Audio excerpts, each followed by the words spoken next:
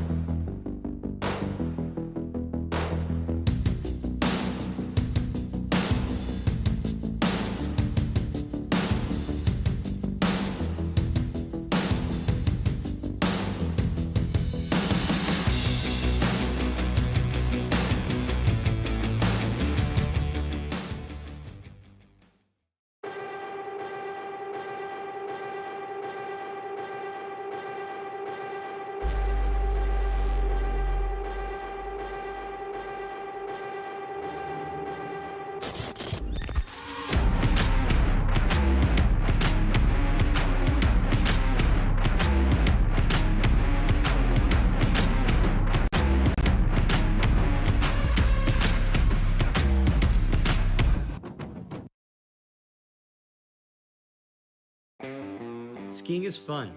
It sounds simple, but it's what drives us to build the best products day in and day out. Radar was founded and led by skiers who have instilled in us the passion to push beyond the norm and make better products. This passion fuels our desire to innovate and create. It means early mornings and late nights, red-eye flights followed by dawn sessions lead us to conversations that flow to progression. We never stop dreaming of what's next and what we can do to make skiing even better. Our constant desire to push the sport leads us to where we are now. We have fun creating every day so that you can have fun on the water. Just go ski.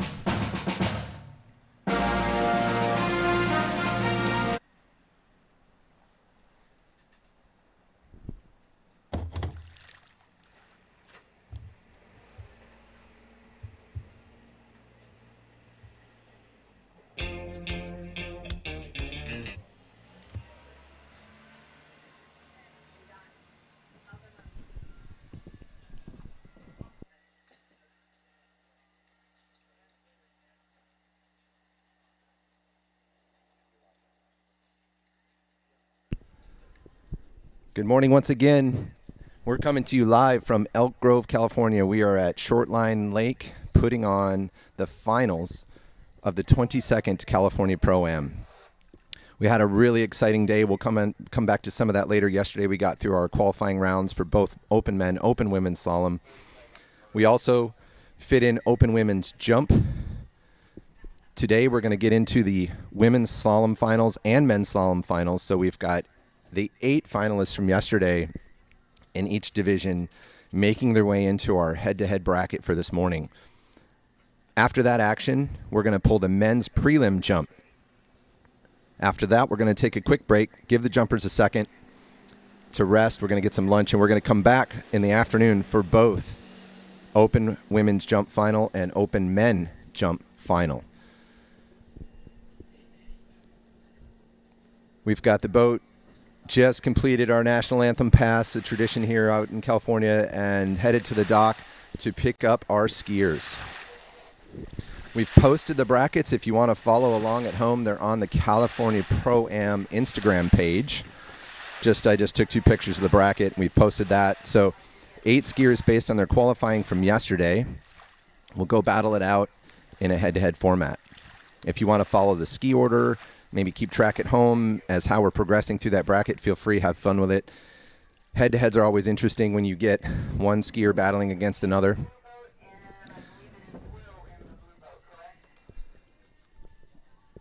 So we'll just jump right into it because we're going to have skiers on the water here in just a second. Our first pairing is our top seed yesterday, Whitney McClintock-Rini, out against Sasha Danaskaya. Now, Whitney had some commanding performances yesterday, running into 41 both rounds. And Sasha having a good day as well, earning her 8th seed, getting ahead of several other women that were here to compete for a spot in finals. And so they'll battle off the dock. They have to start at 32 off. And they get to make a choice between who goes first or which boat you get. So as a skier, if you have a preference for your driver, we have 2 great drivers today. We have Greg Bell and Will Bush. We're both in the same ski nautiques. If you have a preference for that boat driver combination, you can choose that. But then the other skier would get to choose who goes first or second. Or you can choose first and second because you're indifferent on the boats and drivers. So every skier has their own strategy. They have their own mindset. It makes it really fun on the dock. All of that, that strategy choosing can cause some interesting drama and selections. But here we go. We're straight into the action. Looks like this is Whitney. So we don't know whether Whitney chose this boat or chose to go first.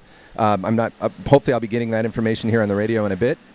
And this is Whitney McClintock-Rini breaking the water this morning at 32 off. And I want to make an introduction. I'm joined here with a friend of mine, pro skier, out there killing it yesterday in the event. I'm joined with Corey Vaughn. Morning, Corey. Morning, Kevin. Sorry to be a couple minutes late to the party, but got here just in time to see Whitney on the first pass right there. And or saw what we can. We are staring straight into the sun. But a pretty easy opener. I'm going to guess Whitney had the choice there and that she elected to go first.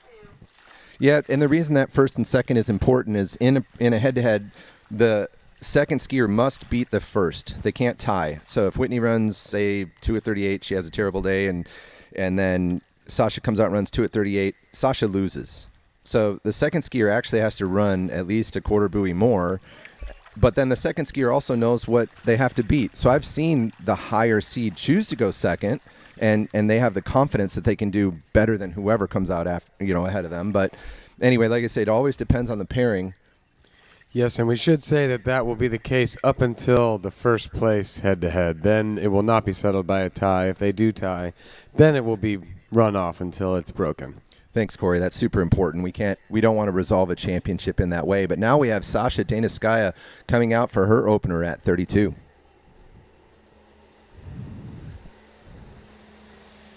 Looking pretty solid and comfortable out there mid-course. Sasha doing double duty this weekend with jump as well. Yeah, great pass. So just quick conditions update, Corey. Yeah, we're staring straight into the sun because this lake faces north-south. So the skiers should not have any sun issues, but Us less important people in the announcing stand are looking straight into the really bright sun. We had some interesting weather here for practice for the Friday AMs, and even yesterday, very strangely, had some rain, had some very atypical wind for this lake. This morning, we've got no chance of rain, 100% blue skies. We've got a slight tailwind off the dock, so just a little bit of a northwest wind. Nothing that I think is going to become a real feature in the event. And I think we've got great conditions for these skiers to go out and put up some scores. Yeah, I think a day like this is kind of what we all come to expect from at Short Line Lake. And I mean, frankly, yesterday, yeah, the wind, it came one way, it came from the other. We had rain in August in Sacramento, which apparently never happens.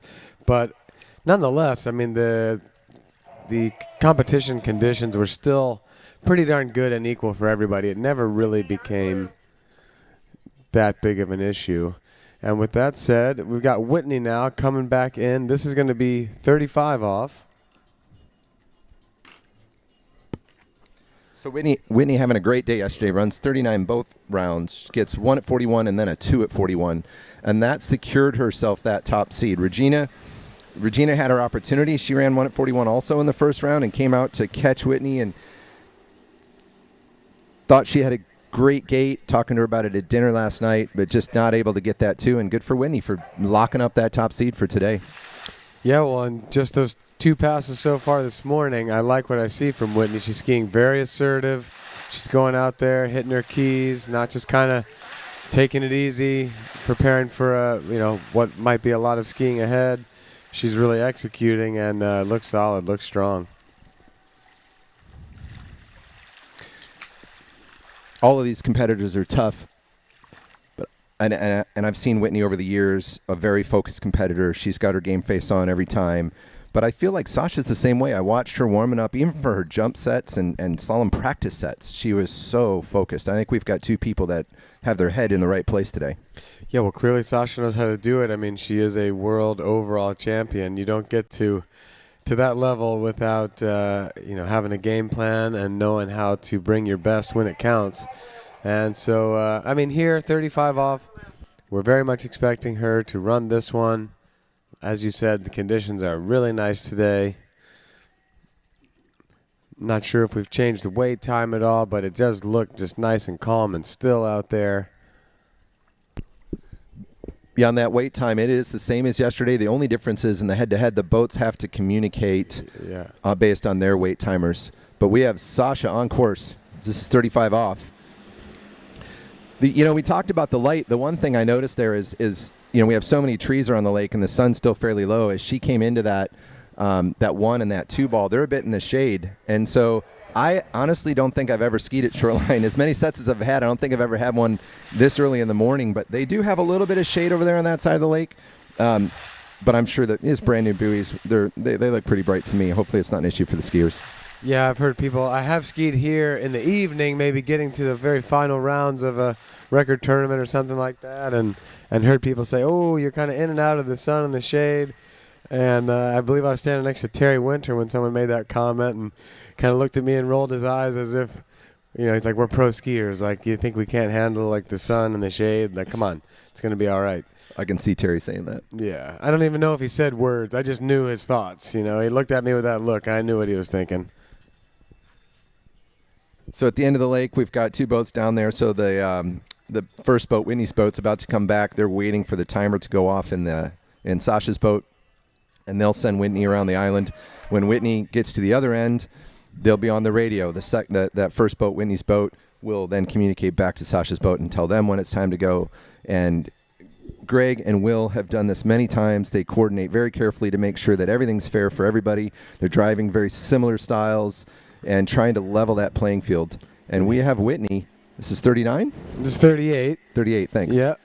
So, we are expecting her to make it. She really needs to because she knows Sasha can.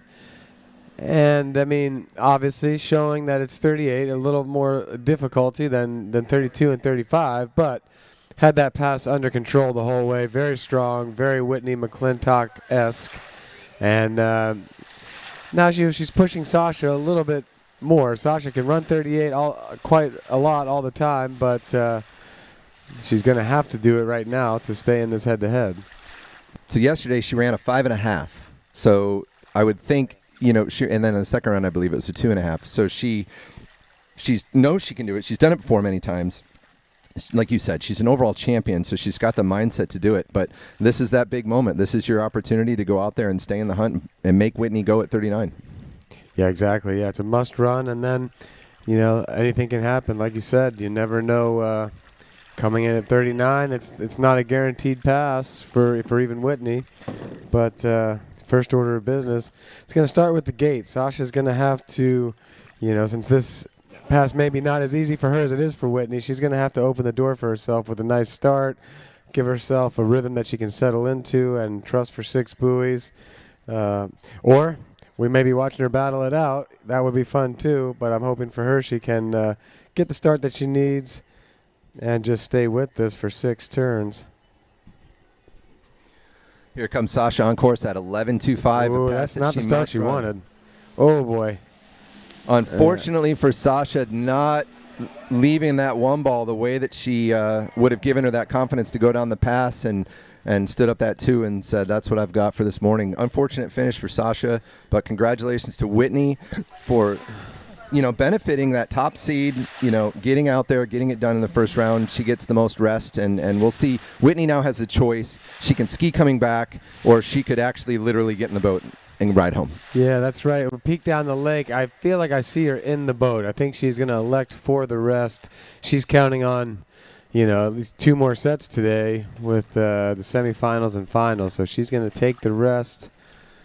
We're watching a rerun here on the webcast of Whitney's 38. Oh, no, sorry. I said Whitney. This is Sasha's 38. Just did not get that start that she was going to need. She's definitely has the ability to have grit and scrap it out, but that slow 1 ball put her in too big of a hole. She couldn't do anything with it at 2. But congratulations, Whitney will be moving on, and we're going to jump into our second pairing. And we've got some really fun matchups, actually, both men and women today. It's interesting how they fall, who's against who. This is Regina Jaquist earning that number 2 seed against Anne-Marie Robleski from Ohio. And Anne-Marie might have the best fan base I've seen yet here. We got lots of comments online. She's, first pro event final ever, I think I heard her say yesterday. And she's certainly got a great attitude. And she's getting to go against arguably one of the best, if not the best, women's water skier of all time. Yeah, no, that's right. Well, the Midwest is fired up. They're passionate from out there. And, I don't want to misspeak, but we may be also talking about, like, the veteran and the youngest in the crowd. So a couple good little storylines there. Like, yeah, Anne-Marie's first pro final, and Regina's, well, definitely not first. No, she's been out in the California Pro Am many times, won it many times, and many other events. Such a decorated water skier. And we're going to get to see Regina come out against Anne-Marie, and they're going to come off the dock again at 32. Wait to see who's in which boat and who chose what. Yeah, Regina will have the choice as the higher seed. My guess is that she would take the same approach as Whitney and go out first, try to set the bar, and if there should be a tie, she would have the advantage. But at the same time, she may want to send Anne-Marie out there and see what she does and have the confidence that she can just do a little more and call it the day or a round. Driving our ski nautiques today, we've got Will Bush. He's in the blue boat. Greg Bedell's in the other boat. They've been driving those boats all weekend. Same driver, same boat. Everyone's getting super dialed into those particular pieces of equipment. We thank you, Ski Nautique, our title sponsor, for providing those wonderful ski machines. We have 3 of them on site, 1 for jump and these 2 for slalom. And we've had just great performances.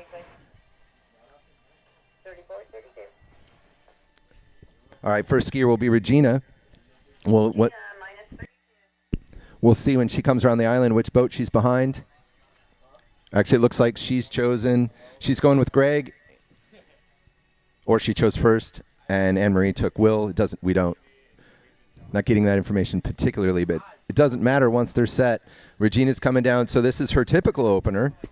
I don't think Anne-Marie is typically starting at 32. Regina does. And she's ready to go. Yeah, that's right. That's a little factor, too. Some of the skiers, Regina, Whitney, Allie, used to start at 32 off. Some of the others having to be forced up a pass. Manon kind of goes back and forth between 28 and 32, and well, that's a pretty easy 32 right there for Regina. I'd say that's fair textbook.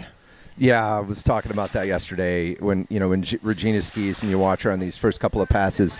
These are passes that most amateur skiers are trying to dial in and run. You have the people that want to run 32 and are working on that, or 35 is a big one for a lot of guys. We talked about that yesterday, and when you watch Regina do it, I just say I was telling my buddy Scott, like, watch this. This is how you do it. If you want to know how to run these passes right at 34, just watch Regina.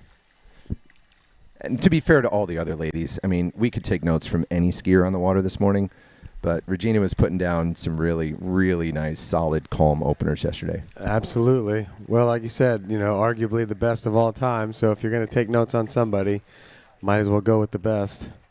Yes, and I see the thousands and thousands of spectators that we have here with their notepads, Kevin, just jotting down a few things in their ski journal at 8:30 this morning.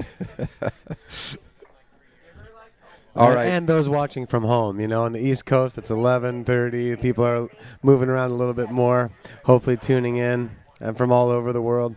And if you are, go ahead and pipe in the chat. I'll do my best to keep up with that content and give a shout out. We've got Anne-Marie coming up next. She's already got her fan club dominating the chat. They're tuned in from Ohio. They're ready to go.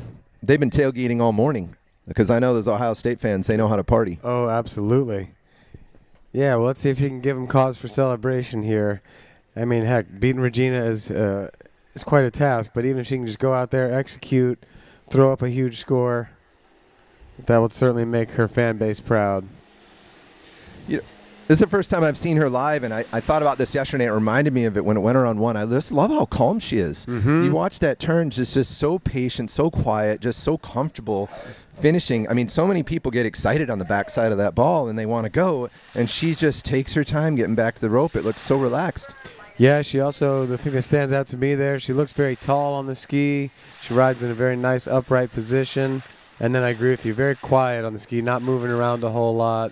Staying rooted in the center of the ski, keeping a nice balance. Hopefully she can keep that going as we keep taking away rope. I'm not sure how tall she is, but she's definitely taller than Regina. When we announced the pairings last night and they walked up, and we do that every year at the Pro Am at the dinner, and they all get up and we take a photo, but Regina was laughing. She goes, "What is this, like the tallest against the shortest?" And they were having fun with it last night. But, yep, if Anne-Marie has an advantage, height is going to be one. Yeah.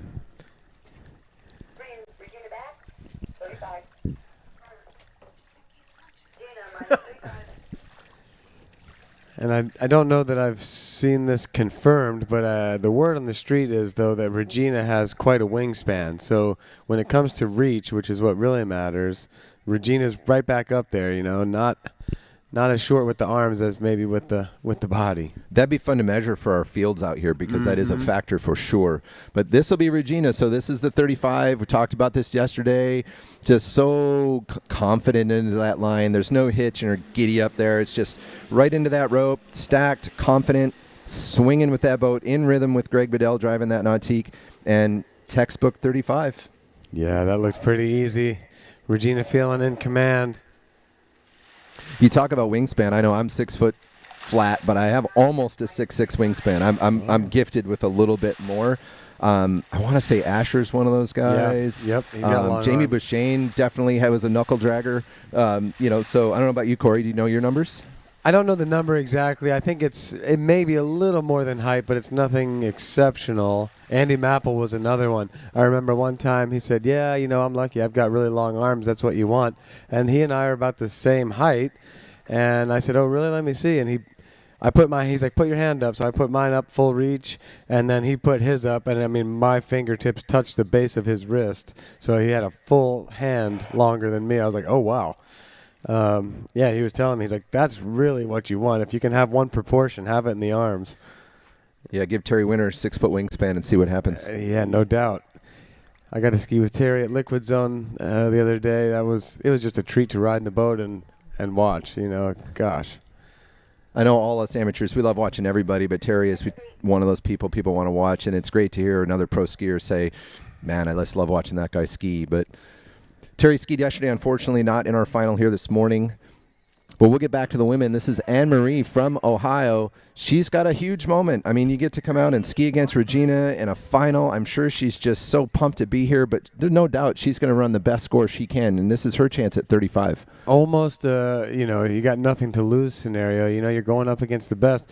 Now, it's a little headwind, and she really lost speed on that gate right there, which kind of made the rest of this, now she's getting settled back into it.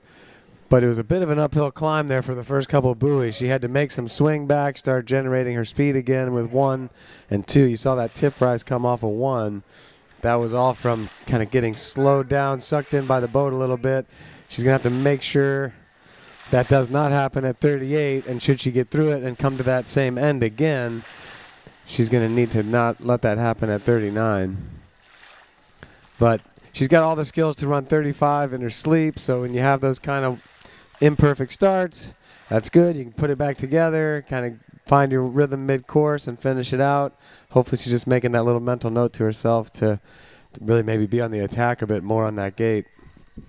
And credit for her for, keeping it together, right? So even the Regina, who's done it so many times, you can almost expect her to be mentally bulletproof, but when it's your first final and it's 8 o'clock in the morning and you're out against Regina, I wouldn't have been shocked if Anne-Marie would have let that rattle her, but she didn't. She stayed in it like a professional and got it done. Yeah, really, like you said about her first pass, stayed very nice and calm, knew where she was, never tried to overcorrect in any one place, and from the second half of the pass, she looked back to being dialed in. And here comes Regina, 38. Wow, just really, we watched this yesterday, how much she swung her ski out in front of that gate. I'm sorry, out in front of that one ball off the gate. Yeah, well, my. We see her doing a little bit more work on this 38 than the 32 and 35, but not a pass ever a question in her mind. I wouldn't say she was late, wouldn't say she was down course. Just, we watched right here, and she came into that 3 ball. She just shoved that good ski into the water a little bit, lost some speed, and stayed connected with the boat. Yeah, definitely no drama, no problems in that pass. She was pretty early and up course throughout. And, like you said, you could see a little bit more work versus 32 and 35 just being a little floaty and fun and easy. But I feel like for skiers, it gets a little more fun when you have to work at least a little bit, If you had to run only your opener or second pass the rest of your life, you'd be like, man, come on, I want a little bit more. So Anne-Marie did run this 38 yesterday in one of the rounds. She got 1.5 at 39. The other round, she got 3.5 at 38. So this is a skier that I would think, based on yesterday, says, I know I can do this. I should have done it both rounds. She's down there. This is her opportunity. She's got some adrenaline pumping, and she's coming into this course in just a moment at 11.25 to challenge our second seed, Regina. Yeah, and here she comes. There's a slight tailwind from this end. Let's see what this gate shot looks like. Still looks like she's running out of speed a little bit to me from where we sit. All right, but not a bad 1 ball right there. Oh, a little slow off a 2. Come on. So she had to go for a little bit more at 3 to kind of get herself back where she wanted to be in the pass, and just didn't quite connect there. Well, unfortunately for Anne-Marie, she gave it her all. It looked like she was decent into the 1 ball, didn't quite maybe exit 1 and out to 2 the way that she needed to get that 2 turned in confidence, and gave it her best. But let's give it up for Anne-Marie in her first pro final out against Regina Jaquist this morning. Should be back out there to make the fan club happy many, many more times. So very exciting to see that first head-to-head, and more to come for sure. Anne-Marie, if you can stick around, we'll get you on the mic for a minute. The fan clubs in Ohio are insisting upon it.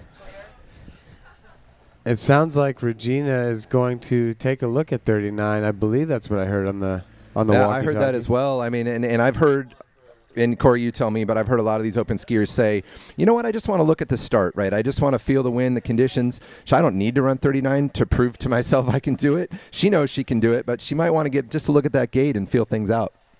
Yeah, and I mean, you kind of can send a message, too. If you get the gate in 1 and it feels really good and you just take down the pass, it kind of puts everybody on the starting dock on notice that you better be ready to do the same. And so here we go. I think Anne-Marie's going to make her way over. But meanwhile, we are going to watch Regina. You know, this is a record round. Regina's a nautique athlete. So, I mean, she could be thinking about, what if I just get an incredible 39 here? She could keep going into, oh, nope, she's going to stand that up, not work too hard. She got the feeling of the start. Just a little feel out for the next round. And we're going to get ready to move on to our next pairing. But before we do, I'm going to turn it over to Kevin, who's got Anne-Marie right here.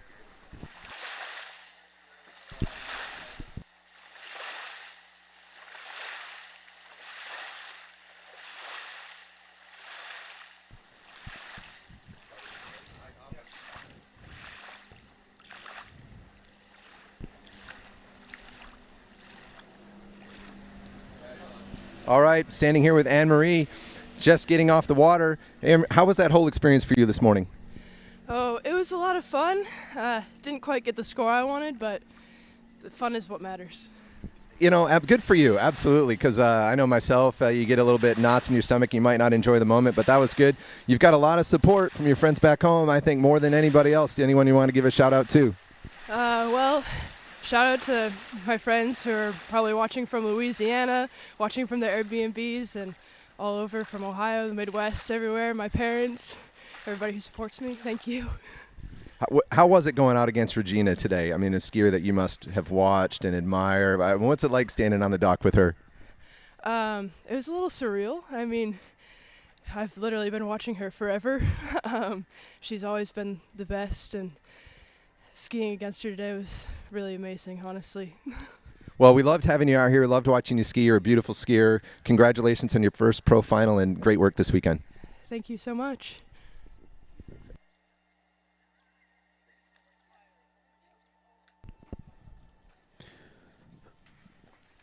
All right there. That was great hearing from Anne-Marie. We wish her many more pro finals to come. It's good to get that feeling, get that experience, get you all the more prepared for the next time. And who do we have now, Kevin? Are we on to Manon and Neely? Yep, that's right. This is our pairing number 3. So Manon would have the choice. Let's see. We're going to see in a second here. That does look like Manon pulling out. So she has elected to go first. 32 off start. I feel like Manon used to always start at 32, and then she started kind of going back and forth a little bit, but certainly no stranger to it, so not a big deal. That pass looked very nice. I like too right there. She didn't approach the opener and just like take it easy. She could kind of run it just toned down and easy, but she's already bringing some tempo to the pass, trying to get a feel for what it's going to be like at that end when she comes in at 38 off, which you can't really get that feel if you're just seeing it as a warm-up that you have to get through. She really skied this one nice and wide and early, executing her movements, getting a feel for everything. That's what we want to see. It's great to see her back after a little step away that she took from at least from pro events, and it's good to see her back. And yesterday she looked really just about on form. I mean, her scores, I think it was a 4 and a 4.5 at 39. So clearly she was in both of those, and a skier that has run it here before. I think she set that her country French national record here a couple years ago. So I'm sure Manon took some notes from her rides yesterday. I'm sure she's got a really good game plan for today, and she came out to compete. Yeah, and importantly, she left the water happy yesterday. She was pleased with how it went. She probably made those notes, but having that mindset, just like of enjoying the tournament, that goes a long way too, especially if you might have a lot of rounds today. So here's Neely. She's really been picking up her slalom game in the last couple of years. Seems like she's found her way on this reflex ski. Looks like it really comes through the finish of the turn hard. Neely kind of has a unique style. Really, really nice style. Strong skier. And pretty nice clean opener there. Yeah, I just take a look at, remind myself. So yesterday, Neely had a 2 at 39 and a 4.5 at 38. I know she was unhappy with missing that 38. I think she's a skier that knows she can run that, but it happens to the best of them. But again, somebody that's now fired up. She's got her opportunity. She's out against Manon. These are big moments. This is what they train for. This is why you come out here. So I'm excited for both of their opportunities. No, that's right. And Neely's certainly no stranger to the Nautique. That's her boat of choice. She skis on that at primarily there in Winter Garden, Florida. And I've been training with Andrew Bergman. Shout out to Bergs. Looks like he's done a good job. His both Charlie and Neely in the finals out here. I think they spent some time in Canada this summer as well. And this will be Manon, 35.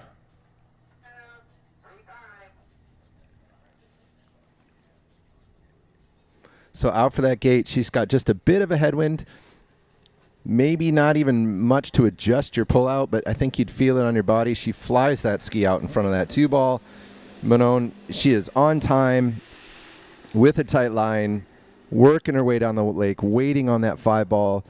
I would think she's feeling really good about how things are going out there. Yeah, I mean, pretty much on the backside of every single buoy right there. No wobbles, nothing out of place, nothing out of character. That's what she's looking for. She's going to be feeling plenty confident coming into 38. So you get to see a look at that on the replay. This is the view that we have. You get a sense for that sun, but we're just waiting on that 5-ball, cruising over to 6. Dropping at the end of the lake. That's something else with a head-to-head to keep in mind is she has to wait much longer than you normally do. Corey, you've done these too, right? So the water temperature might be an issue. Here it's right around 80, so I don't see anyone yet opting for neoprene as a necessity. But now you also have to deal with your mind. So now your mind has more time to wander. Maybe that's a good thing for you. Maybe you go to the wrong places, but you also get to recover. But it does throw your rhythm off. Yeah, it's a different thing. It's not something like you would practice. You wouldn't normally run a pass and then wait, almost 2 minutes before doing the next pass. And yeah, this water's a little bit cool. I don't know. We're not getting camera angles to see if people are jumping up on the platform. That's kind of a popular move, just to get not submerged for a moment. But you do have to fill that time and not lose your focus. Now we have Neely coming in from the south end of the lake behind Greg Bedell, the Gray Nautique. She is a Nautique Team ski athlete. Waiting on her 4-ball right in front of us, waiting on 5. So she's looking on form too. So far, both skiers looking really solid through their first 2 passes. Yeah, that was a really nice 35. No complaints with that. So Neely running a little bit of a one-handed gait right there, almost something close to the Terry Winter style of one-handed gait. You just, coming up with 2 and then dropping off that outside hand for just maybe promoting a little bit better turn in.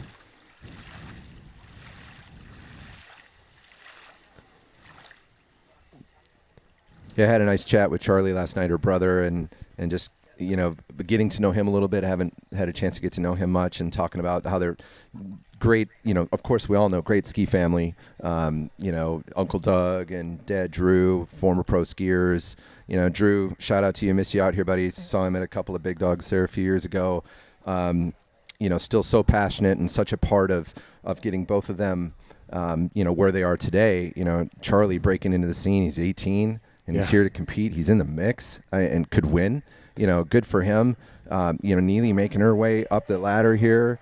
So great to see Team Canada, Team Ross out here representing. And now we've got Team France. So Manon coming in. This is her 38, 11.25. Yeah, again, fully expecting her to run this. Of course, she's going to need to, but also establishing rhythm and kind of getting a sense of feel. Like the way things start to feel at 38, you get an indication of how 39 is going to go. So you really want to be hitting your keys. Right there she had a little bit of extra rope to pick up on the backside of 2-4. So, it's an easy pass. She's going to be making a little mental note about maybe what she needs to do in and out of 2-4 at 39 to really make it as efficient as possible. But that's an easy 38 right there. And now she's left it to Neely to at least have to get through this one. Yeah, and Manon, such a champion, such a powerful skier. Almost like I was saying yesterday, I feel like she's almost two personalities. She's so humble and sweet when she's walking around on shore, and then I'm almost afraid of her when she's on the water, right? She just attacks, and you watched her, like you say, she had to make some adjustments there first half, but I watched her turn 5 and be 2 days early to 6. She's out there competing and ready to go to battle. Absolutely. Well, like you said, I'm so happy that she's back on the scene.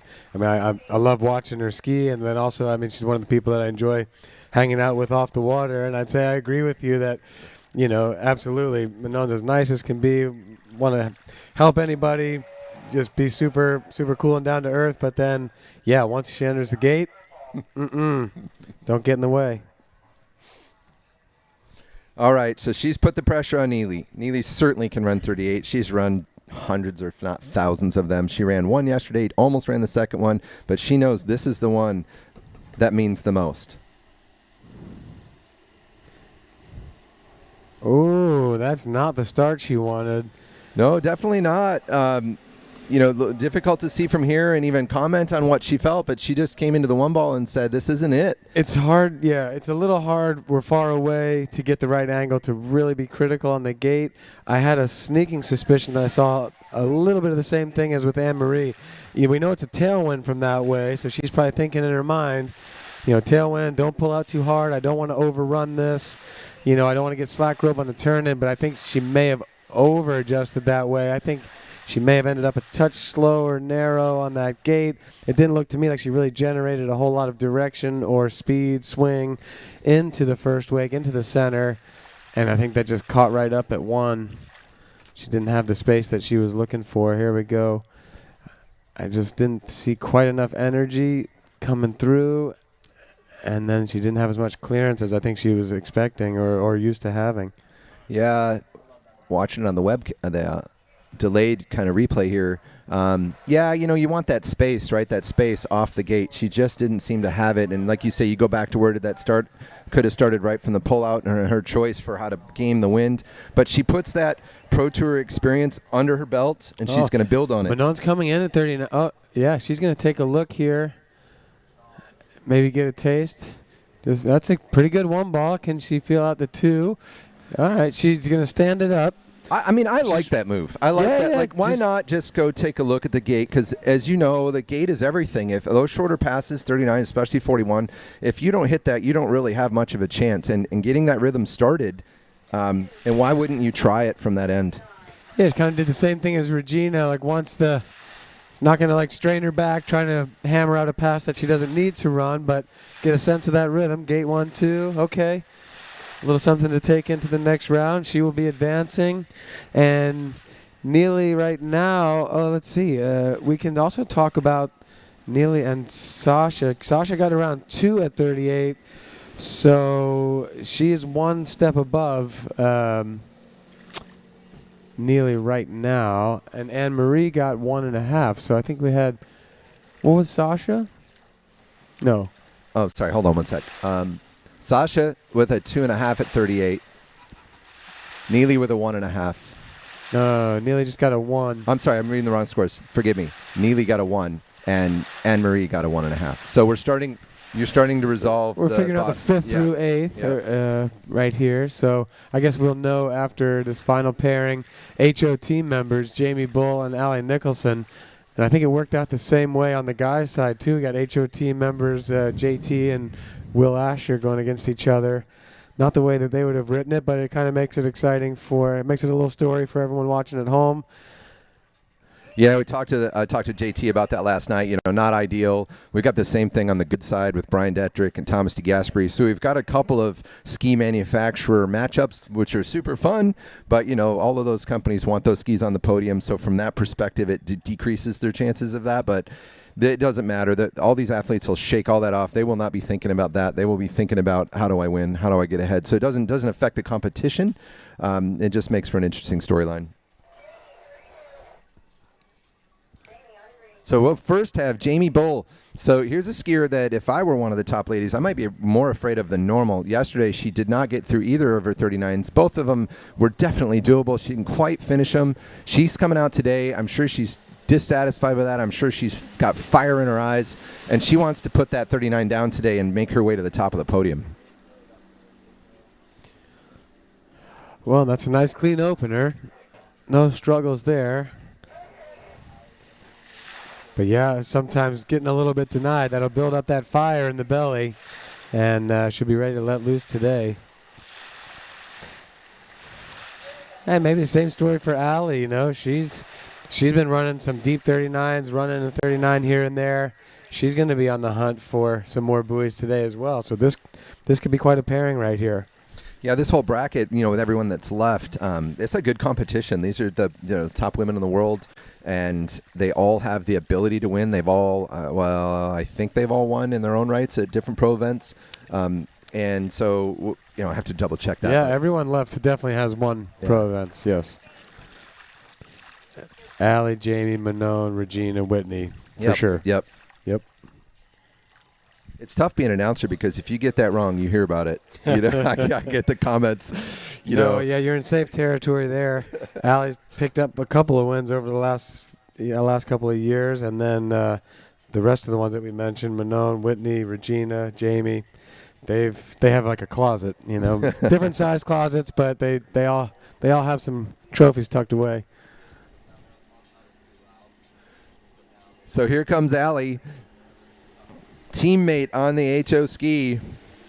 Real pleasure to have Allie up here in the announcer stand yesterday. I really appreciate her taking the time, dropping her knowledge, sharing her perspective, sharing that with everyone in webcast land, and getting to hear her talking and all of her expertise. So great to see her out here. Thanks for announcing yesterday. And today she's focused. It's game time, right? She's out there competing.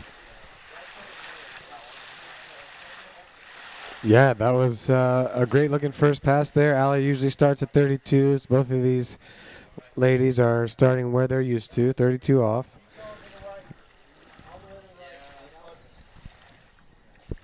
So another aspect of head-to-heads that are sometimes fun. I think it's getting less and less common these days, but, so you drop at the end of the lake down there. I don't know how close you can see it in any of the webcast shots, but the boats are pretty close, and the skiers are pretty close. And so if you want to, you could talk to the other skier. Do a bit of chirping. Do a little chirping, get in their head, spray them. Seen some of that. I think for the most part, everyone just does their own thing and focuses on their skiing. But some people will take advantage of that strategy. Yeah, absolutely. Maybe that's something we should consider. Mic up the skiers for the end of the lake on the head-to-head. Get a little microphone right there on the shoulder of the vest and see what's being said. Be good for the playbacks later anyway. I've seen a couple cases I would love to have had on camera. We didn't get it. But anyway, this is Jamie Bowl coming in. This is her 35. Powerful skier, right? She's so strong.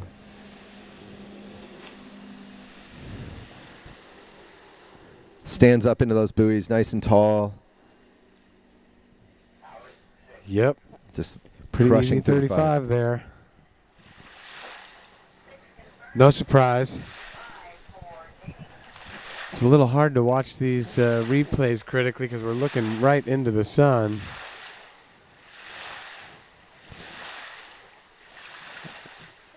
As easy as that was, I'm not sure it's going to tell us a whole lot about what's going to happen at 38 and 39. That's all just pretty according to the script right there for Jamie. Yeah, get your blood moving. You feeling everything on today. How do you feel this morning? How do you feel on the water today? Are your cues clicking? Are you executing to your game plan? I would say by the looks of this, she is. No change in plan. I'm going to keep going. This is working. But only she knows.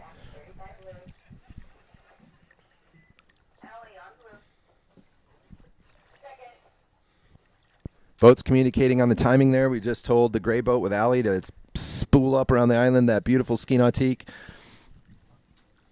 Greg Bedell at the wheel. Masterline rope between the boat and the skier. HO ski between the skier and the water, and Allie using all of that equipment to come out here and crush a 35.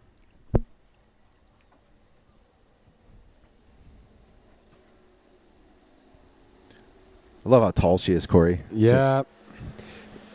This so far is looking in really nice rhythm, too, actually. I mean, the rope has stayed completely tight the whole way. She's got lots of space in front of every buoy.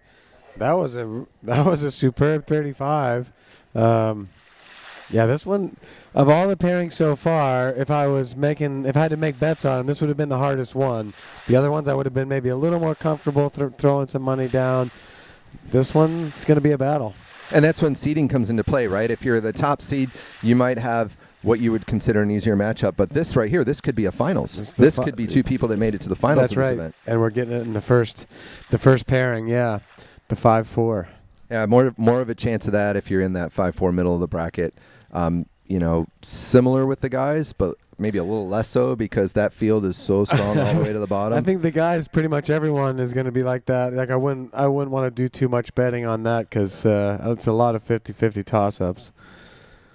Yeah, we'll get into that event soon enough. Super excited for that. Can't wait for some of those pairings and some of that action.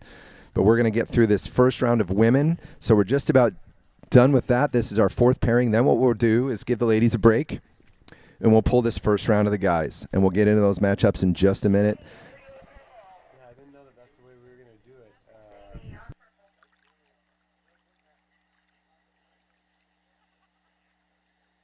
do it. Here comes Jamie. She's coming in. This is her 38. All right. 11.25. Like we said, we fully expect Jamie's going to run the 38. She's really going to be trying to set up all of her keys and cues and feels and rhythm for 39.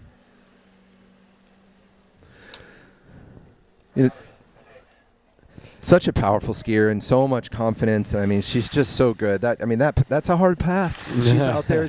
I think she had to suck up maybe a bit of rope at 2 or something. There was something early, and she went, yeah, no worries. I've got so much space on this pass. I have so much confidence. Hard to see there in the replay. We just can't quite see the screen, but just so much confidence and so much space and time and room for error and just obliterating 38. Yeah, I'm gonna say this as a fan of Jamie skiing, and I have the utmost respect for Jamie and have seen her on so many occasions. I'm gonna say though that compared to when I see her feeling like she's just about to destroy this pass and the whole competition, this is a little more, something about that pass right there, still a little more guarded. I don't see the full Jamie confidence. Like there was never an issue that she was going to run that pass, but sometimes it just looks, so ridiculously easy. So I think she is going to be having some self-talk down there before going into 39. It's like, hey, I still got to just kind of trust my instincts a little bit more because she knows Allie can come and run the 39 as well. First order of business, though, Allie is going to have to run this one. Like you said, 38 is no walk in the park. It is a hard pass.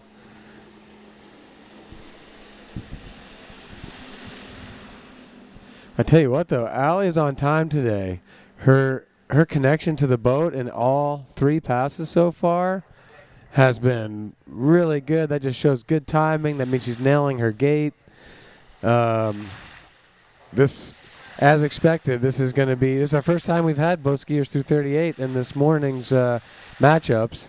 So it's going to be settled at 39 between Jamie and Allie.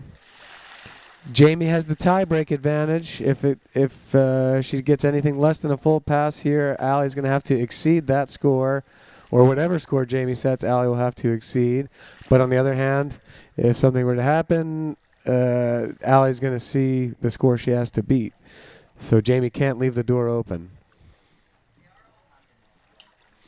You were talking about, how Jamie's skiing, and I wonder, and I didn't get a chance to speak with her. I don't know what her mindset is, but you think about when you see her at 110% of her level versus maybe just I don't know if it's confidence, if it's time on the water, it could be an injury. There could be so many things that keep any one of these athletes from being at 110%, right? But I bet you we're going to see 110% right here. Oh, yeah. Well, that's right. I mean, look, 2-time world champion, however many pro tour stops that she's won now. Like, Jamie knows how to do it. And from one pass to the other, I mean, you can turn over a new leaf and it can be a whole different story. That's what I'm saying. I think she knows. Now, see, that's more on the attack right there.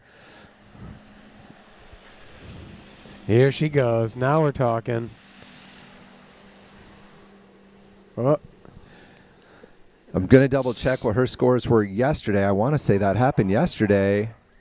Oh, no. So an improvement. She had a 3.5 and a 4 yesterday at 39. Now she's got a 5. And now the 5. I don't know how much. I mean, Allie's run that pass, but that puts a good bit of pressure on her. Jamie might have been thinking, because it looked to me like it's hard to see for us, but maybe she slid down course a little bit at 3, got her on that 5, or got her on that 4, went to 5 and said, I better stop. I don't want it to be 4.5. Yep. I'm going to make Allie run it. That's what I saw too. Just lost a little space there. I mean, a little bit at 3, a little more at 4, and then didn't want to risk the half buoy. Just make it that much more difficult for Allie. Allie's basically going to have to finish the pass. She's going to have to get over 2.6 ball. But look, the way she's skied these first few passes, I'm kind of a believer. It seems like the combination of the boat, the lake, the rope, the ski, everything that's going on right here, Allie's pretty dialed. So it's really going to come down to, if she can get the start, I think she can stay in this. Think about these opportunities, right, for her to go out, and what a big moment. How cool would it be? Well, then you take some momentum into the next pairing. Like if she were to get by Jamie right here, she's got Whitney waiting for her, so you're going to need some confidence. But let's not get ahead of ourselves. Jamie's put it out there pretty big. 5 at 39 is a tall order. Allie with a 2 and a 3, I believe, from yesterday. So hopefully this morning she's got even more confidence based on what you said, Corey, how those first passes went. But this is Allie at 39, must-run pass. Got Good the one. one she wanted. Really yeah. good. Good 2. Good 3. Here we go for all the marbles. She's got to get to 6. A 5 will not do it. And so close and so exciting. What a competition. Just losing that handle around 5. She had done almost everything she needed. She saw the light. She saw where she could get there. Let's see if we can see anything on this replay. She had this going from the start. Maybe lost a little space, a little slow off of 4, and then, oh man. It's like when she went to release to go to 5, the line was tighter than she expected, and it kind of pinged out of her hand. Way to go for it, though. What a great start. And, right here, she had the pass rolling. Yeah, great skiing for Allie. That's a major step up from where she skied yesterday. She made that exciting. The Team Syndicate team out there battling it out, differential by, just a fraction. Allie just about put that together and took out a giant in Jamie Bull. And what a battle. That pairing did not disappoint. No, so that's going to leave Allie in the 5th place position, and let's see, we can work down from there. I believe Sasha in the 6th, Anne-Marie in the 7th, and Neely in the 8th. Is that? Yeah, well, I'm going to double check it before I read it off, but we are not burning any time here. We're straight into the men. So we'll come back to those ladies' results, but we've got Nate Smith coming around the island. This is our first pairing. Nate Smith against Stephen Neveu. Nate with a great performance yesterday. A lot of people just blown away by the 41 he ran with a 1 ball that I think everybody counted him out, even Nate. I think a lot of people saw his start. I heard a lot of comments online, people on site, and Nate just, reminding us all of what a great skier he is, and just put 41 down. Yeah, I've seen him do it before. I still don't understand when that happens. He's figured out something that everyone else hasn't, how to have a bad one like that and find your way back into it. Definitely exciting for folks to watch. There's something to be learned there, but very hard to replicate, no doubt.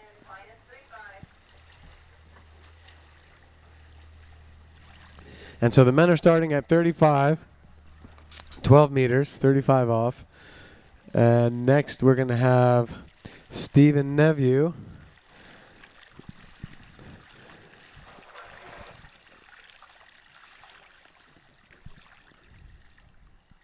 Steve coming off of his victory at the Herbst Cup event at Radar Lake. He's a multiple time Herbst Cup champion there. Didn't come away with, I know he wanted a little bit more in that first round. He didn't get what he wanted in the second round, but he got enough to be skiing here today. That's what really counts. He's paired up against Nate. And let's see if Big Steve can get it done out here. Looks like he's on the the new model year Radar Vapor, like a 25, I believe. Pretty nice, easy 35 there for Nev.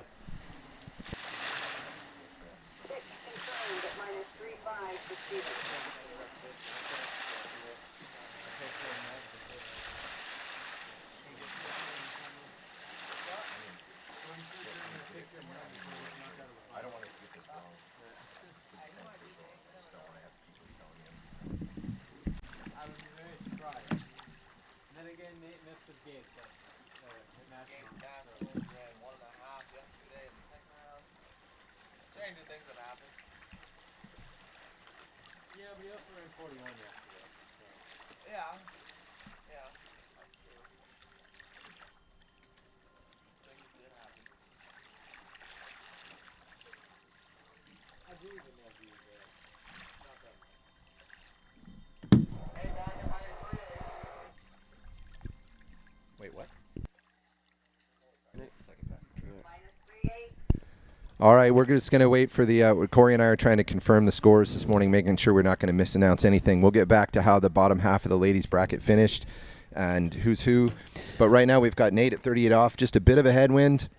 I do like the 35 start. It feels like you get down to business a whole lot quicker here. Like when the second pass is 38, it's like, okay, it's starting to count. I mean, we all know that Nate's going to smash this, but you know, we're not kind of like second pass watching Nate run 35. It's like, all right, let's fast forward a little bit here, can we? Yeah, and that's been an interesting discussion, as you know, Corey, over the last couple of years as we've seen the scores continue to elevate in men's slalom is, do we really need the 32? And I want to say it was Joel Poland that was advocating pretty hard to do a 35 start. Yesterday we watched 22 open men. Many of them do not start at 32, even 30. A couple of the first guys start at 28, and they had to go out at 35 in our entire second round of qualifying yesterday, and only Jonathan Travers missed 35, and we'll get back to that in a minute. That was a funny story. I talked to him about that last night, but you've got like a Blaze Grubbs who starts at 28. He went out 35 and ran it. So I think 99 times out of 100, any of the guys in the field today can go off the dock at 35. And certainly when we get to the top of the field, do we need to see this group of men run 32? That's one side of it, right? And I agree with you. It makes it more exciting. We get into it faster. But I talked to even Nate himself about that a couple years ago, and he says, I'm trying to figure out what's best for me, a 32 or a 35 start. And even Nate said, I just like the rhythm of going out at 32. Nate's not going to miss 38. He's probably going to run very similar scores, but this was just his comment. So we'll figure it out as these pro events continue to evolve. But definitely today, this 35 start, which puts Steven on his second pass at 38. Yeah, especially for the finals, which really needs to be the show. This is where we want people to be tuning in, watching, following the action. And these guys are all more than capable of starting at 35. We want to get right down to business. Steve here, looking pretty settled in here through 38. No struggles. I mean, I think in a prelim qualifying round, the argument the other way would be, it's like, well, you're skiing at a really nice site and you're paying a very big entry fee. You want to get your best chance at a big score, and you don't want to have your hands tied, especially if there is a wind situation. Like all of a sudden you have to start at a higher pass and you're going to take your hard pass, in a tailwind or something like that. It's a little bit tough when you mandate that, and your only choice would be to opt up even more to get the wind direction favorable. But I certainly like this. Maybe like one round, start where you want. Next round, we start a little shorter. Finals, definitely starting at 35. I think it's better for the show. And at the end of the day, that's what we need to be thinking about doing, putting on a good show for the people watching.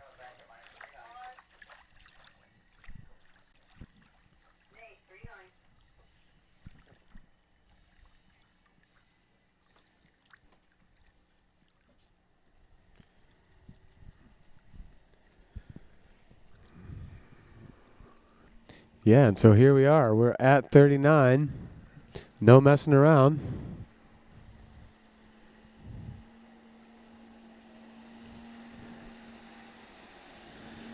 This is looking pretty clean here for Nate. Not a whole lot of drama right there. That's kind of what we're used to seeing Nate do with the 39. Pretty calm and fluid right there. Corey, you do a lot of coaching and you watch a lot of skiers, a great skier in your own right. What is it about Nate that stands out to you? It's like, what's one of your favorite things about the way he gets it done? Well, he really, I feel like, he's very committed on his gait. He both commits to a pullout that gets him up on the boat, and then he commits to bringing his glide energy through the turn and to his direction. You know, he occasionally even he'll miss a gate because he's really so committed to the line that he wants to take.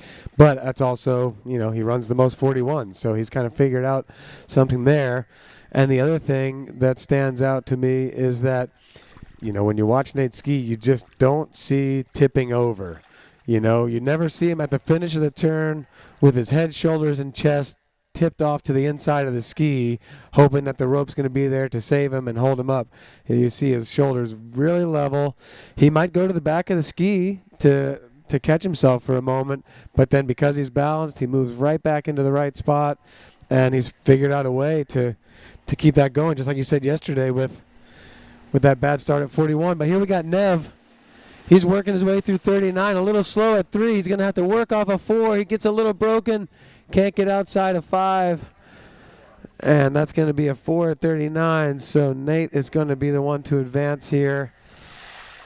Take a look at this in the replay and see if we can see where anything might have fell off to him. 1 ball didn't look too bad. Maybe he was a little back out of 1, but that 2 ball just did not get things around it in place to get in front of 3. Took it down course at 4, and, you know, very nearly could have put that together and finished it, but just hips behind him over to 5 and couldn't pull it out. Disappointing finish for Steven. We know he's got a lot of buoys in him. Let's see here. We're going to get a look at the gate this time. I'm looking at. I can't even see that screen.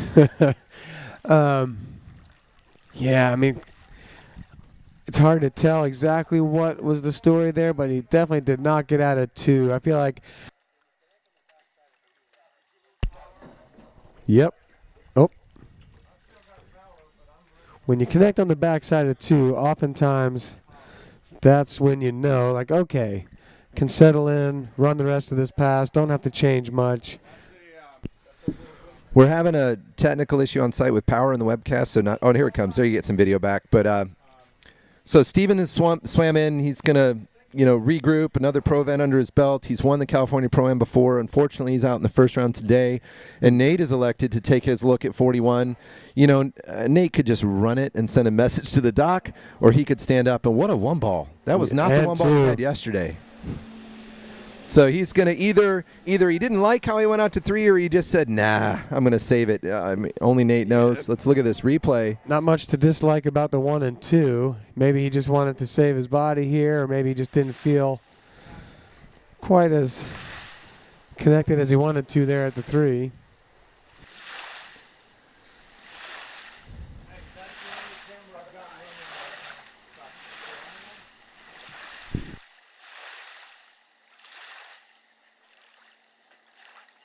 So Nate will be moving on as our top seed in the event, taking out the 8th seed, Steven.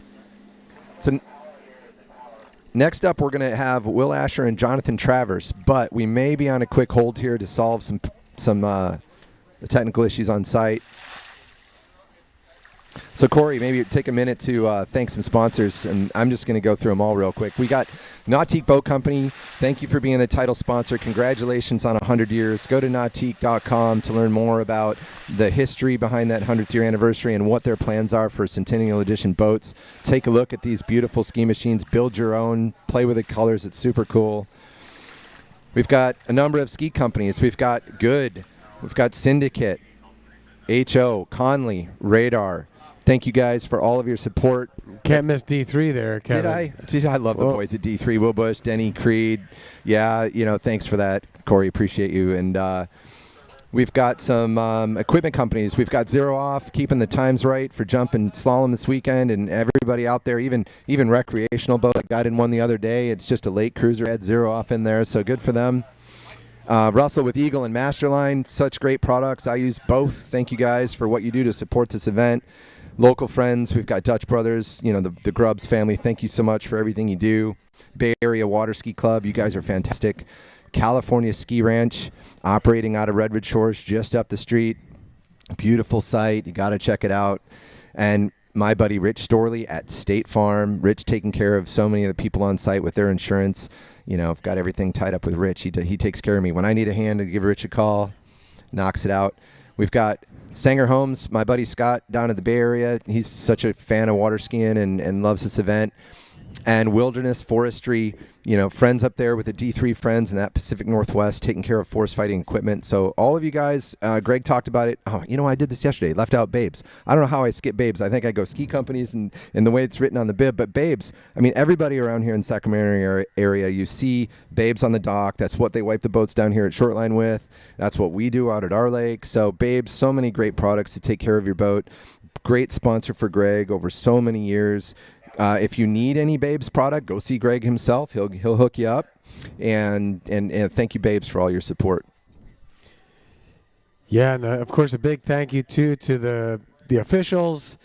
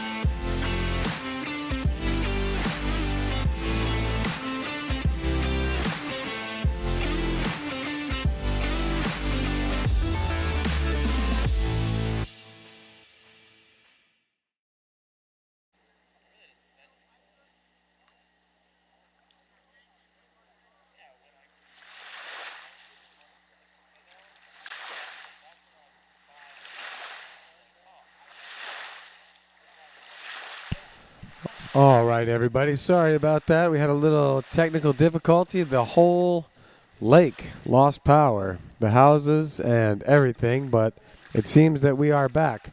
I'm not sure what happened, but I know we're getting ready to start up the skiing again.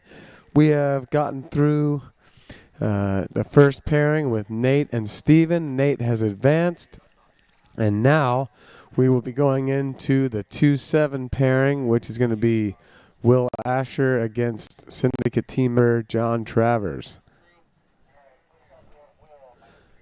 Looks like Will's going to be coming out first. It's going to be 35 off start for everybody. We saw this same pairing actually in the finals in San Gervasio, and John Travers prevailed, took the title. And of course, Will and JT also just really good buddies. They travel together, internationally and here, ski together at Travers Ski School in Florida. So not the way they would have scripted it, where one of them has to call it after this round. They would have rather met up later on, but this is the way it worked out. And Will, here he goes, 35 off. Working his way down to 5-ball, looking like Will Asher does. Pretty darn good right there.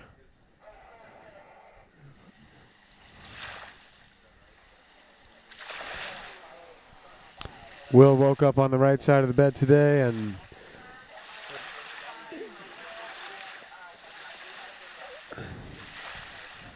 he smashed that 35 opener.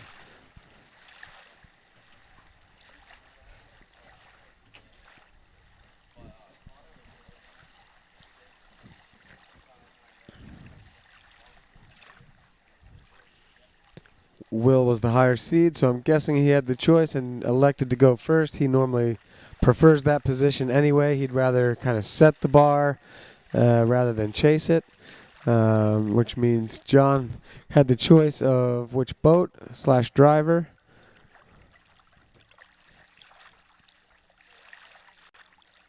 And he's going to be coming in just a few moments here.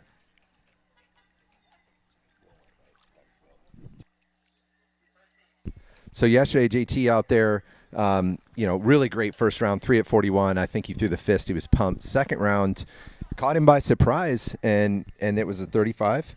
And he came into that 35 and went down at 2, and he was laughing about it. He had good spirits about it last night, and luckily for him, the backup scores weren't as important as you and I thought they might be, Corey. Yeah. But he said it just, the wind really picked up when JT went out, and he just wasn't expecting that, and he got caught looking around and said he went down, but I'm sure that's not happening again.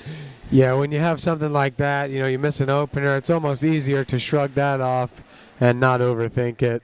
If you kind of have to fight through a 38 or something, or 2 at 39, you're like, I don't know, that's not good. But when you miss an opener at 35, it's like, okay, that's a fluke, not going to happen again. And it didn't. JT looking good through that pass. Yeah, he looked really good yesterday. I mean, JT is a skier we all remember.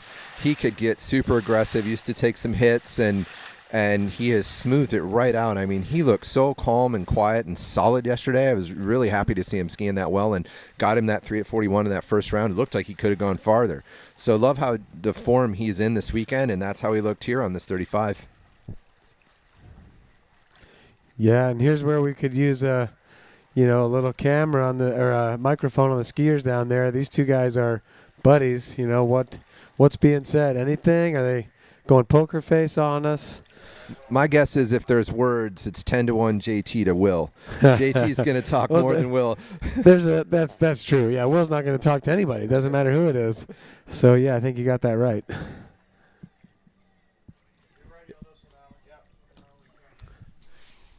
So we hear a boat coming in. This is Will in the blue boat. Will Bush driving the blue boat, pulling Will Asher. They've completed the blue line. We're at 38 now. 11.25. Will Asher coming on course. Wow, nice slow one. Really getting his ski around. So calm. Love watching Will Asher ski. What a technician. What a machine. Look at that experience and power, Will Asher. What a great pass. Yep, looking pretty darn good right there at that 38. Like, a pass like that, then when you're coming in at 39, you're like, okay, yep. Basically just have to execute the same keys, not a lot of adjustment needed. Just a good warm-up, get the visuals on everything. I think, Will's kind of thinking about coming back from that same direction at 41, having had a look at the gate and first couple of buoys. He's sizing up what he needs to do from that end at 41.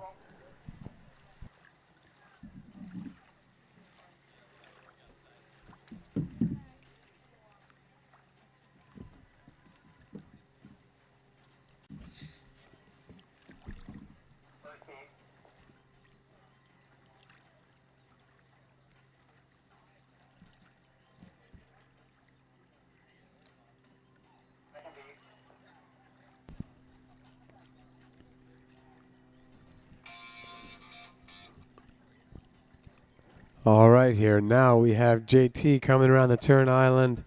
This will be 38 off. Will has just run it very handily. Jonathan's going to be looking to do the same.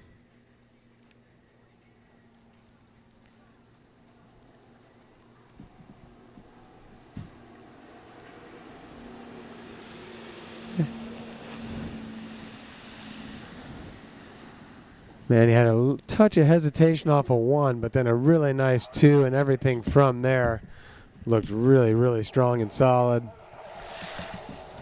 So maybe a little mental note for himself on the gate 1, just to get this to tighten up. He had that little bit of tip rise, nothing bad, but then 2 turned really nicely, and he was on the line that he wanted, just took it down.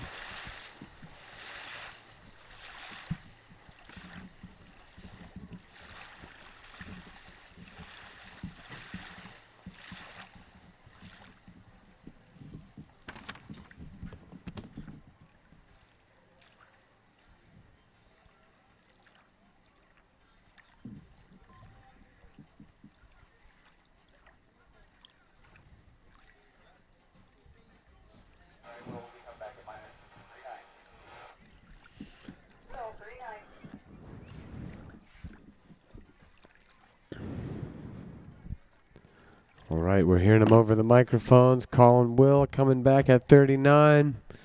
There's still just a faint tail breeze here from this direction. You don't see it on the water much here at the start. It's not much to factor in, but there is something. A nice little maybe 41 headwind cushion from the other side. So Will's going to be looking to set that up. Looking very strong off the 2 right there. He's in attack mode still here at 3 and 4. I think now going a little bit more into just, I was going to say maybe a little safety, but he really didn't. Just stayed on the accelerator there through 5, and another 39 in the books for Will. Yeah, it's just amazing how much more space these guys have on that pass. That's a hard pass too, and see Will out there comfortable. Like, if I have to make an adjustment, I have to do something here or there. Never a worry, never a doubt. A little bit of a tailwind, and Will's just 100% knows he's going to run that pass. It's so great to watch. Yeah, no, you can see it right there. A lot of commitment. I thought he may even just kind of take a little bit of a safety check at 5, but he didn't. He just kind of put the front of the ski in the water and finished it strong. That was a beautiful 2. I think maybe 4 was, like, Will can obviously cream a 2-4. I think maybe 4 was more his safety move. Just like, let's not overdo it. He was in good shape. Just finish out the pass without anything risky at all. And now he's left it to his buddy, JT. He's got to follow up and do the exact same. This was the same order that Will and JT were paired in San Gervasio as well. Will was out first, left the door open a little for JT, and he took it. But first order of business here, John Travers is going to have to get through this 39 pass. Better 1 ball than 38. Good 2. Right on time at 3. Oh, gets deep at 4. Can he? Oh, he can't hang on to it. Oh, no. He was looking good those first 3 and then just got in a hole. Yeah, super unfortunate given the way he's been skiing all weekend and the way he was skiing on the first half of that pass. Yeah, coming off a 3, I was just like, wow, yeah, he's created space for himself. This is looking easy and fluid. And then, man, it can happen so fast in slalom skiing. That's the brutal part. It's where slalom skiing will break your heart. This looks so good right here through 3. Look at that. Textbook. And then right here. You talked about Nate not tipping, and did John lean a little bit too far to the inside on the 4-ball? I mean, let's watch from the boat watch it camera again. here. It's hard to see. We're looking into the sun, trying to evaluate this. I think he was doing everything he wanted up through this phase right here. He had some space there. I think he fell back a little out of 3. Yeah, he didn't go to the inside a whole lot. He was going back. He looked like he just was looking for the line, and it wasn't where he expected. And, he just got himself into a bit of a hole. He was in such good shape. I don't think he saw that coming at all. We certainly didn't either. So he's going to be tied with Stephen Neveu, although he's a higher seed coming in. I think that will break the tie with 4 at 39 in the bottom of the bracket. And then Will, he is going to take that look at 41. We saw Nate do it. He just wants to have a little feel. That's pretty good. 1-ball. Will, yep, he's just going to check up. He knows he can run it with that type of 1. Well, great skiing for Will Asher. Coming out, getting that extra couple buoys there, too, at 41. He moves on. Unfortunately, Jonathan Travers will regroup and save it for the next event. And maybe we'll get a chance to talk to him on the way by and get his thoughts here and see what he thinks about that round. But we're going to move on to the next pairing. This is one I'm personally invested in. This is my buddy Brian Detrick out against Thomas DeGasperi, another manufacturer's matchup with the good team. Two guys running very similar scores yesterday. They're friends. We were chatting last night at dinner. I think they both like their chances in a pretty even matchup. Yeah, this is going to be it's kind of 2 of the tallest guys too. Stephen Neveu's the tallest. He went out already, but Brian and T-Gas, they're like 6'4". Be interesting to see what their reach is. I think T-Gas has a big one.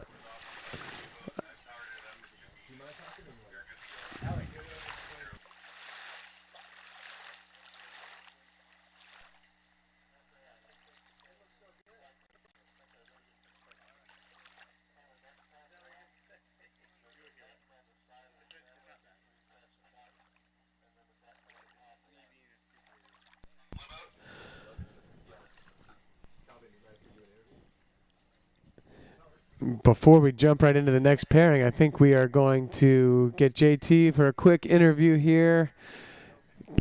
All right, I got Jonathan Travers here. John, I know we saw you skiing really well all weekend. Tell us what happened in your ride today. Yeah, put a little rookie maneuver and forgot my liner at the hotel. So I'm using, thanks to a good friend, Allie Nicholson. Thank you.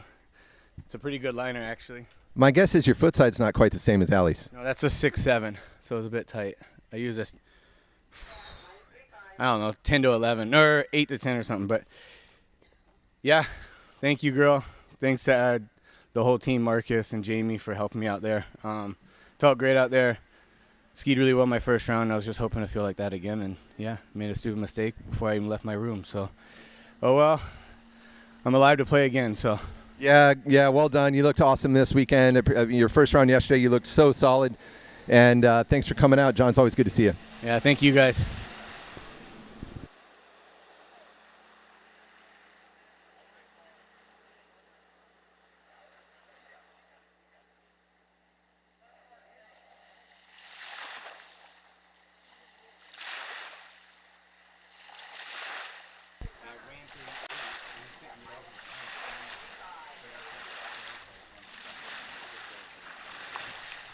All right, there we had the thanks to JT for the interview.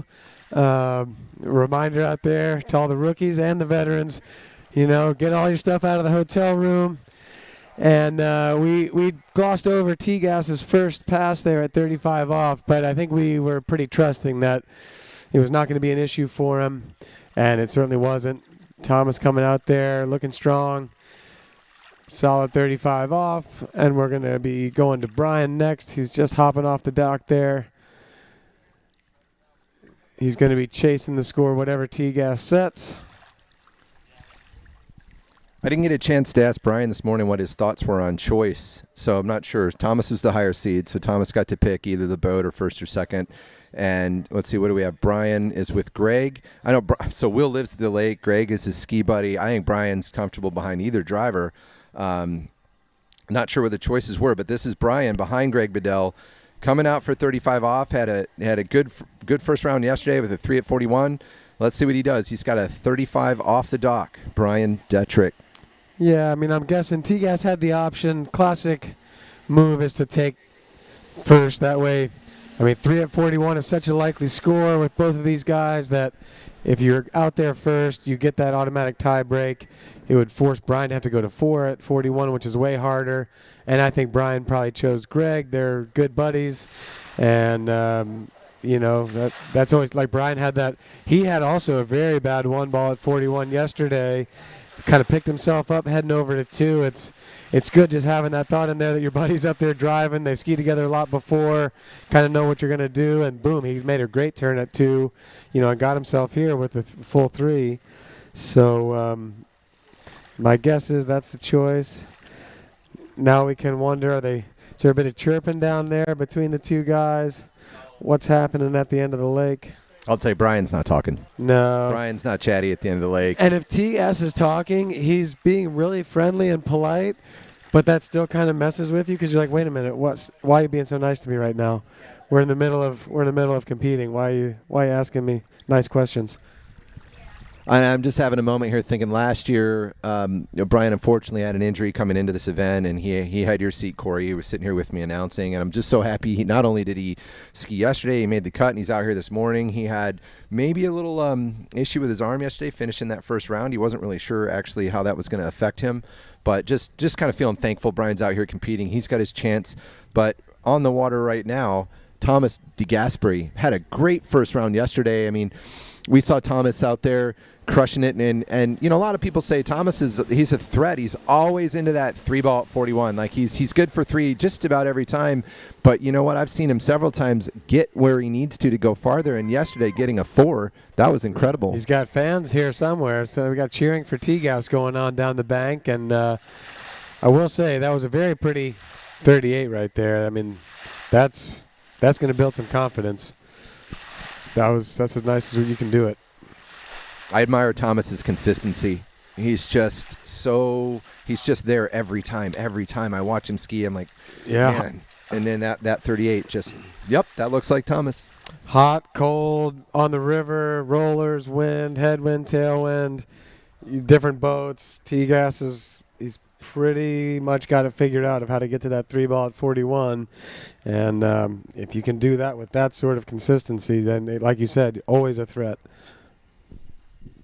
We've got a pair of good skiers here, Team Good, and we were chatting last night with Brian and Thomas, and Thomas just was really complimentary about the support he gets from Ogden. So thanks, Chris. He's super happy with his equipment and the support he gets from the team.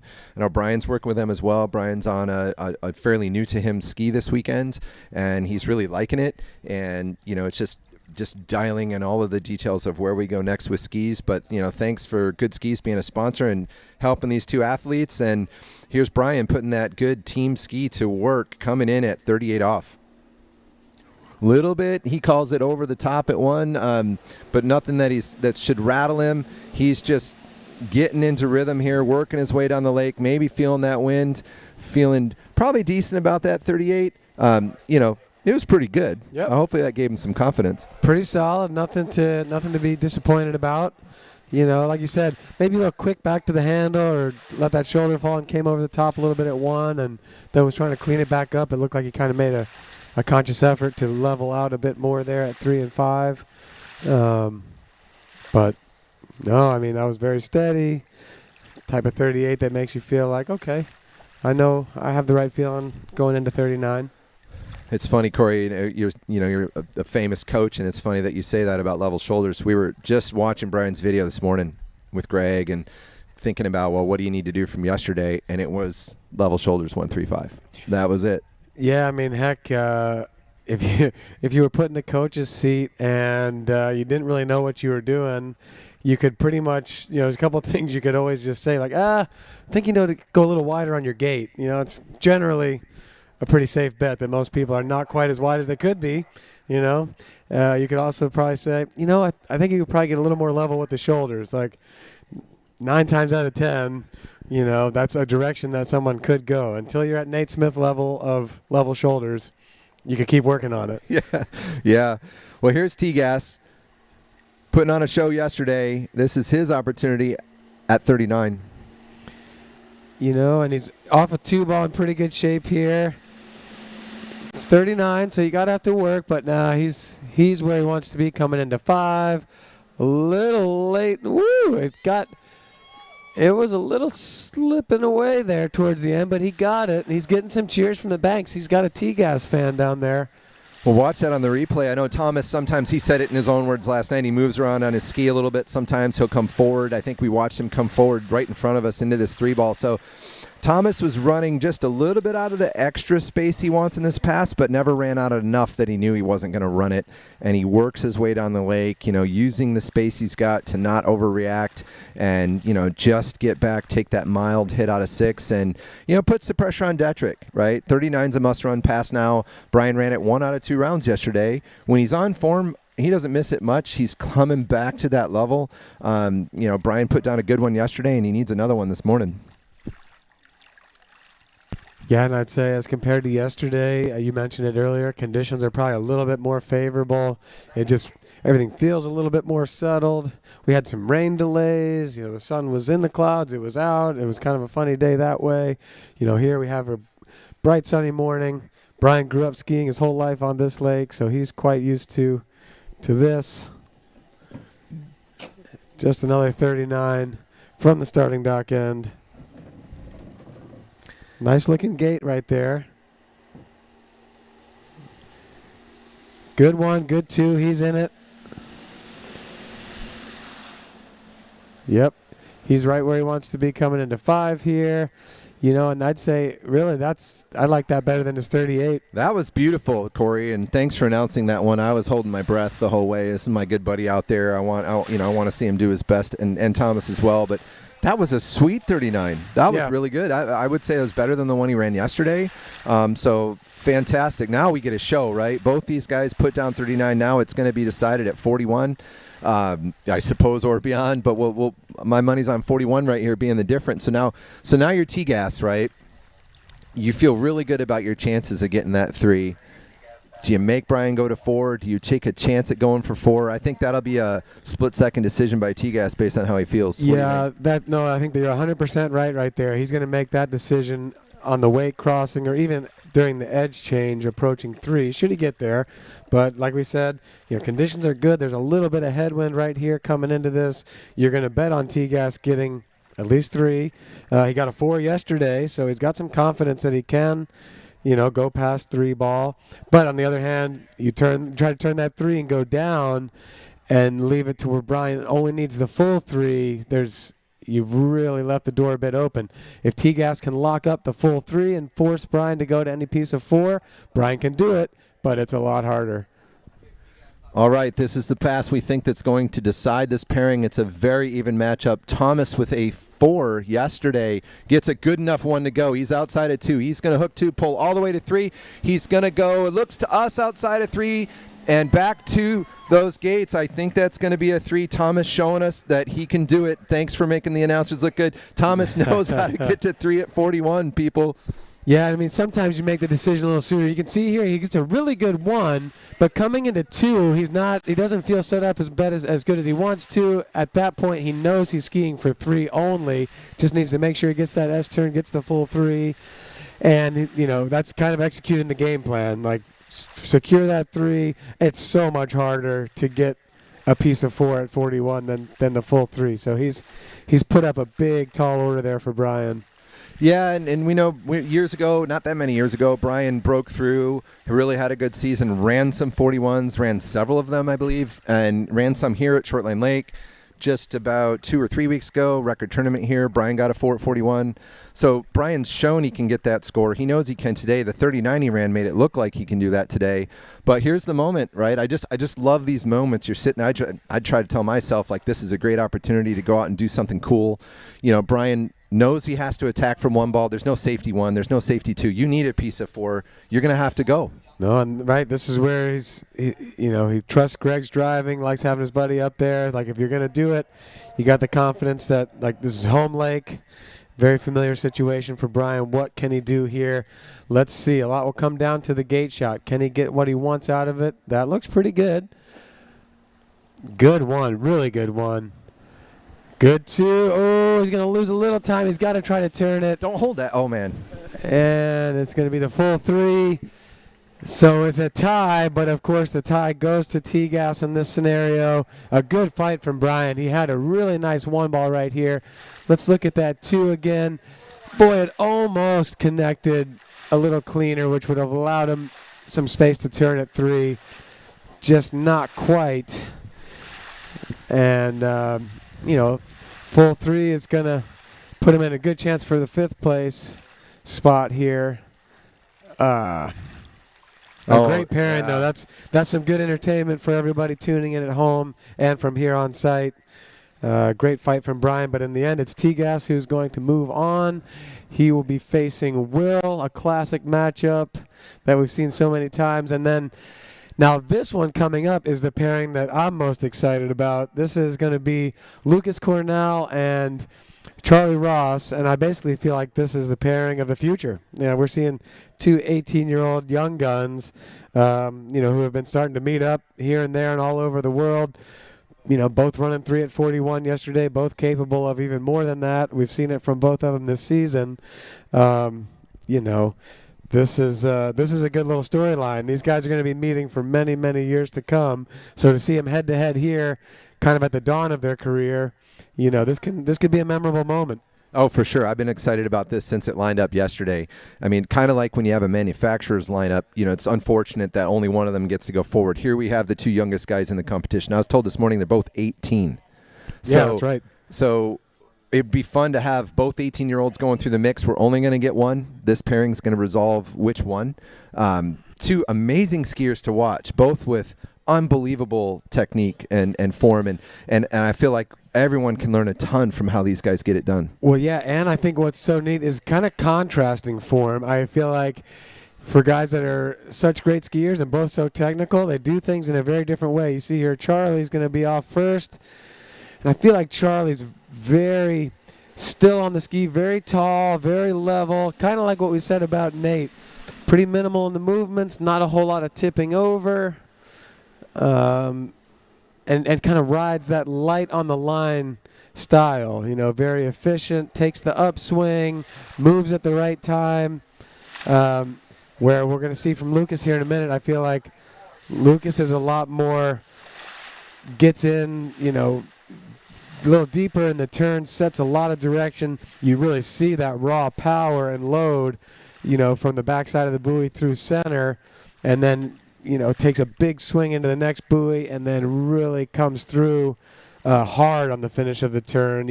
I would not describe him as a light on the line skier. So it's cool to see it done both ways. And we're going to see today, which one's going to work better at short line.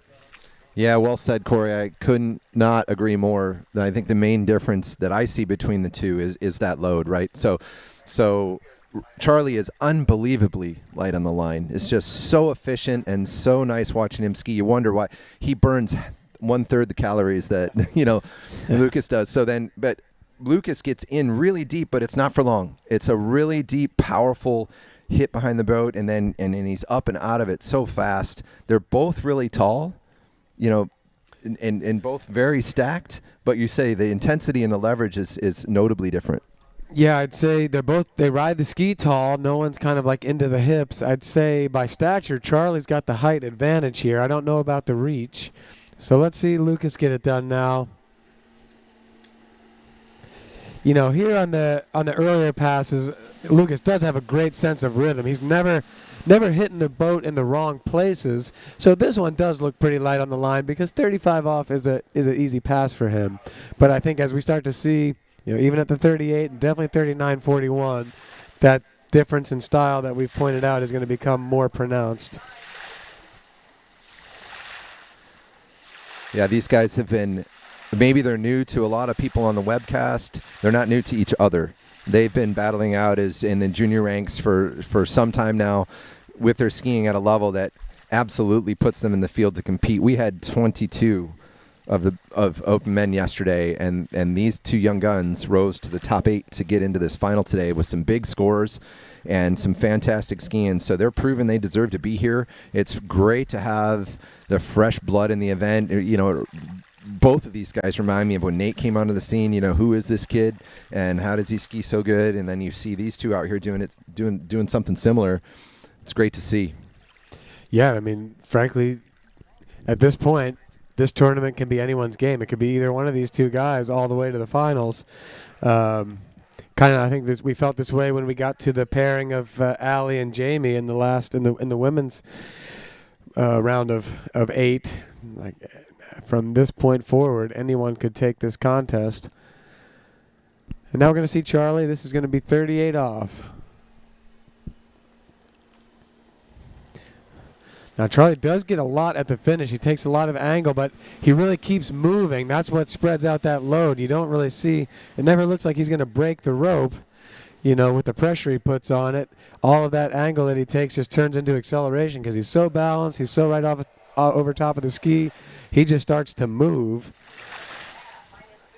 And that's how he creates his space. Lucas does put a little bit more load on the line there. It's almost like he keeps turning the ski into the wakes more as he goes, and then it kind of sets up a bigger, heavier turn. It's fun to watch both. I'm glad we're getting the treat to see it back-to-back, head-to-head right here. I personally feel like I could learn a lot watching Charlie here on this replay.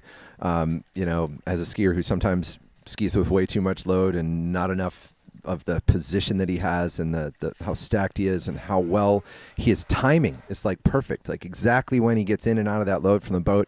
He's so aware of it, and it's so nice to watch and so hard to do.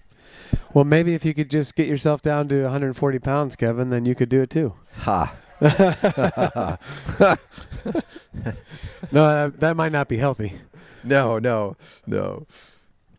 But yeah, definitely that weight, right? I mean, it always matters a little bit. And then Charlie, because he's 18, he hasn't quite filled out all the way yet. He's strong, but he is not carrying any extra, that's for sure. All right, here comes Lucas. This is 38 off for him. And again, I see Lucas hitting the gas harder when he needs to. It doesn't look like here. We talked about how much leverage he gets and how hard he can get into that. It's kind of right in that first wake, right in that white water going into that first wake. You see him really get down, but then come up so quickly, whereas a lot of amateur skiers, if they get in that heavy, they stay down too long, they go too long. He gets in and out of it so fast. We're not quite seeing that yet. Lucas is skiing not with the intensity we saw him in the hardest passes yesterday, but we'll see as they continue to go here. But you can kind of see right here, like when he hooks up each time, the handle goes low, the hips come up, the shoulders go back. That's kind of his move. Like once he gets on the line, he goes right into, I just say, more leverage. He actively moves into that leverage more than Charlie does. Charlie just moves. He catches that line and keeps moving, and he's got adequate leverage to go. Lucas adds a touch of leverage to make himself go, and it's two ways of doing it. And there's really not a right or a wrong here. They're doing a lot of things enough the same also, we should say. They both have a keen sense of rhythm. Neither one is applying pressure somewhere that they shouldn't or way too much all at one time. So we're splitting hairs a little bit, but it is fun to see these stylistic differences. Now we got Charlie, 39. All right, here's a pass that they both ran yesterday. They both want to run right now. They want to see another 41 off battle. Charlie dropping in and smashing his 2-ball. A little bit of picked up the rope there at 3, but nothing he's worried about. Little ski out of the water, long to 5, turns that 5, waits for the boat, gets around that 6, takes just a little baby hit there out the gate. now Lucas knows what he's got to do. That's it's some really good course management for a young skier. We couldn't say not experienced because Charlie has a lot of experience skiing high-level tournaments all through the juniors, but he lost the line a little bit there out of 3. Had to be patient for it, and then he didn't look to overcorrect at 4. He could have done that. He had to again kind of just wait for the line. Even at 5, it wasn't right where he wanted to be. But really smart. Just sometimes the trick is not taking yourself out, not looking for something, where you can't get it. And watching the replay, it's just good effective management. He was always in it, but he had to be smart. If he let his adrenaline get the best of him, let that overtake his mindset, it would have been very easy there to try to overturn or to start to panic and rush. We saw Charlie there on the back of the boat down at the end of the lake. You mentioned that earlier. We've got about 80-degree water today. I'm sure back in Winter Garden it's more like 90, and Charlie's going to have to sit for 2 minutes. You just pointed out he's got 0% body fat. He does not want to be in the water, so the strategy by him to get on the back of the boat. The air's plenty warm here, but Charlie's going to wait. He put a mark out there. Lucas, coming on course at 39, must run pass. And looks like he's got the start he wants. Good 1-2. Also a little bit slower out of 3. Good 4. Wow, and really committed and strong at 5 there. He took that pass down. All right, this is awesome. So the young guns both through 39, another 41 off battle. Wow. It's unbelievable. Great skiing for these boys. Lucas pretty well made mincemeat out of that pass. I love about his style, it's very much on offense. Like, he is not sitting back letting it happen. He is attacking the gate. He's attacking every buoy. He is asserting himself on the course, and I find that very enjoyable to watch. Slalom skiing is a sport of offense. You don't have to block any shots here. We're just scoring buoys, not blocking buoys. I want to give a shout out to Dane Meckler. Thanks for chiming in, Dane. Wish you were here. Dane, one of a few of the guys, definitely at the top of the list, wants to be skiing on Sunday, has skied on Sunday. The injuries had him on the sideline. I believe he's back skiing again, building back up. Well, and he's a new father as of the last 3 weeks or something like that within this past month. Congrats to the family. Big congrats to Dane and Janina. And I'm sure we'll see Dane. The rest of the tour stops are in Florida after this, and Dane and Janina just moved down there to start the family, so we'll be looking forward to catching up with him. And the Mecklers are glued to the screen as we have Charlie Ross coming in at 41. Good one. Oh, not quite the 2. Can he get outside of 3? Can he get back? We're gonna have to wait and see. From my angle, Kevin, I couldn't see what happened there at 3. Did he get around it and not back? I think we're hearing some 2s. We're hearing a 2 from the radio. So Charlie, looked like a good 1. We'll watch on the replay here. Just did not get back out of that 2-ball enough to put that ski in front of 3. I don't know how much that, leaves the door open, but it definitely gives, Well, we know Lucas can run 3. He did it yesterday. Obviously, Charlie did as well. And if you look at the way Lucas ran that 39, I'd say he knows in his mind he's good at going to 3. So he's going to be looking to do just that here. I think Lucas is feeling like the door's open. Not that it's easy. No, even I love talking to guys like you, Corey, and other open pros here. Most of them will say, 41's hard. It's hard to get that start. It's hard to get going. It's really impressive when these skiers do. I know Charlie, I believe, has a 5 in the books. Yeah. I'm not sure how far Lucas has gone. I think he had a 5 in Europe. I think he had like a 5 at Lake 38. Okay, so some big scores from both these guys.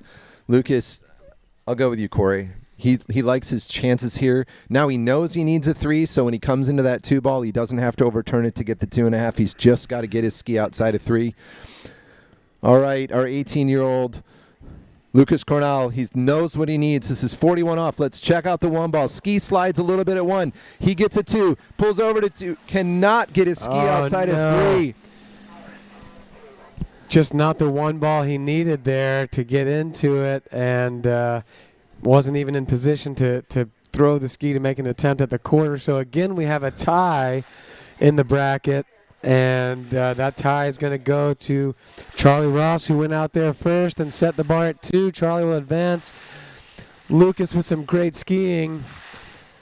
I mean, that's amazing skiing. Brian Detrick just walked up and whispered to me, that should have been a half. I mean, you look at the side slide skip move he did on the backside of 1, even to get outside of 2. Let's watch it here. He really fought for it. Yeah, he got in deep right there. But he's a super strong skier. He's used to holding on to some deep stuff. You know, great to try to make an attempt at it. Nearly, I mean, he still turned 2 and went towards 3. He was doing the best he could with it, but it's going to have to wait for another day. And he's going to put himself right behind Brian Detrick. He's going to be in the 6th place position at the end. So two pairings decided at 41 with the same score, resolving based on seeding. So yep. You know, tough to go get a 2 at 41, or in Brian's case a 3 and not advance. But we all know the rules; those are the formats. That's why seeding's important coming into the event.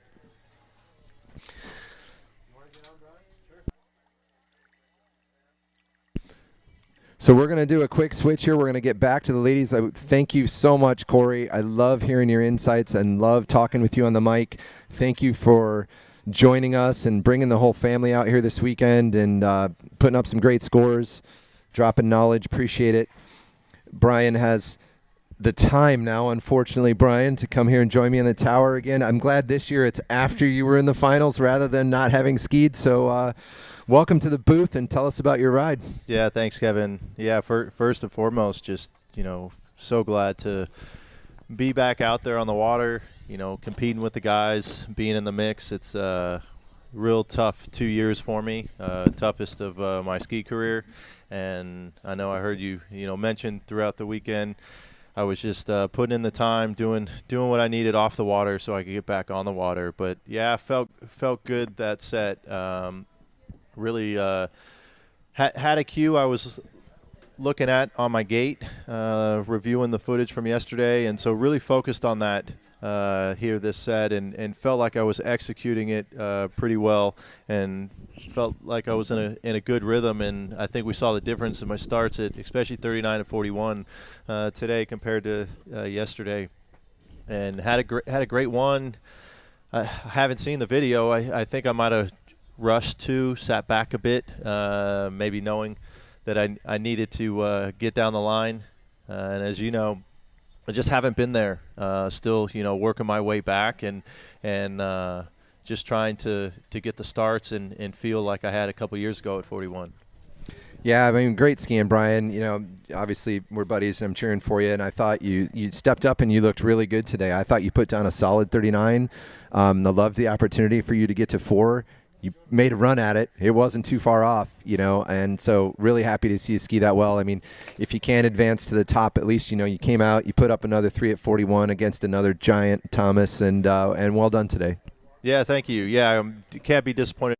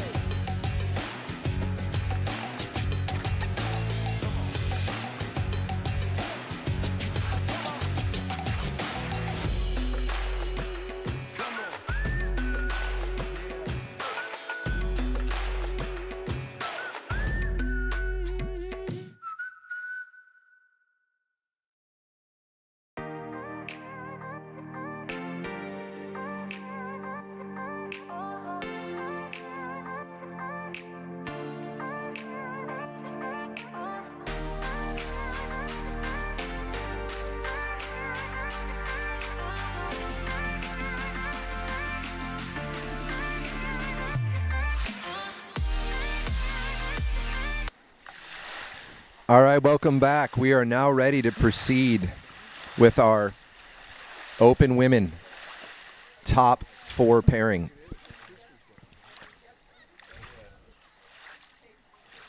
We're going to leave where we finished off. Maybe real quickly, we'll do a summary. We got Neely has locked up her 8th place spot in the California Pro Am finals today. Sasha in 7, Anna Marie in 6th, and Allie Nicholson in 5th.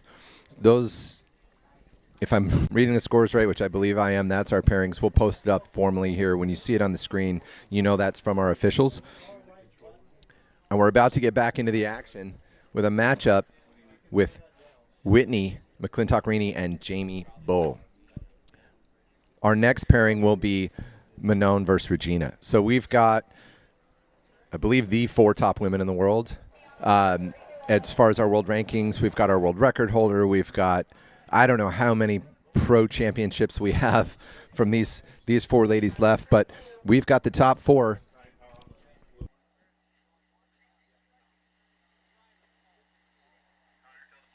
All right, it is Whitney out first. Whitney behind the gray nautique with Greg Bedell at the wheel. So these girls get to start at 32 again in this round. That's Whitney's typical starting pass anyway. I believe everybody that's left here, Jamie, Manon, Regina, I think they all start at 32.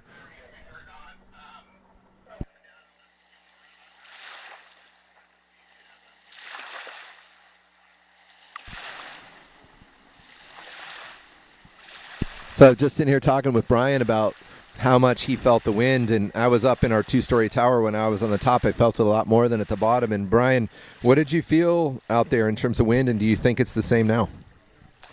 Yeah, I think it might have died down just a touch. When I was out there, a little more wind coming off the dock, having a tailwind. So you definitely feel that push at the gate. So I know that was something I was focusing on, just trying to pull out just a little earlier, since you're going to have that tailwind push. And sometimes it's a little deceiving. We see our sponsor flags. Sometimes these are a little lightweight, could be moving a lot compared to how much wind you're actually going to feel out there. But as far as water, I mean, I feel as we're speaking, I think, just died a bit as well. I mean, it looks really nice on the water. The wind gods were listening to us, because it literally died to almost 0 here as we sit here talking. The flags are kind of randomly moving around now. So we'll keep an eye on the conditions today, but certainly better than yesterday. We've got full sun, bright light, no rain, warmer temperatures, no swirling wind that we dealt with yesterday. Yeah, down on the dock, Nate made a comment to me saying California's back this morning. And he knows, Midwestern boy, spends a lot of time in Florida, but certainly had a lot of sets and a lot of time out here on the West Coast, so he knows the deal. We've got Jamie Bull jumping into the water and coming up to speed behind Will Bush. Our sponsor, Towboats, Ski Nautiques. Thank you so much. Masterline Ropes. And Kevin, I like this matchup. We Canadians, obviously they've both been at the top. Whitney for the last decade. Jamie coming on strong the last 5-6 years, and then both Canadian. So they're definitely familiar with each other from Canadian Nationals as well as the Pro Tour. Yeah, no, absolutely. Good for Team Canada. Both fierce competitors, right? They're both, I just can imagine how strong-willed they both are. They, it's nice to ski against each other in Team Canada, but these girls want to take each other out. They're ready to win. Yeah, they do. And for slalom, they both might be 2-time world champions. I know Jamie, has won the last 2, and Whitney, I believe, has won 2 in slalom and a couple. I think she's won some more in overall and possibly a trick as well. So it'd be interesting if anyone on shore, maybe Matt knows how many she's won for slalom. But just great opener, like you said, Kevin. 32 off, normal starting speed. So it's just a normal set for these ladies again in the second grouping. Yes, certainly normal in terms of rope lengths. different in terms of head-to-head, different in terms of weight time, format, but you try to not focus on any of that. You try to get your head straight. You know, Whitney's coming in for her second pass. This is 35. She's looked strong all weekend, like she always does. Whitney trains hard, physically ready, mentally ready, equipment ready, family on site, looking ready to roll, Brian. Yeah, that looked great. Obviously, I've been not at events the last couple years, but just seeing Whitney here at the California Pro Am the last couple, it looks like she's keeping a tighter line than maybe we've seen in the past, and I think that's resulting in how she's skiing. We saw her one at 41 and 2 at 41 yesterday, taking the #1 seed into the finals today. Yeah, I know that's big skiing. When you know, the last couple of years here at Shortline and in other sites as well, but I remember at Shortline, Whitney showed up the last few years and run some 39s, and she's a force every year at this event. Yeah, I think she might have been second last year and won the year before, if I remember correctly.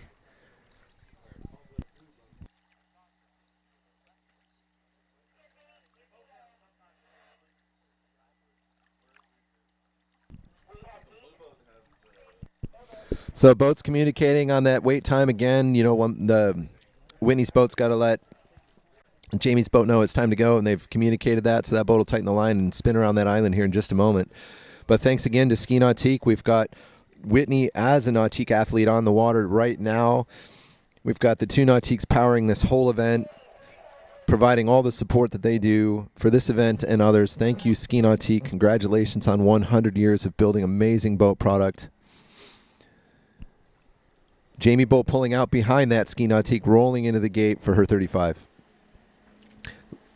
Brian, I just think these passes are just clinics for a lot of the 34-mile-an-hour amateurs out there. You want to know how to do it. You want to know what the right rhythm is at 34. You want to know what you need to do to get in and out of these passes the right way. Just watch right here. This is it.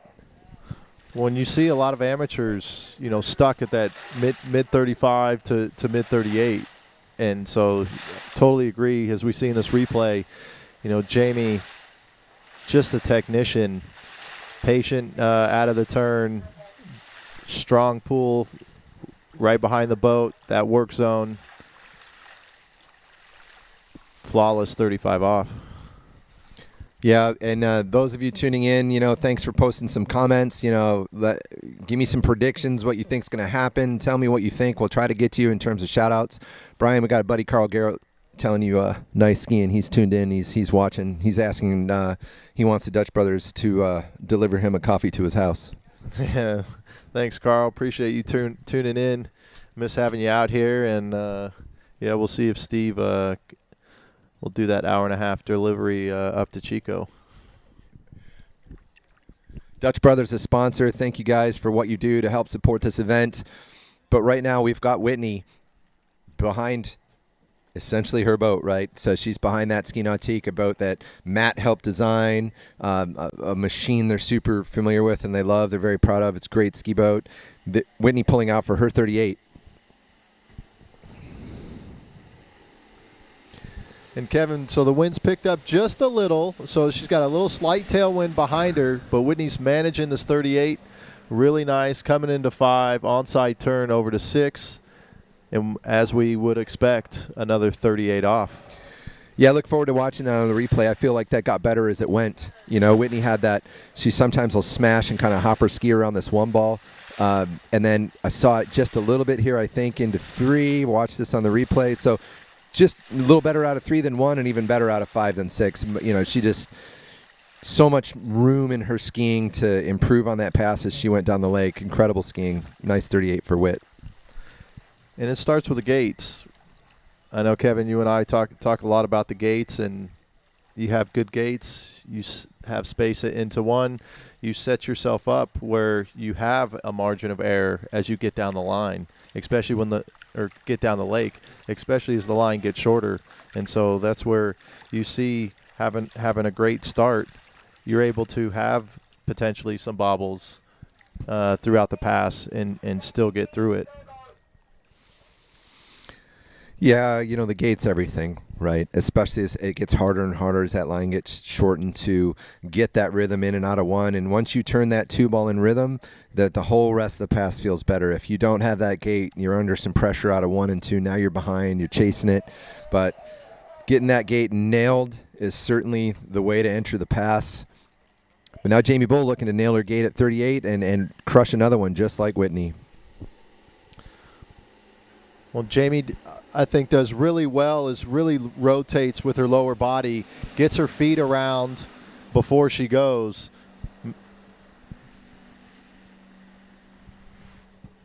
Yeah, man, it's just hard to not take for granted how strong these two skiers are, and the fact that they just both put down those nice 38s. It's just so hard to get to that level, and these ladies just showing us how hard they work and how much they work on their skiing and their equipment.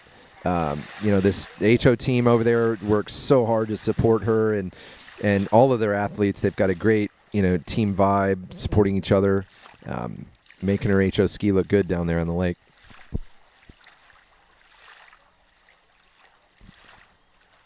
For webcast land, we're getting another replay from boat video. That's where you could see Jamie is not allowing her upper body to get ahead of her feet. She's moving that feet through. The ski's coming underneath her before she's getting into her load. And I think that's what Jamie does extremely well and has led to the success that we've seen over the last handful of years and becoming two-time world champion. But here's where it's at, Kevin. We saw Whitney get through this pass twice yesterday. Jamie got deep this morning, running 5. So we saw a couple ties in the men, and even Jamie and Allie in the first round, deep 39. So we'll see what Whitney can do. Good tight line out of 1 over to 2, the offside. A little loose at 2, but big 3-ball as we expect from Whitney over to 4. She's got a slight headwind into 5, turns 5 over to 6, and another 39 off for Whitney McClintock. Just so impressive. Such powerful skiing by Whit. I mean, unbelievable stuff. She ran it both rounds yesterday. She didn't even have to try it this morning until now, and she cruised right through that 39. Like you say, they're pretty aggressive there at 2, but I think she knew who she was. She knew it'd work. Fantastic skiing. Yeah, just an incredible. Wind picked up again, so that was closer to probably a 7 to 10 mile an hour headwind that Whitney had there. And I just see confidence in her skiing, especially on her offside. She's must be putting in the time, getting dialed on her ski, and it's great to see Whitney just really attack, not only her onside but her offside. Now we've got Jamie. She's up next. So she has looked great all weekend and hasn't put a 39 down yet, but she's building every round. If I have it right, she got a 3.5 round 1, a 4 at 39, then a 5 this morning. So why not add one more? This would be the time to do it. She looks on form. She looks like she feels good out there, and I think your back's against the wall. Now it's time. You got to get her done. Yeah, it's time. She's coming to the course. Gate's going to be extremely important. Like I said, little 7 to 10 mile an hour headwind. Jamie's through the gate, a little ahead of herself at 1, but comes into the onside at 2, over to 3, fast into 3. A big 3-ball hangs on. Over to 5. Can she turn 5? Patient at 5. Over to 6. And we...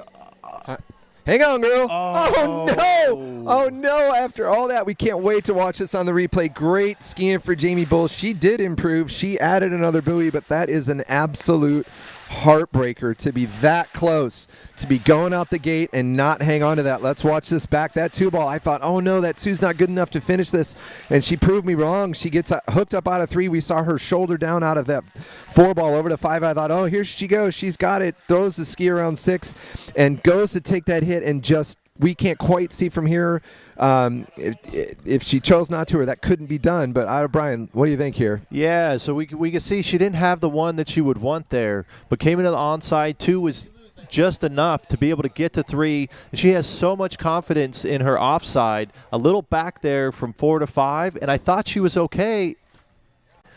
she must have just felt just a tad narrow, got stretched out there at 6, and unfortunately lost her balance there. And I think that started at 4. We saw her from 4 to 5, just back a little bit behind her feet, but still incredible skiing, especially with the start. Yeah, she was fighting it from 1. That that score is amazing if you're doing it right, but it's almost more amazing when you have to fight the way that she fought to stay in it. I mean, everything's on the line for her. She wants to stay in this battle. She'll process this, she'll take it away and see what she can take away from that. But great skiing from her this weekend. I'm sure she's a little disappointed, but we'll see Jamie Bull back. There's no doubt about it. Now, Whitney gets a chance to try this 41. She wants to look at it, Brian. We talk about this like, your quote is, let's take a look, right? Let's have a look. So doesn't mean anything for Whit, but why not know what that 41 looks like in that slight tail off the dock?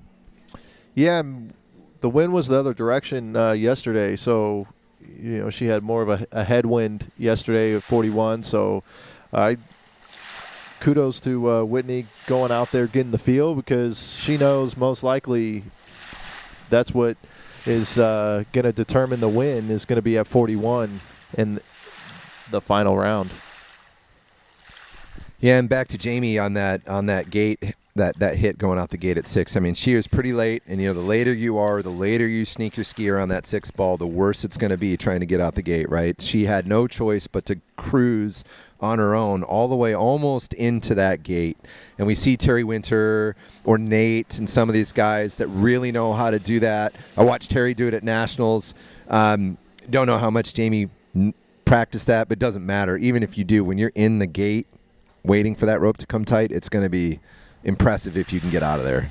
Yeah, and I know Jamie's battling some injuries with a knee, and you don't know if that kind of goes through your mind, or really just was she even in a situation to try to hold on to that? I know you had a situation yourself out the gates at Nationals, and you elected to get away from the rope and not even attempt it as well. And so we really don't know the situation. Only the skier does in that moment, and it's a split-second decision.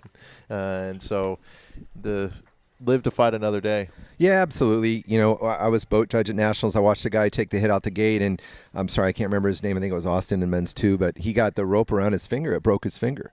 And he was awesome. He gets on the platform, and I'm asking him from a safety perspective, "Are you okay?" And he's standing there showing me his fingers, looking sideways, and he says, "Man, I had it." And such a skier, right? But yeah, you don't want to get caught up in that rope. The one in Nationals, I got almost wrapped up in the rope, and it can be a pretty scary thing when you take it that late into the gate. When you take the hit halfway between 6 and the gate, it's usually not so bad. But we'll maybe ask Jamie later what she thought. But we're going to move into our next pairing.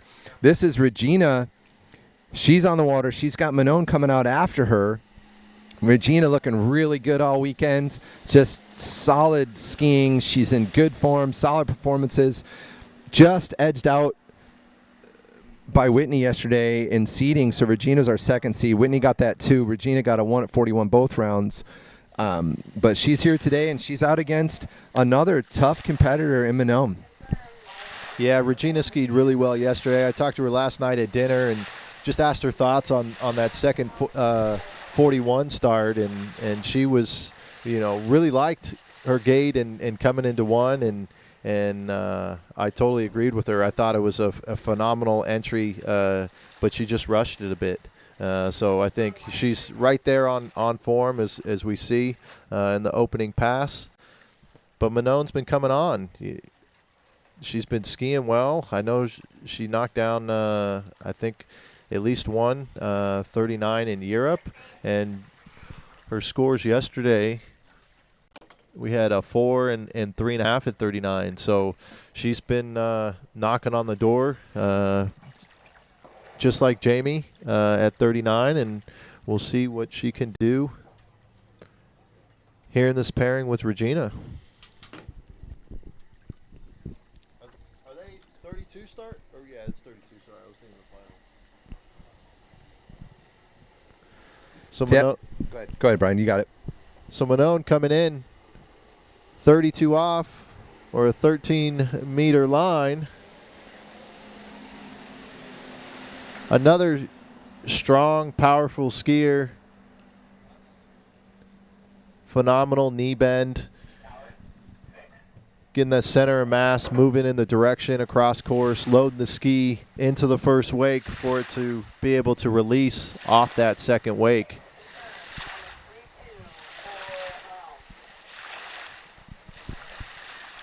Yeah, Brian, when she was here a couple years ago and ran that, I want to say it was a 2 at 41. I'm trying to remember the record. Was that her like national record for France? Or European record? That would have been a European record that she set, which obviously a national record for France as well. But as we see on the replay, picture perfect opening pass for Manon. She's this great combination of strong but chill. Love watching her ski. It's been great to watch. She's been, kind of climbing back into it this year, right? And she does a nice job posting on social, and you could see her in the spring, getting back into form, running 32s and 35s, and then over the summer it's growing and growing, and she's looking pretty good this weekend. Pretty much back to what we remember seeing when she was here running 39 just a couple of years ago. Yeah, she's not too far off of where she was when she was knocking down 39 very consistently. Talking about consistency, look at Regina out here. Another 35 clinic pass for my friends that I get to coach. They're watching. They're taking notes. They're going to dream about skiing like this one day. Regina just so solid.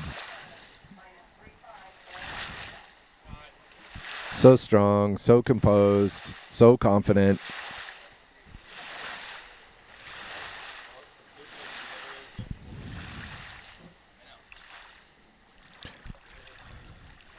Didn't know Regina was a dog person, but talking to her and Jack last night about the kennel that they're building down there in Florida with a number of dogs and how much that is a part of their life. Fun to share that. My family's the same. I know, Brian, you are a new person to the dog families here with quite the nice young Rupert hanging out over at the house. We'll give Rupert a shout out if Elena's watching. But yeah, I know, fun chatting with Regina about something other than skiing last night. Enjoyed hearing their perspectives. Oh yeah, they love dogs, and I was in Florida in January. Real quick trip for the USA Waterski Awards, being there with the adaptive waterski team, taking Team of the Year, and went out to Fluid. Jack and Regina were out there, and they had all the dogs running around. But we've got Manon coming back in, 12-meter line, 35 off. Little headwind. Wow, did you see that ski fly off the second wake? I mean, that's something I dream about. Getting that much kind of load in the not really a lot of load, but the load in the right place and the body position and the handle control that allows that ski to move out that hard. I want to see it on the replay, but from where we sat, I thought that ski was going to fly all the way to shore. She came off that second wake out of one. Well, that's that knee bend. So let's look at this knee bend and load of the first wake. And that's what creates that cast off the second wake that Manon does really well. See it right there. Yeah, see that ski just moved out right off that second wake so nicely. And that's really the result, not the thing that you do, right? That's what you're saying, all the stuff you do coming in to let that happen. Correct. Like if you're going to be coaching somebody, you're not – Manon's not out there trying to throw the ski on edge. The ski is – going, on edge, with that edge change, how it is because of what she's doing out of the finish of the turn and into the first wake, which is creating that load and then that release that is at the edge change. Yeah, no, you're right. It's like one of those things skiers might watch video and say, I'm going to go try to do that, but you can't. It's something that you enable. It's something that you build up to, that let that happen all by itself.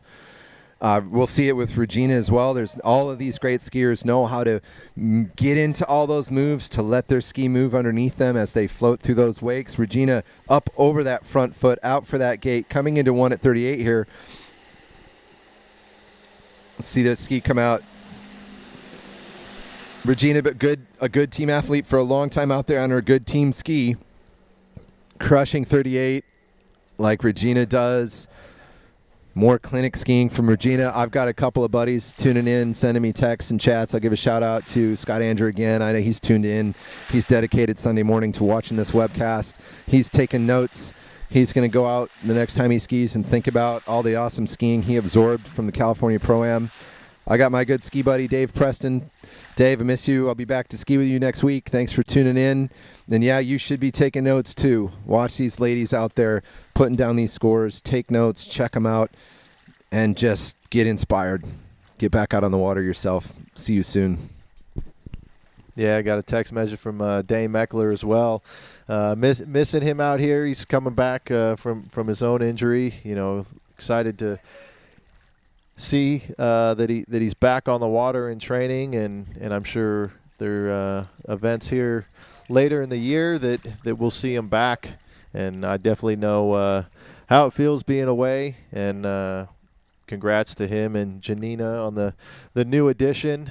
Parent life has begun, and it's probably nice not having all the events, but obviously he wants to be here, but able to spend time with their baby boy. And we've got Manon coming back in, 38 off, 11.25, slight tailwind, big 2-ball there on her offside. So early, waiting on 3, but almost looked a little stretched out. Hard to tell from our view. We'll watch this in the camera, but again, I don't think any doubt in her mind as she made her way through. Looked like a really strong start, and looking for. I kind of want to watch this from 2 to 3 here and see what we see from once we get the boat view here on the second replay. This was our view as I saw this coming out of 2 right in here. She stands up and almost a little extra reach there, like, oh, maybe I'm just a little bit more narrow than I thought. But you know, no worries. No, these girls know they're going to go 39 and beyond. Just a veteran, right? Course management. She might not have liked the amount of load there. Came in, you know, off the handle maybe a touch early, but just able to be patient. Yeah, Brian, I think if I'm allowed to critique somebody that, you know, can kick my butt water skiing, but if she turns 2, maybe came up just a little soon through those wakes, got pulled inside just a little bit, but, you know, somebody that we talk about margin and space, she had enough. She had to use it all maybe around that 3-ball, but no big deal. So we're already back into that action. We're spinning up Will's boat, the Blue Nautique. Thanks, Kevin Lee and Nautique for bringing these boats out here, at least this one. This is Reggie, also a Nautique athlete.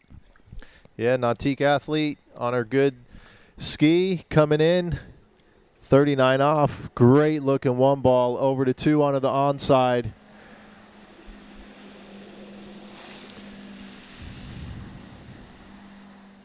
I mean, she's just so comfortable on this pass, Brian. I mean, just like clockwork down the lake. I mean, what a 39. I'm kind of speechless. Well, that's where I think you saw both of us just memorizing the pass, just because she totally crushed that right from the start. We see the replay, just nice tight line at a 1 and 2 over to 3, and just cruising. Talk about it with some of these skiers.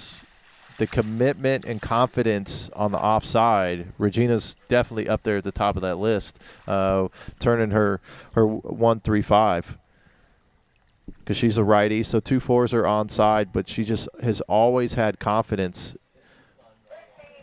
You see right there at 5-ball. I mean, you can just see why she's, you know, world record holder and how much she's dominated. It's like all the ladies on the water today are amazing. And the ones that separate themselves and end up on the top of the podiums just even create more separation. The way she ran that 39, the amount of room that she had, holy smokes. I mean, just, it's incredible. But we had a couple matchups like this. You were in this position earlier, Brian. The skier in front of you went out and ran 39. There's no question what Manon has to do. She's going to attack right from the start. She can run 39. She has run 39, and she needs to do it now. See how the 1-ball goes. Not the one she wanted, but she is not out of it. She pushes that ski into 2, gets outside of 3, go big, and she just did not have enough to get out of the 3-ball and keep going. We'll watch this on the replay, Brian. I'm not sure she really had the start she wanted to run it, and whether it was even good enough to run it. But we'll see what we think when we watch this back. But that'll be a 3 for Manon. Yeah, it wasn't the best start, but I loved her commitment at 2-ball. Her offside, look at this right here. She comes into 2, a little stretched out, but I thought she hooked up really well and a little hard to see. She goes behind the boat in our view right there, so we'll get a better view here from the boat camera.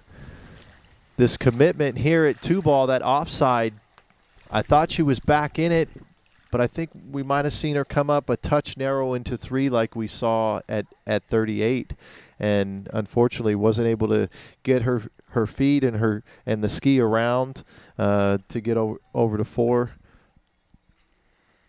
And we're going to see, just like Whitney, we're going to see Regina come back at 41.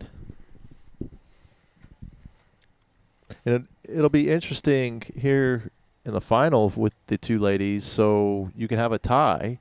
So we've seen everyone going out first with the higher seed. So Whitney's the higher seed. Will she choose first or will she choose boat? Because you can have a tie in the final. But here we go. Regina, 41 off. Like I said, had a great entrance to the gate last round, and Brian, I another think one. Yeah, I got to enjoy that dinner conversation last night where we were talking about the second 41 yesterday, where Regina knew she wanted to go to 2, and we've talked about this. Getting a good 1-ball starts all the way back from when you come around the island, and you got to get your pull out, your turn in, you got to move into that gate, off the gate, into 1. She liked how she came into 1, and she didn't like how she left 1. She felt like she got in a hurry. So I'm sure it was from the same end of the lake. I'm sure she was thinking about that today and saying, how can I put myself in a better position out of 1 in the next round when Whitney makes me do it, right? Or the other way around. Yeah, and I thought that was a really good gate and entrance into 1. I was a little surprised. We were just complimenting how well her 135 is. So I was a little surprised there, but still great skiing. Give it up for Regina Jaquist. So what we do next is we give the ladies a break and we go into the final 4 of the men. So we're going to come right off the dock with the men here in just a minute, and we'll get into that group. Then we come back to the championship pairing for the ladies and the championship pairing for the men. That's what we have on tap for you. It's getting really heated. It's getting really good. We're getting the skiers getting to the top of the pile to continue to battle this out. And as we go back to the women's bracket earlier, let's talk about my understanding of where we finished on the 8. So we got Neely Ross in 8th place. Then Sasha Daniskaya in 7th. From Ohio, Anna Marie in her first pro event, finishing 6th. And then Allie getting edged out and ending up in the 5th spot. So that's where we left the ladies. Then we ended up with, Brian, can we resolve 3rd and 4th? We got Manon taking 4th place.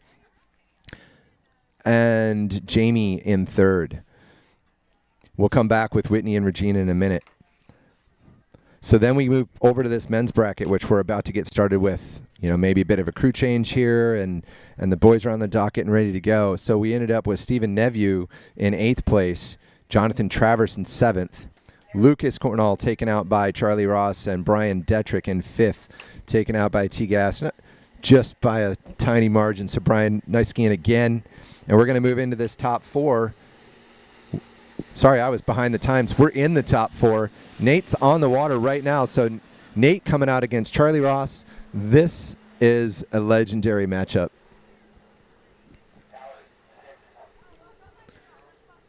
Yeah, and Kevin, we started with 22 men's slalom skiers yesterday. So we narrowed it down to 8 this morning, and now down to 4. We've got Nate Smith, Charlie Ross in this first grouping in the final 4. Looks like Nate elected higher seed to go first. Charlie has selected the blue boat with Will Bush. And this will be an exciting matchup. We got a 35 start again, just like we had this morning. Nate cruising down the lake. He's riding a D3 ski. One of our sponsors in this event. I believe Nate is also a Masterline skier. So Russell and Eagle, thank you so much. Eagle and Masterline, rather. Want to give a shout out. We'll try to work some sponsors in here. I know I just got a shout out from my buddy Rich Storley. He's at State Farm. He's sponsoring this event, has done so for many years. Good morning, Rich.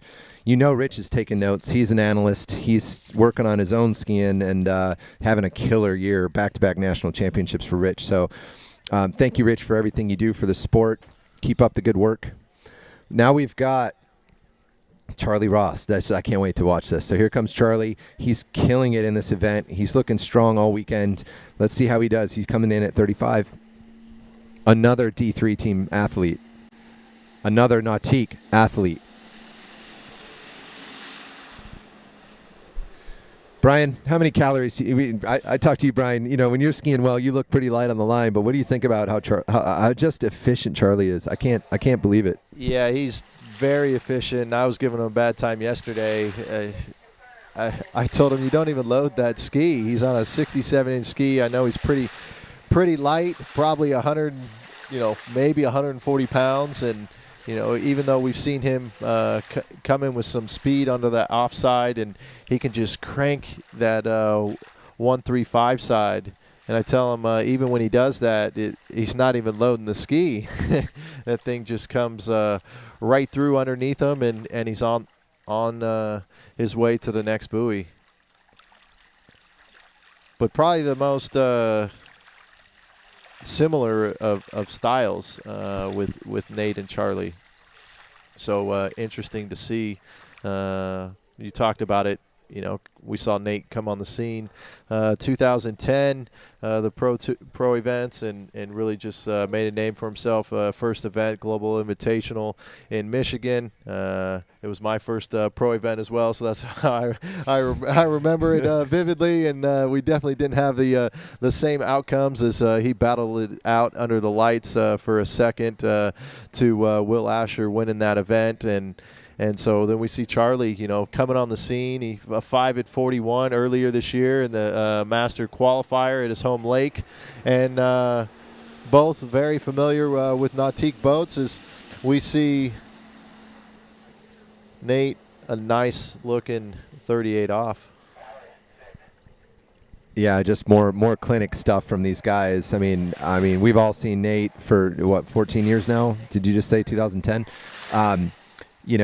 When he's on form, dominating the field, incredible skier to watch.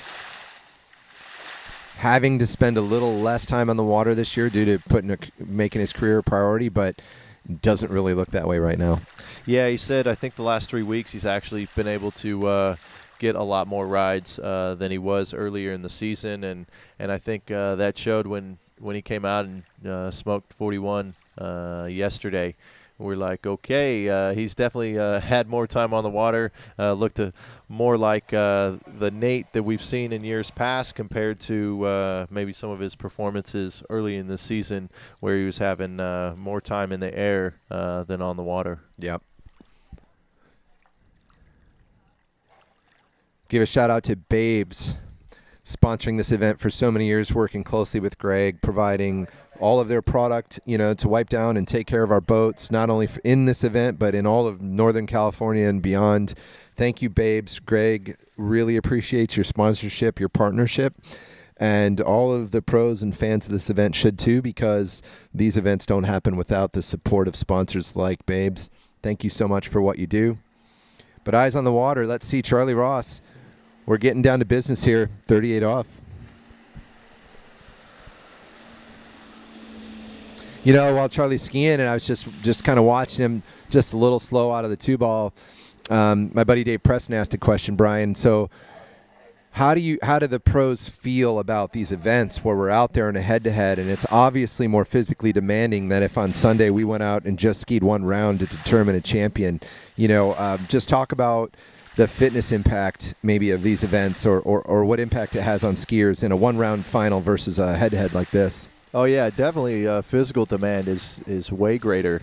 I know that was something, depending, that I thought about coming into the event with just coming back. That even couple local events I've skied, if there 3 or 4 rounds in the weekend, and I not at that fitness level yet. So that was something I was definitely worried about. So it definitely has that impact. But I feel when you're in full ski shape, you're efficient like we see these guys. Obviously, it's still load, still work, but I think compared to just a one round final, yeah, that it's going to be a lot more. You're skiing multiple times.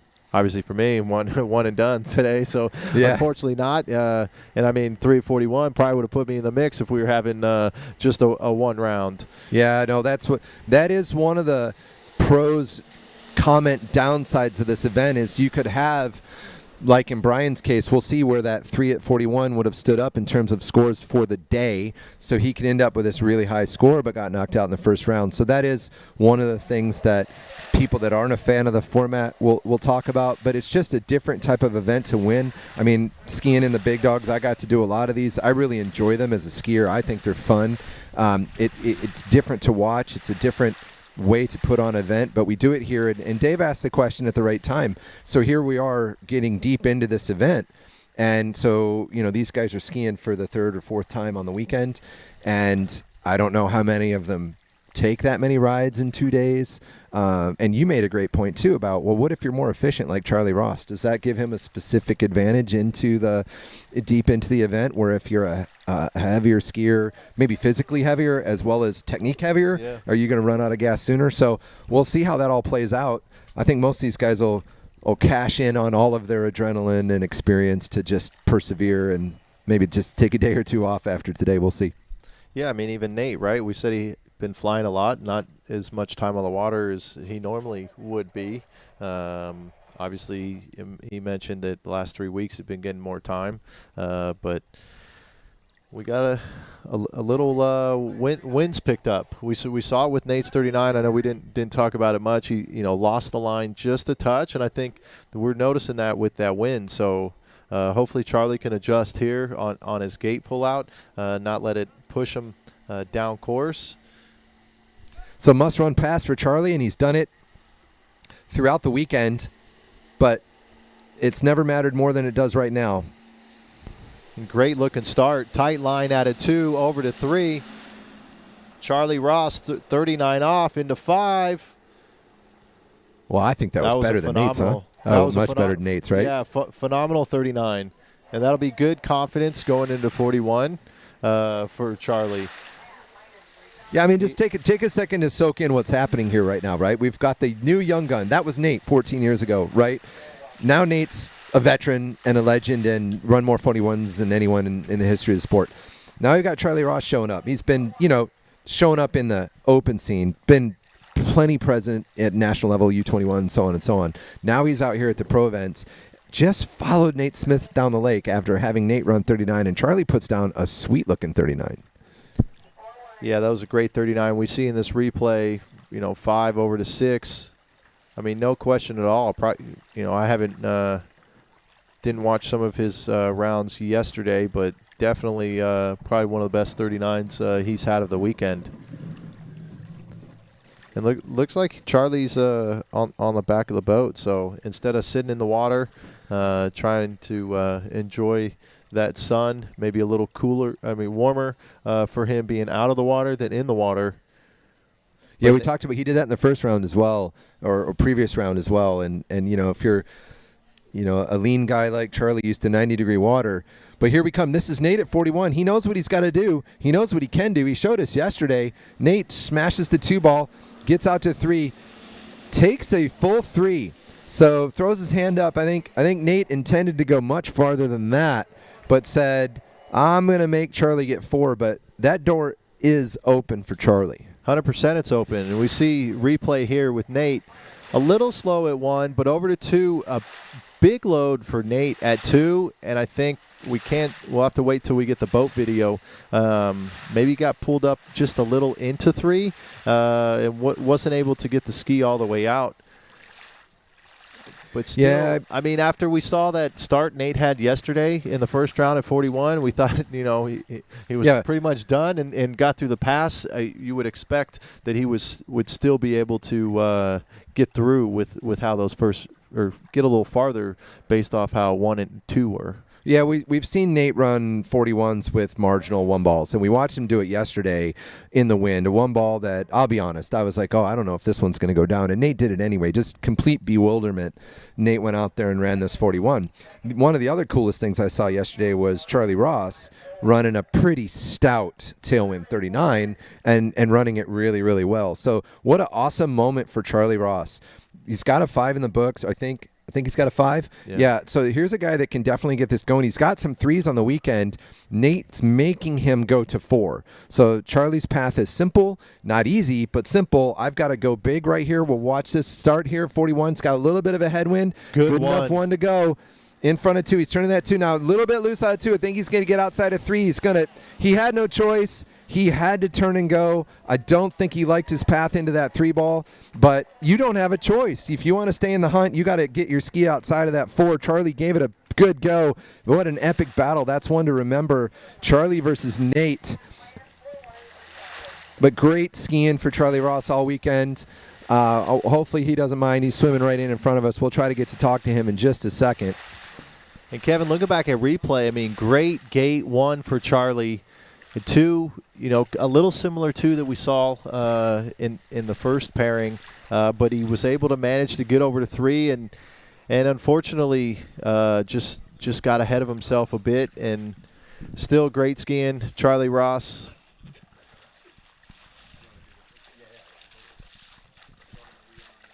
And before we move into our next grouping, T-Gas and Will, Kevin is going to talk with Charlie.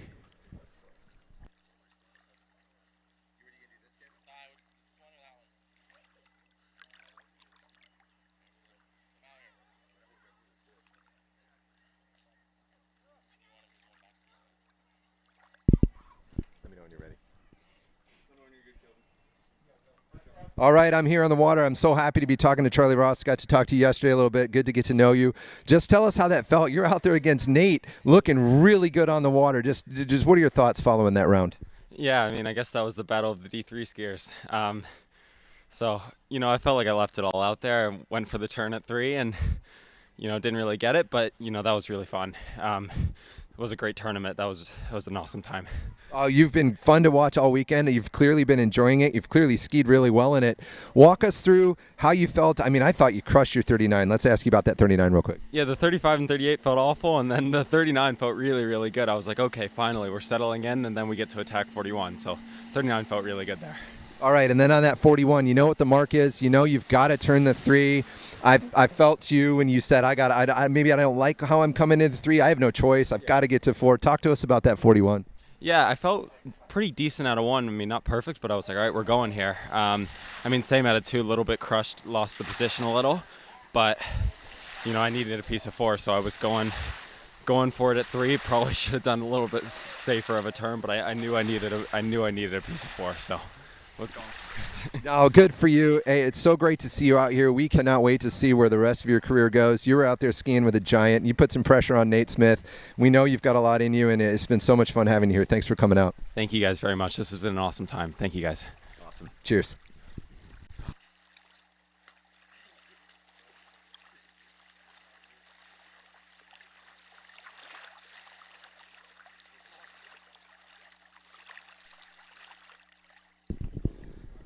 All right, as we promptly move into this pairing, so we missed the chat there on Will Asher's opener, but Will's cruised down the lake. Great to hear from Charlie Ross.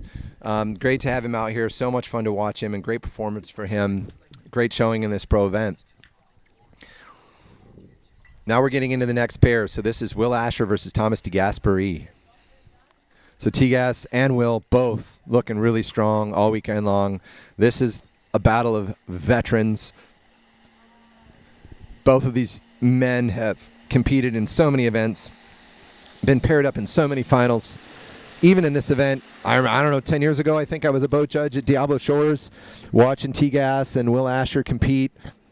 I believe in that one, Will Asher pulled it off. Will Asher, I asked him last night, and I believe he told me he's won this 7 times. 5 times. 5? I think he said 5 times. Was it 5? And Nate's got more. Will tips his hat to Nate. Nate's won it more than Will has, but Will's got to have the second most because this has been one of his events for so many years. Well, this is where you look back. I can remember it was Will Asher, there at the top back in, 2007, 8, 9, and it was him and Jamie Bouchane, and then Nate comes along, but Will's still here. And that's what's incredible, that Will and Thomas, Thomas has been in that mix the whole time as well. I know you called him Mr. Consistency. The amount of times we've seen him run 3 at 41, and I'll be honest, I was sitting down there after we both ran 39, and Thomas gets up, is coming in the course, and I'm already mindset that I'm going to have to get to 4 because Mr. Consistency most likely is going to get 3 at 41. And sure enough, he did. And these guys, definitely legends in the sport, both 2-time world champions and, countless Pro Tour champions as well. Yeah, and good for these guys. It takes to keep in the sport as long as they have. I mean, you got to be doing a number of things right. You've got to be skiing properly. You can't be wrecking your body. You've got to. Will is a super in tune, like you, Brian, into their fitness and training. Will's got his technique refined. He's still passionate for the sport. And if you don't have all of that stuff going for you, you don't get to keep doing this as long as these guys have been in the mix. And it's the same for T-Gas. Yeah, and I actually had a couple weeks in Florida earlier this year to kind of kick off the season in a little warmer water, and got to spend some time with Will, and just the amount of biking he's doing, 50, 100 miles in a day, and then skiing in the afternoon, or skiing the next day. And so he definitely takes care of the body, in tune with it, and also keeping that balance in life, foiling. Like he going out, Greg's the big nautique, G Series nautique. Yeah, we got to talk about that boat here in a second, but go ahead. And just seeing Will having fun with the foil, and hearing the similarities of tuning a fin and a ski is the same thing he's doing with the foil. And so that's right. It was cool to see. We all know that Will's maybe like a tinkerer,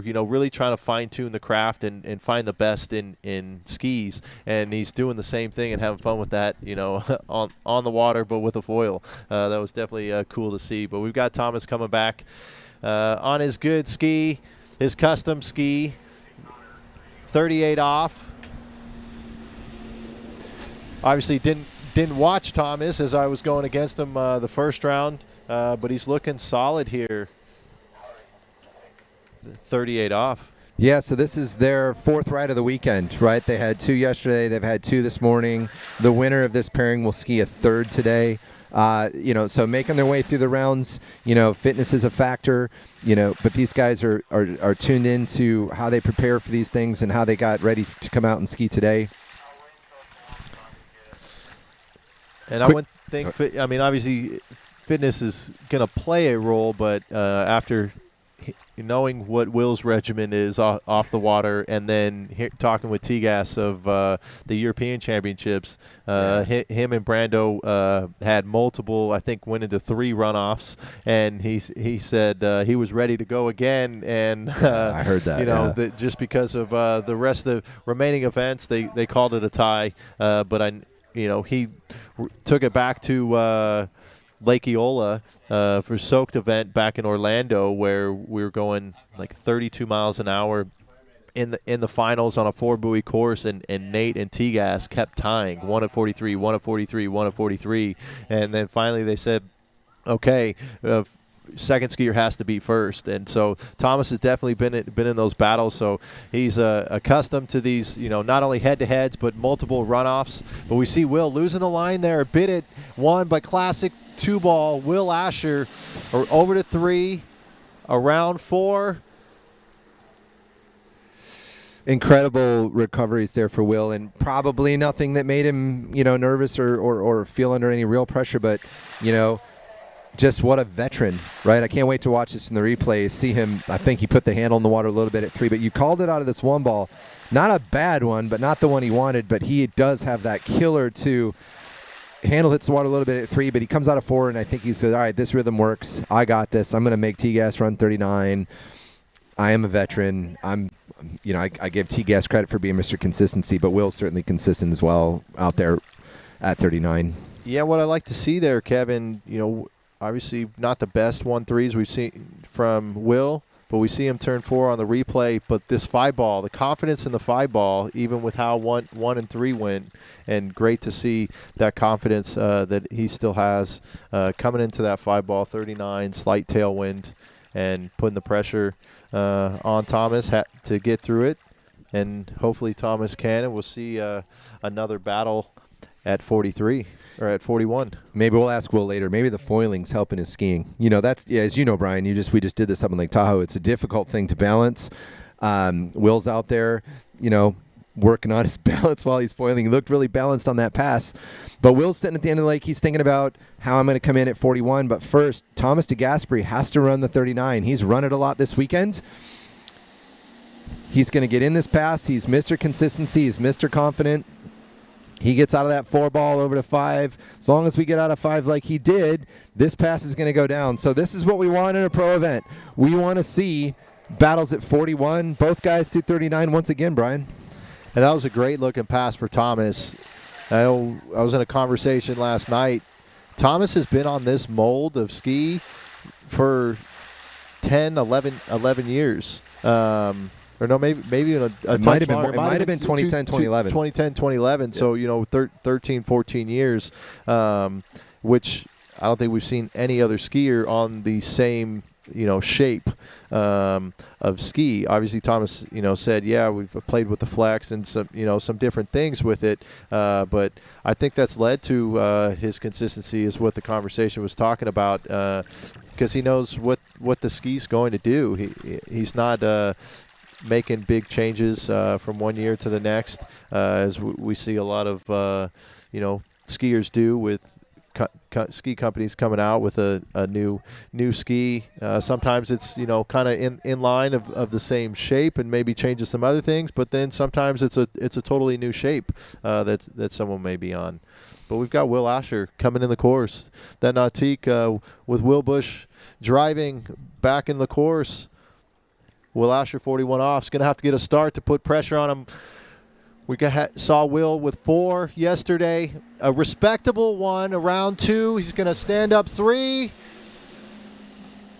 So great skiing by Will. I know I don't know, but I'm sure he wanted more. That, like you say, that one looked good enough to go. We'll watch this on the replay, but the mark is a 3.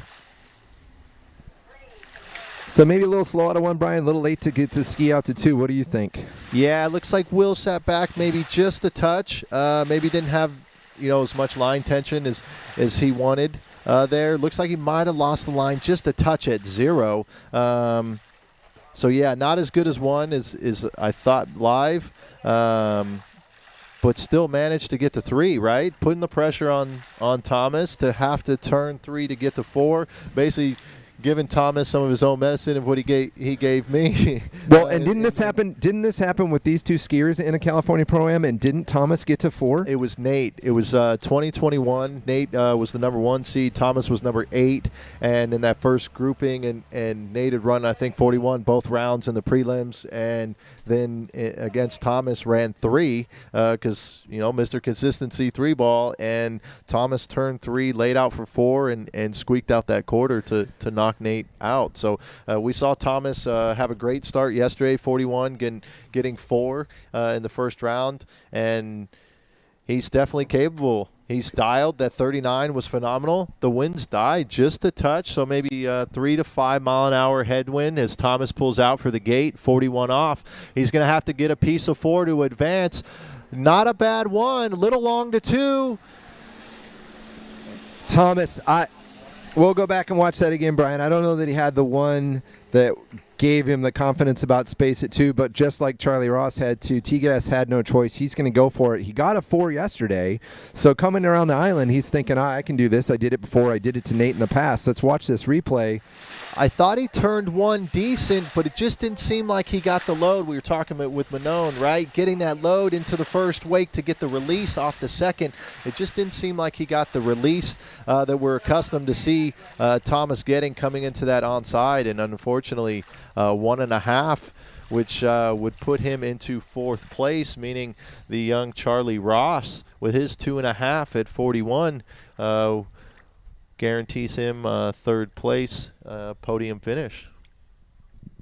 Yeah, I know we're starting to see how this field is coming together. Thanks for Brian for putting that out there. So T-Gas, that is going to put him in 4th. Great skiing for Thomas all weekend. I was talking to Will quickly on the dock last night, and one of the things he said is, the quote was, 41 is hard, right? And so for all these guys to get that gate going, to get that pass going, I mean, we've seen Will run it. You'd think maybe Will thought it was easy, but that's a hard pass to get going. Thomas did it a couple of times this weekend. He had his chance to do it right there. Will put the pressure out there, and it worked for Will. So Will's going to move on. He's going to end up with Nate here in the finals.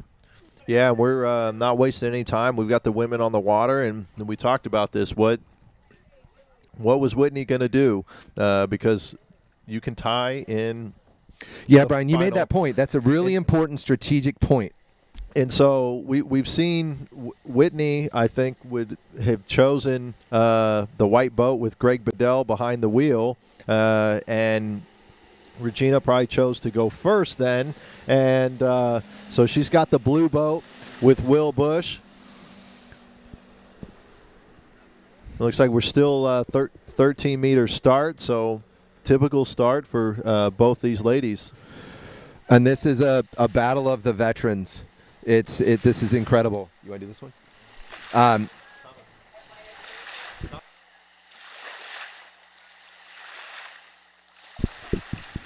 We've seen this before. We've got a Whitney-Regina matchup. These two ladies climb to the top of the leaderboard all the time.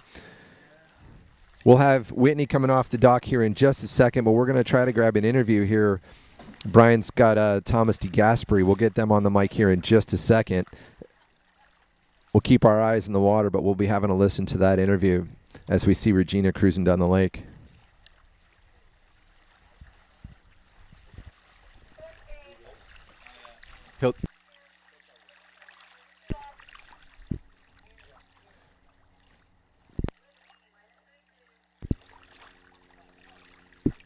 All right, we're going to bring you the action here. You'll get the camera feed on Whitney here as we hear the boat coming around the island.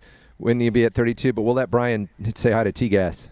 All right, here with Thomas, just getting off the water. Unfortunately, I know you wanted more, but phenomenal weekend. Walk us through that 39 was great, and tell us about the 41. Yeah, my 39's been great. 41, I think I wanted too much at the beginning to try to get to 4, and Will is a tough competitor. He's amazing, but I had a thought that maybe I was gonna do it, and I just went too hard. And but my mistake. And flying from Italy all the way to here, it's a long trip, and but I'm happy. It's a good weekend, so looking forward to go home and see my mom now, and then be back to the States. Yeah, awesome skiing, Thomas, and I know what you mean. I was sitting down there in the water after you ran 3, thinking, I could do it as well. And as we know, it's a little harder said than done. 41, that margin of error is very small, but phenomenal skiing. Glad to see you out here again. And any last words? Yeah, I would like to thank everybody that put up this event. Greg, Will, the sponsors, everybody, the judges. Without them, we wouldn't be here. So thanks again, and hopefully we'll be back next year. Great. Thanks, Thomas. Yeah, great to hear some thoughts from two people that were just on the water here this morning. Great to get their thoughts directly, athlete to athlete. Thanks, Brian, for that interview. So we've back to the action on the water. We've got both Whitney and Regina. Regina went out first. They both ran their 32s. They're both coming back at 35. But Brian, just to touch on that again, the second skier, Whitney, does not have to beat Regina. If she ties, they go again. So if you're that top seed, is that an advantage for you to go second so that you can tie to force the runoff again? Is that what you would do? Well, everybody's different, right? You don't know what Whitney's feeling out there. Obviously, she ran 39 behind both drivers in the prelims, both boats. She was able to get one buoy more behind the white boat. So you don't know if she felt something yesterday, and that's what is going with her decision. Obviously, every athlete is different, and so you just don't know. Whitney would be the one to let us know. I know in the past, I think she's felt comfortable behind Greg, and yeah, we'll see. But we've got Regina through 35. And again, Kevin, I know I keep mentioning the wind, here and there. Obviously, it plays a role in the water, and looks like the wind's up just a little again. Not much. I mean, we're talking 7-10 mile an hour maybe. Yeah, I think it kind of depends on the skier, right? Depending on how you ski, what your strategy is for the gate and the gate pull out. Does this wind cause you to pull out in a different spot or turn in differently or whatever? Or are you the kind of skier that says, I don't do anything in this amount of wind, which is that's what I personally try to do. If it's only a 5 or 6 or whatever, I don't do anything different, but that's just me. What do these ladies do? I don't know. Whitney's feeling that wind down there. We can see it from here. But what a great start. She's cruising through this pass.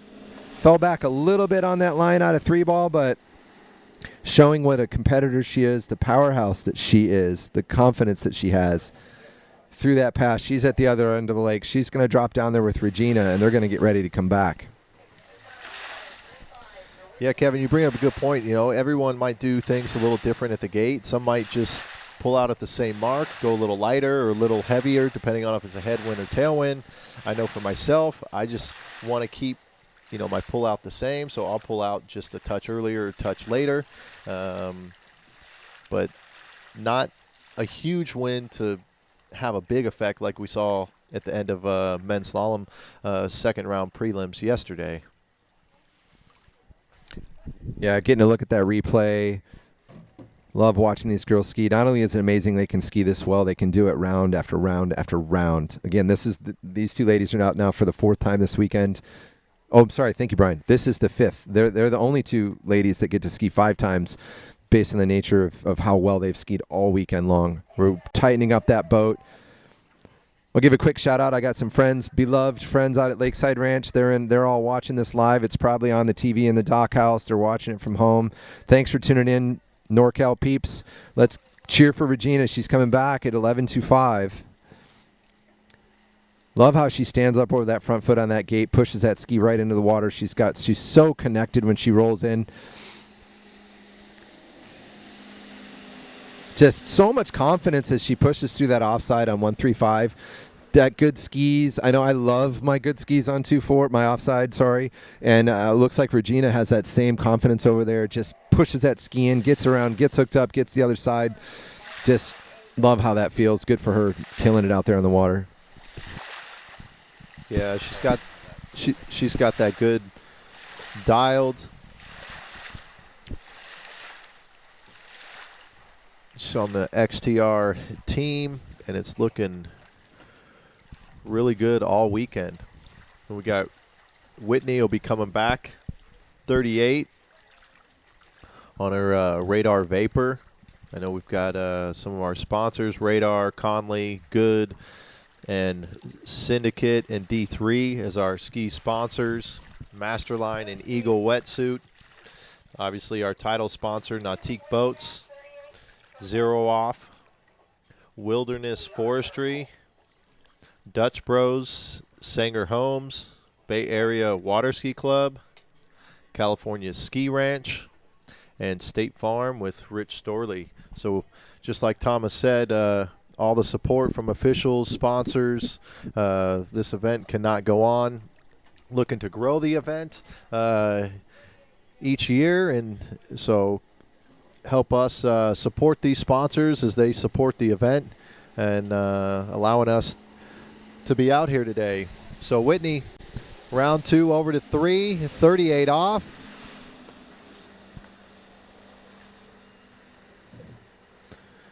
Well, a little bit of a little wiggle there getting back to the line out of 5, but she had so much space coming into that 5-ball. She just let it come together, put that ski around 6 out the gates.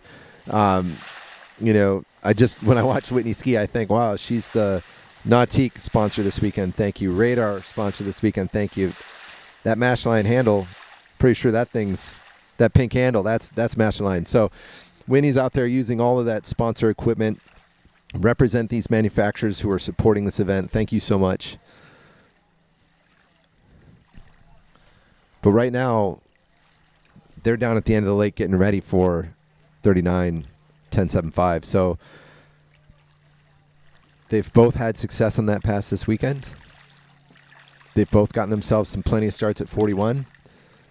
This is for all the marbles. This is the championship. They've both won it before. Regina's going to come out and do what she does, and she is going to put it all out on the water right now. This is Will driving that ski nautique. Regina coming around the island. We have 2 ladies left, and it will be a battle at least at 39, and I hope we see more of what we saw with the men. We'll see both these ladies into 41, but we'll take it one step at a time. Give Regina a chance to put down this 39 like she knows how. And Kevin, this wind's died down, so perfect conditions. Great one ball at 39 off. Regina Jaquez around 3, over to 4. What a pass. I mean, was that the 5th time she's run it this weekend? I don't know. Did she miss one? I don't know. She had to run it in the. Oh, that's true. No, thanks for that. But that one was as good as any of them, right? Definitely her 5th time skiing this weekend, and what a pass! I mean, I just get watching her ski, and I can't even find the words. Yeah, I think that first round she just stood up. You said Okay. that first pairing, she'd already advanced, but wanted to get the look at 39. Just like she, did last round at 41. And so phenomenal start as we see this replay. Look at that. I love how she waited out of that 3-ball, got that ski pointed across course. No hitch, just so nice. Regina looking as good as I've seen her in a long time, right? I mean, as good as she can do and looking fantastic on the water. But the fun part is Whitney's at the other end, and Whitney's riding pretty high right now too, right? She's been skiing good all weekend. She's run 39 a bunch of times. So there's no question in her mind that she can come out here and do this and that she's going to do this. In our final, Whitney must run past. Regina's put her in that position. She has to run this to continue. We know she can. She's been proving it all weekend. Let's get behind our Canadian Nautique athlete, Whitney McClintock-Rini, rolling in for that gate. Brian, take us through the pass. Yeah, great looking one on the onside for Whitney. Got the ski out to 2, over to 3. A little loose line at 3, but she's going to attack 4. That offside turn, she's showing confidence all weekend, and we're going to see a battle at 41 off. On your feet, Shortline Lake, putting on a show. We're going to resolve this at 41 today. Whitney, fantastic skiing. We see this on the replay. I mean, how cool is that to have 2 women in this head-to-head that you're like, I mean, I don't quite want to say it, but I do want to say it. Like, they're both going to run 39. Awesome skiing. Yeah, it's what we expected, right? Two of the top ladies in the world battling out just like they have over the past decade plus. And now we've got 41. And I commented, wind has died down. I mean, we got pristine conditions. Both Team Nautique athletes now. And so they've both been getting a lot of time behind these boats in training.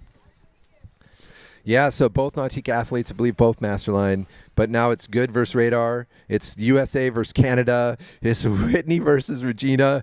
We've been here before. We're getting to witness this live water ski history going down on the water right here at Shortline Lake. Regina coming back at 41. And Kevin, we've talked about it. Regina's had some great gates and entrances into one, but hasn't been able to finish one how she's wanted. So we'll see what she does here. Does she go a full commit? Or does she force Whitney to go to 2? She does a full commit around 1, over to 2. She turns 2. Oh, Oh, a 1.5. So we got to say, I mean, that's a big score, good skiing for her. How much would she have loved to have that handle get away from 2 with a full 2?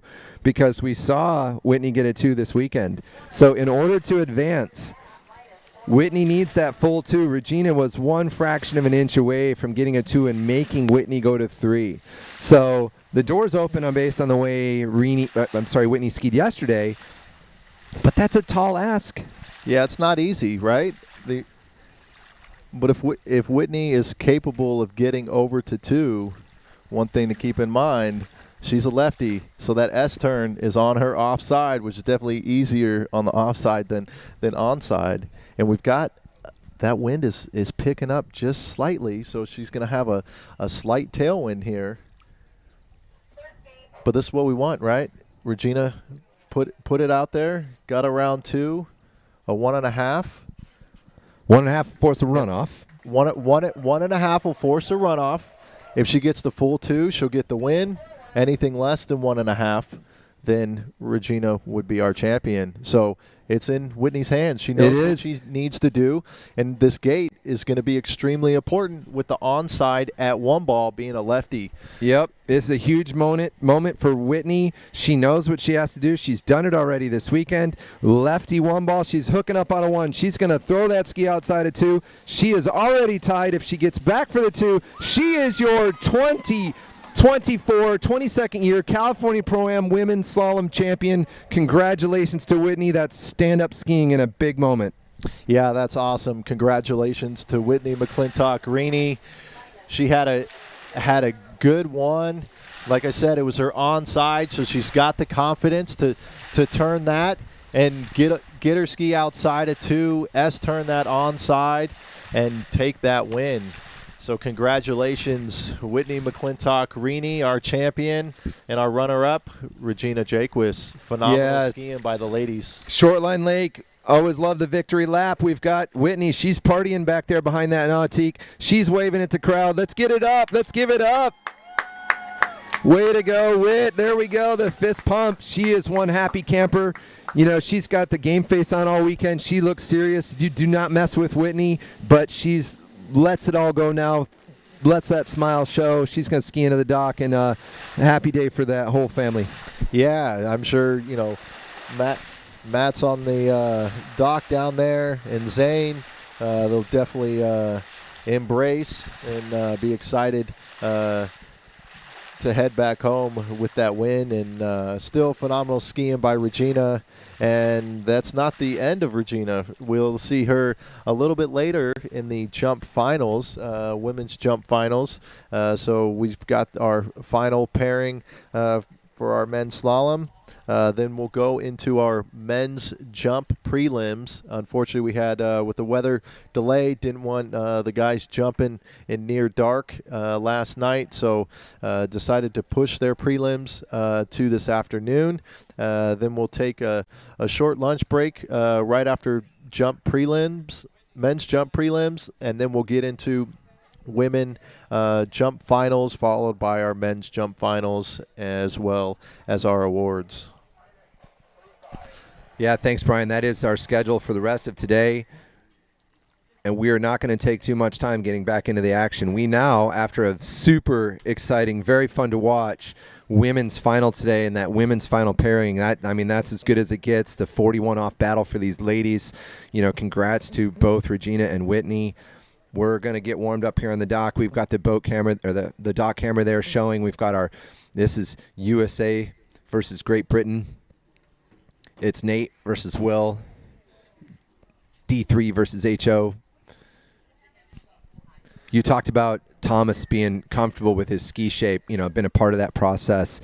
Will is ever a part of that process at HO. Will knows his equipment inside and out, been a part of shaping those skis, designing those skis. So Will's comfortable with his equipment too. Not the same shape for 14 years, however long it's been for Thomas, but we've got HO versus D3 on the water right here. Nate going first. Nate was a top seed.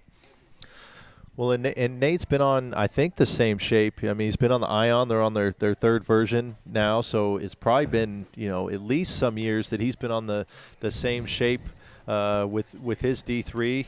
And are we going 35 start? I assume Must be. if Yeah, women, must women be. win 13 again, we'll go 35 for the men.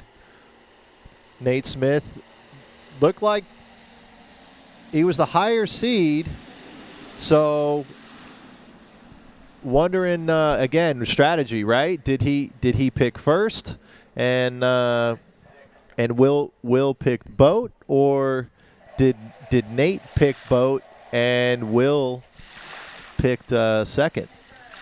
Yeah, I mean, Brian, you've skied a lot of these events, and what gets into athletes' heads, whether it's just a personal preference or whether it's something they felt, and we get, Nautique works so hard, and Greg and Will, to make the boats the same, so we're not aware of any real difference between the boats, but maybe you just skied better behind one versus the other. Maybe you just felt better behind Greg this weekend than Will, whatever. Maybe you've got a preference on your ride, so that's one thing. Maybe boat driver gets in with you. Go ahead, Brian. And it might not even be what you're feeling.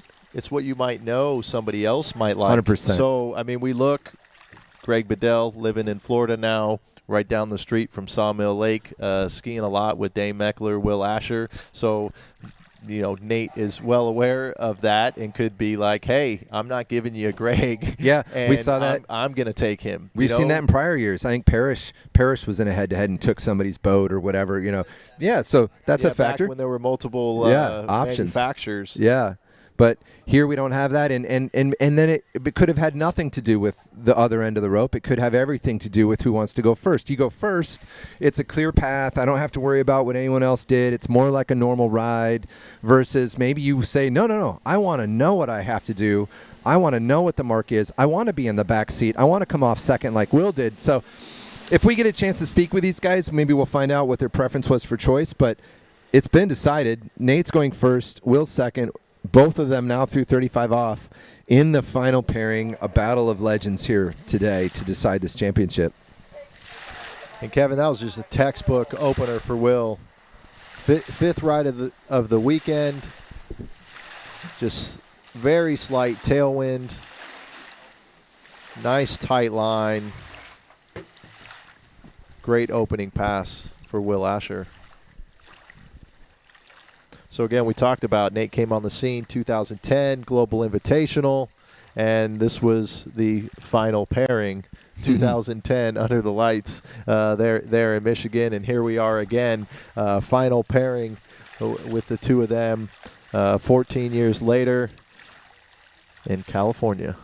So, Brian, you may know the story better than I do, but I believe I heard Nate tell it that, so he's up there, he's on the podium, and Asher's, dominating at the time, and he did something on the podium, like he put his arm around him or something and kind of let him know that you're new on the scene and I'm in charge. Do you remember exactly what happened? I vaguely remember something like that, and maybe like, hey, little kid. Yeah. Asher definitely sent a message. This is after the event was over, and there was reminiscence of that last night when Lucas and Charlie walked up. Will said something. I mean, it was exactly the same thing. It's like, hey, boys, you're going to have to fight for your spot up here, and, good for Will. But Nate coming back at 38, many years since that tournament in Michigan, many 41s run since. Yeah, I think he's well over 241s run in competition, which is just absolutely incredible. I mean, the rest of the field, I think there might be 14 of us or so maybe now that have run 41 in competition, and I know everybody combined, I don't know if it's even 50 range, because most are only a couple times, and then you've got Will, Freddie have definitely done it more as well. CP's got a pile. Yeah. Hey, Chris, if you're listening, we miss you, buddy. Always good to see you out here. Good to see you skiing. Get out here next year, Chris. Make it happen. But yeah, CP had a whole pile of 41s back in the day. Yeah, so I would probably say you'd have Nate, then probably CP, then Will and Freddie, probably pretty close. Then maybe Jamie. And then it kind of probably goes down very close of 2 to 4 with a handful of guys. But here we go. Will Asher on his syndicate ski behind Will Bush in the blue Nautique, 38 off. I mean, crushing it in that start, just all over this pass. He looks a lot more dialed this set. He was losing the line a bit, even the earlier lines on the against Thomas. But Will Asher looks totally dialed, on form here for the final against Nate. I would agree, Brian. This might be the best we've seen him all weekend, making this pass, just absolutely killing it. I mean, if you'd just told me this was 32 off, I don't know that I would have known any better. Look at that. Just I don't know. Don't want to reuse the word textbook too often, but that was. Yeah, great skiing. We talk about, I know, with our skiing, work zone, being able to load that ski. You see it release there into 3. Nice and patient, lets his feet come around, tight line before he gets into that turn. So, a lot of skiers out there, webcast land, even on shore, that's something to focus on your skiing. Making sure you've got the line, have the ski around before you get into that pull across the wake.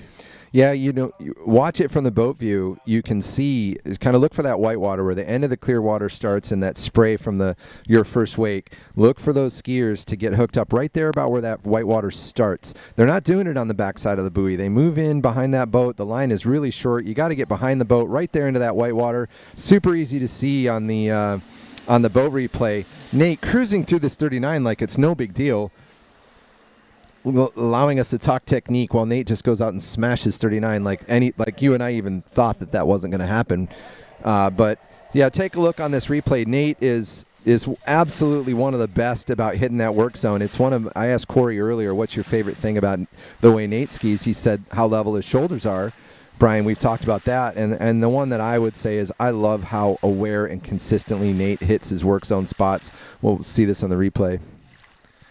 And I'll add to that, Kevin, is consistency with that work zone, no matter what's just happened. Yeah, he's disciplined. You see a lot of skiers that a mistake happens, you panic, you'll maybe drop the shoulder or go long into that next buoy, and now you're fast or you're narrow. And that's one thing that Nate, does not panic and just keeps that work zone the same. His water speed is still slow coming into the next buoy, so he's got that control, and you don't see him continue to get farther and farther down the line because he's not compounding those mistakes. And I think that's led to, a lot of his success. Obviously, there's a lot more that goes into his skiing besides that, but that's definitely one thing that I think stands out over the last 14 years we've seen him on the Pro Tour. But we've got Will Asher coming in 39.5 off, a little over the top at 1, but nothing we haven't seen from Will. Great 2, that 2.4 just phenomenal, and still a great 39. We're talking about not panicking, Kevin, and that's exactly what Will did. A little over the top there at 1. I know I heard some noise. I heard some screams from the shore, Brian. I was chatting with the judges there for a second, so I didn't see that, but I heard everyone on shore gasp. And for those of you that watch a lot of webcasts and or see Will in person skiing, you'll see that happen from time to time. But majority of the time, Will's able to manage that, and he turns 2 and no issue with the pass from there on out. So everyone on site here today and everyone tuning in from the webcast, you are seeing just what a show, right? What a show. We're seeing these groups and these pairings decided at 41. Whitney and Regina putting on a show and all the ladies before them. And now we've got it again here with 2 legends of the sport, Nate and Will Asher. They've gone out. They've done all the work on the earlier passes, and we're going to call 39 an early pass. But, they've gone out and done all that work and making it look easy for all of us watching. It's not easy. These guys are amazing athletes that deserve to be here. They've earned their spots. Nate at 41 wanting to put some pressure on Will. Let's see where he does. Brian, not a one ball that he likes. But it was like a 1 ball yesterday. He got the hook up at 2. He turns 3. He's going to get over to 4. Can he S-turn 4? The onside is difficult and looks like he was able to manage it. Unofficial for Bowie's 41, which is a huge score, putting that pressure on Will to get a piece of 5 ball. And Kevin, we look at this 1 ball, reminded me of the 1 ball yesterday at first round when he ran 41, so they didn't count him out. He had a big load at 2 again, but he was able to manage the line into 3 compared to last round against Charlie, where he stood up 3 ball and was able to get himself outside of 4 for a big score. Yeah, I don't ever count Nate out on 41. Actually, I'll take that bet. I'll admit I did yesterday, and he ran it anyway. So today when he came out of that 2 ball, we saw him get a little compressed. That line kind of came tight. He wasn't quite ready for it. It wasn't quite where he wanted to take that load, I don't think. And, but gets out and gets around 4. So, we see Nate. He does what he has to do to get down the lake. He generally does it right all the time. And then we saw a few of wheels come off just a little bit there. But for Nate, the wheels come off. He still gets to 4 at 41. That does put pressure on Will. Now, that's a score he can beat. He knows he can. We were just talking about he might look better this round than he has all weekend. But now he's going to have to ski that way. And Will's been performing in finals all year long. I know I've been watching some of the webcasts. I think Will's run maybe more 41s than any other skier this year so far. And so he's definitely capable. He's been dialed this weekend. We saw him run 4 in the first round. He got a slow 1 on the back. Unfortunately, Will with his hands up just thinking, oh, man, something did not go according to plan. He's shaking his head. Still fantastic skiing. That looks like a 2 at 41. 2 at 41 confirmed by our judges. That makes Nate Smith the champion for this 22nd Pro-Am here in 2024 at Elk Grove Lake. What a battle. Thank you so much for these guys that put this on. Let me rattle through where we ended up with the men. So this will be Nate and this will be Will. So we'll start at the bottom. Steven, great job. He's in 8th place. Jonathan Travers, well done this weekend, 7th. Lucas, welcome to the tour. He's in 6th. Brian, well done for you. Respectable finish in 5th place. So competitive for you all weekend. T-Gas, nice job for getting 4th. Charlie Ross, well done. One of the young guns there making his way up. He is on the podium in 3rd. Congratulations, Will Asher, for 2nd place, and Nate for taking another Pro-Am championship into your belt there. Well done. We are going to take a moment here to switch over to jump. Don't go anywhere. We've got some of the best jumpers in the world, men's jump prelims, coming up in just a little bit. We're going to put that back to you live. We'll then take a quick lunch break, get back, tune in again for that finals. We're letting them all jump. There's no cut. The men just get a preliminary round. All it will do is set seating. Every one of those guys is going to get to come out short line lake, capable of big scores. Joe Poland posted. I'm not sure what all the scores were. I'm not even sure Joel went the farthest. I know Joel went 234 here in practice. So we'll see how that goes in a little bit. But thank you for joining in. Brian, thanks so much, buddy. Appreciate you being here. I'll let you take it home.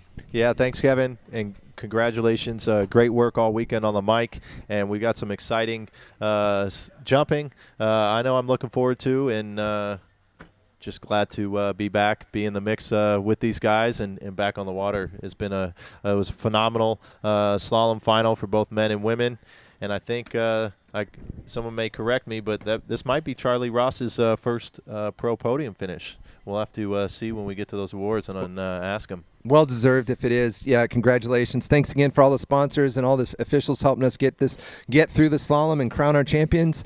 And we're going to go to commercial here for a bit, and we'll be back here with some jump. Thank you.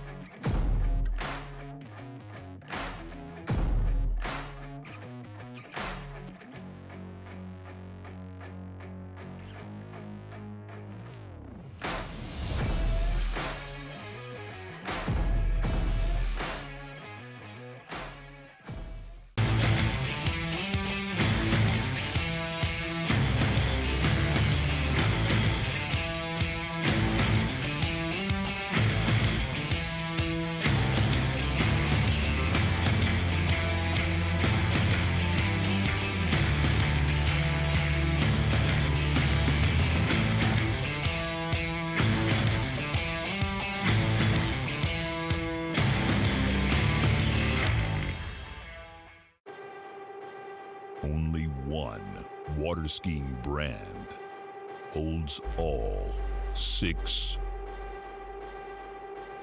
world records.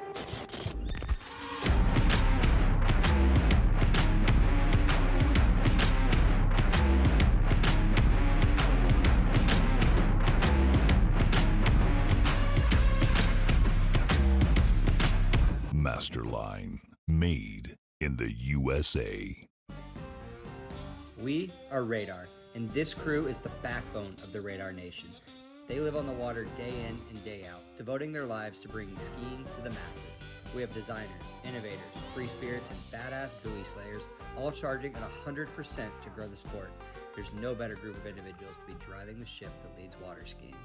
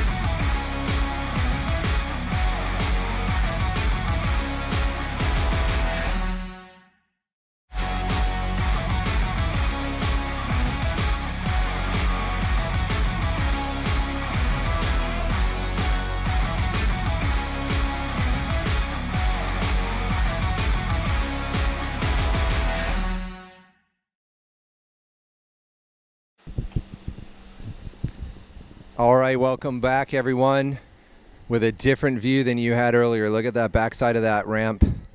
Managed, built, maintained by Will Bush. It even says so on the back of the jump.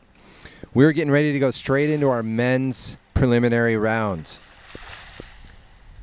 We've got 10 of the best jumpers in the world here in town at Shortline Lake, getting ready to set the seed, basically, for the finals. So we're letting all 10 of these men jump in the finals today, so their performances right now are based on their world ranking. I'm sorry, their seeding right now is based on world ranking.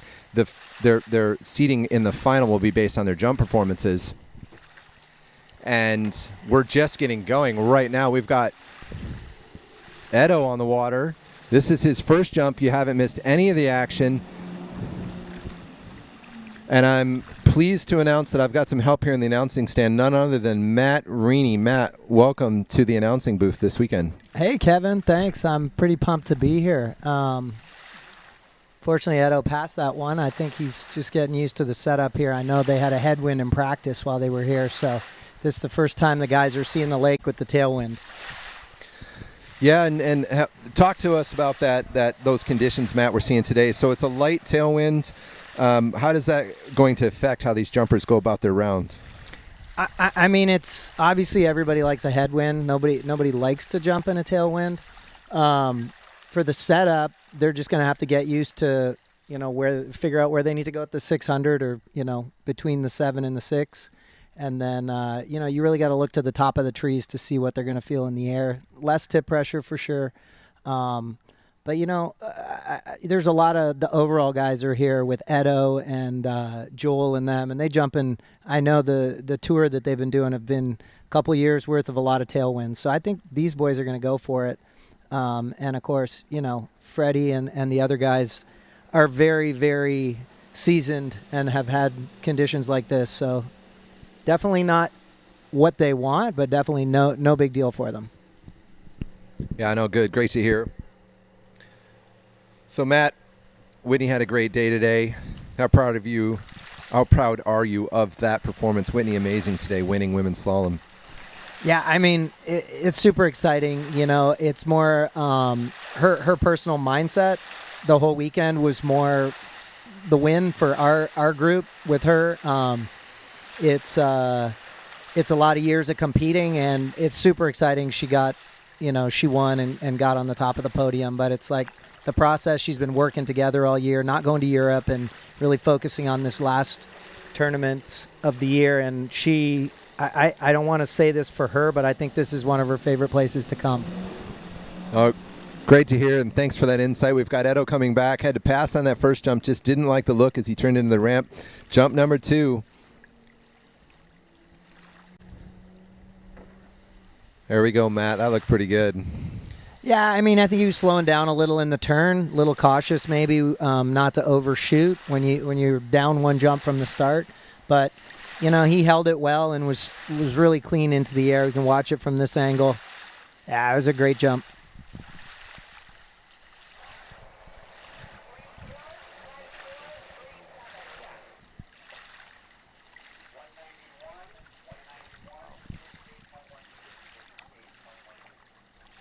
So 191 for Edo. Obviously, he's looking for more than that. And it's always hard when you're first and there's a tailwind. And then once some decent jumps go, then you see everybody starts to go for it because the distances may be down a tiny little bit. But, also this is the round, and I don't know if we're eliminating anybody this round. Doesn't look like we're eliminating anybody. No, so. Greg told me we're taking everybody through. So this will determine their seeding for the final. Gotcha. So they're really just feeling it out.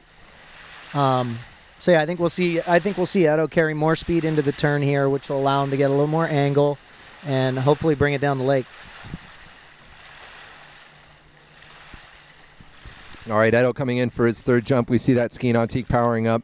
From here, we get a nice listen to that engine scream as the jumper lays into that jump switch and the boat gets a little advance on that throttle. Edo on his counter coming out here.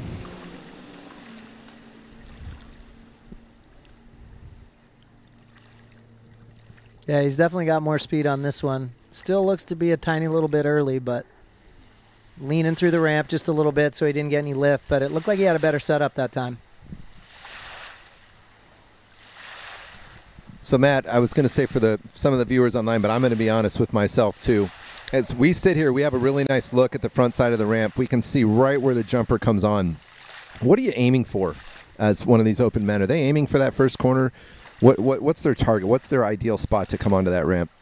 I mean, the ideal spot is probably a foot from the corner, maybe a little more, but with like the ability to drive really, really hard to try and get to the top left. I mean, you don't need to be right on the corner of the ramp to have big jumps, but you need to be late enough that, you know, it's kind of like gates and slalom. If you turn in too early, you can't pull hard enough at the right-hand gate ball to create enough space into one. It's the same thing here.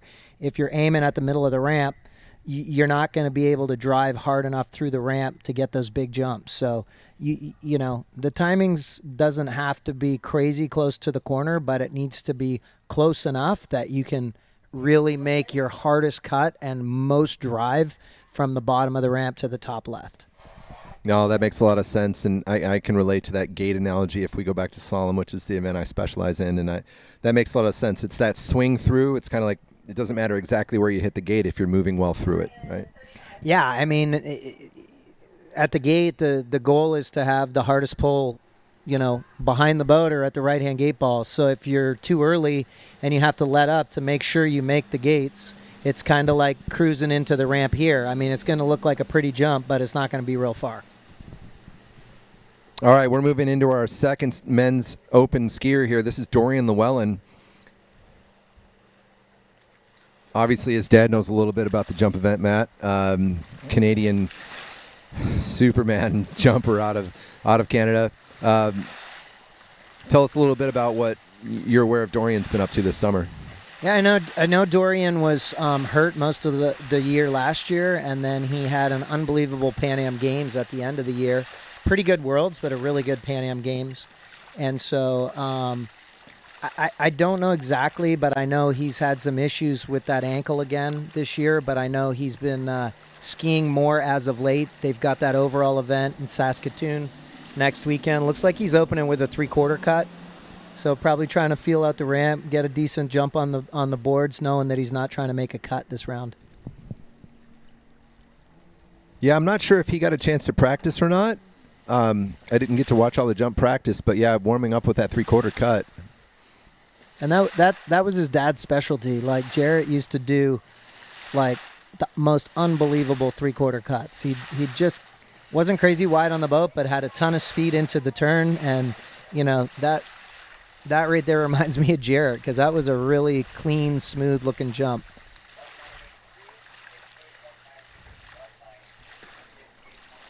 So that's a 193 for his opening jump on a 3/4 cut. If you get a chance on the cameras, the boat has a device up there on the windshield where both out the front and the back of the boat, it's displaying that distance so the jumper can see it clearly. Matt, you had your hands involved in the design of this boat, correct? Yeah. Yeah, tell us, I mean, I know a lot about this boat from the slalom event. Tell us about how this boat feels for these jumpers and why this Ski Nautique is this boat of choice for this event. Yeah, so we have, you know, obviously it's the 6.2 liter, 450 horsepower engine, and we have the Hydrogate. So a lot of these guys have that Hydrogate to where we can get the nose of the boat out of the water. It takes some of the running surface out of the water, which basically decreases the drag. And then in the last 2 years, we've kind of redone the prop that we're using. We're using a bigger 3-blade prop. And, yeah, this thing just pulls really strong all the way through the ramp. I mean, it sounds like a muscle car from shore. Yeah, if you've ever driven one of these with the Hydrogate up, I mean, it's definitely like a wild horse, that's for sure. So after a nice opening 3/4 193, Dorian taking the full double cut this time. Give a minute and hear the score come back. Yeah, that was better. I mean, he's working into this, obviously, with this tailwind, and I don't know if he did get to practice or not here, but looks like a 208. It's a cruisy, nice jump. Like, I think he's feeling it out and trying to, like, you know, if the conditions stay the same, kind of know where he's going to go at the 600 in the finals and how hard he wants to push. Hey, Camille.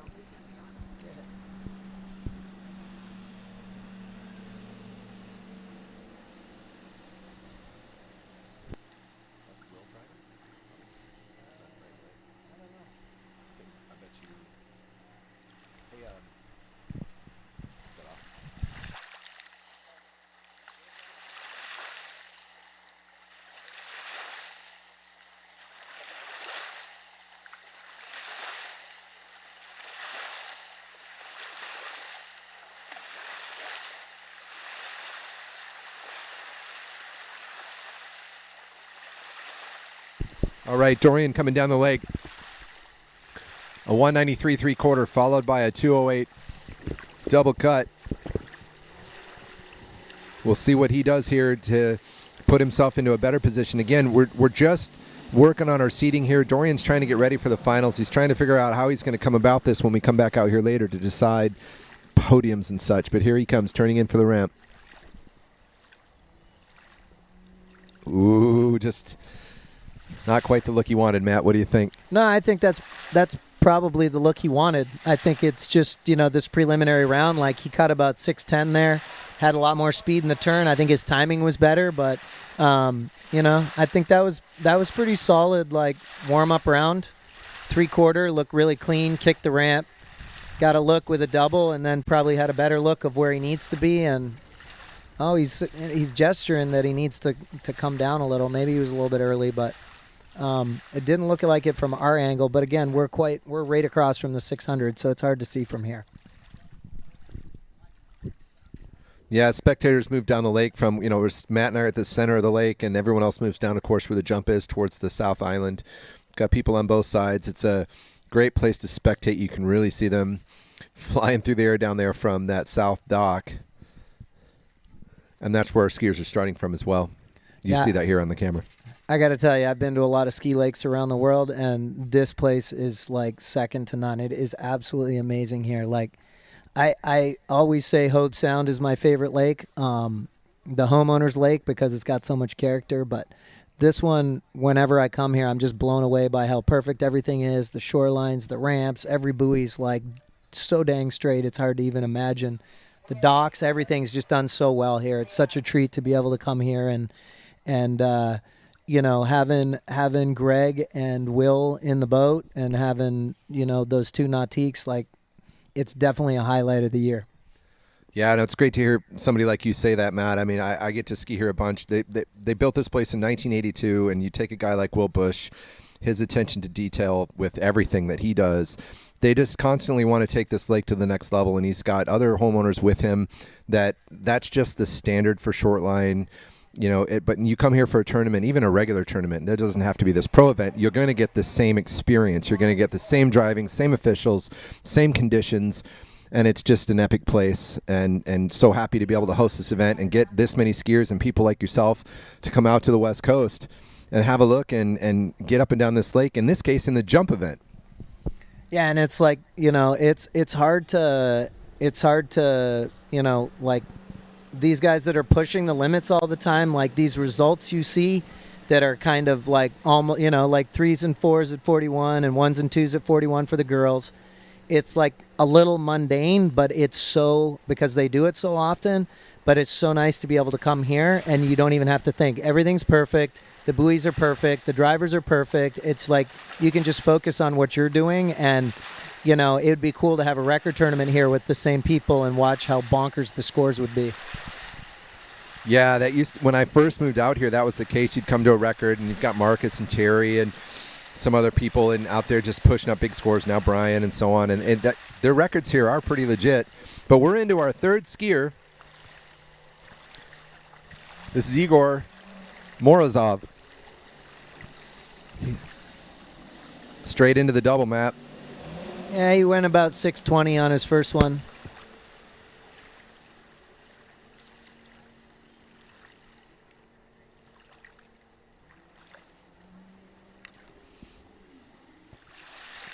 Again, looked like a little slow in the setup. These guys are all a little gun shy with that tailwind. So they're not carrying a ton of speed into the turn. And then, of course, jumping's that one event where you really get reverse feedback. You get when you're a little slow, your skis don't come around. It feels like you're going right at the corner, and the amateur jumpers will back up a little bit, but the pros know that wider, faster, later gives you the angle that makes you feel like you can hit the middle of the ramp. And I wonder how interesting it is for this event that I almost feel like it's nice for these guys. They don't have to necessarily post a score to advance, right? They're going to get to advance anyway. So I feel like almost like it's nice that does that just take the pressure off them. They get 3 whacks at it. They get 3 jumps. It matters for seeding, but you don't have to take one if you don't like the look of it. It's all right. Just let it go.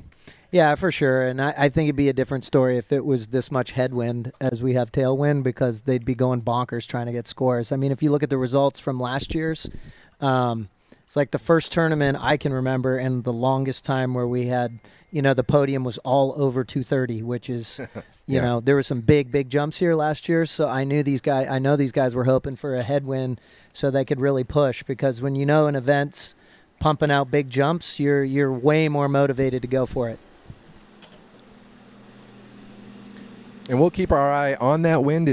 It's pretty light at the minute. I'm not saying it's not what a jumper would want to feel, but as we look at the flags across the lake, there is definitely a slight tailwind. It's less than it was during the slalom event, but I'm sure they'd prefer it was coming around the other way. Yeah, and it's up and down, and it's when it's down, it's like having no wind really. There's so many big trees around here, and this big tree in front of Will's house is a good indication of what they're feeling in the air, and it's not really moving. So, this is like pretty ideal conditions right now. Little piece of shortline trivia. That big tree is the only tree that's original. That one was here when they built the property. Everything else planted by the homeowners here at Shortline. That's amazing. All right, let's see where he turns on the 6 this time. A little farther? About the same spot. See if he goes a little harder on his counter. The wind has died just a little bit.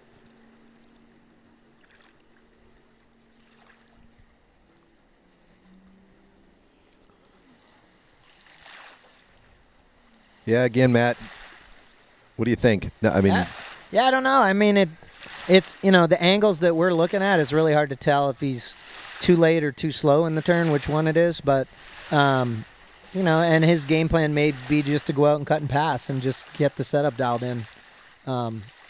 Again, with no cut, it's hard to know exactly what everybody's game plan is.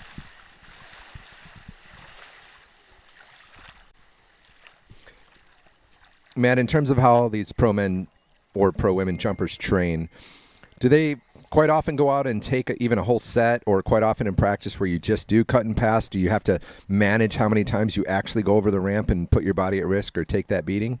How do they go about it? Oh, I think that's very much age related.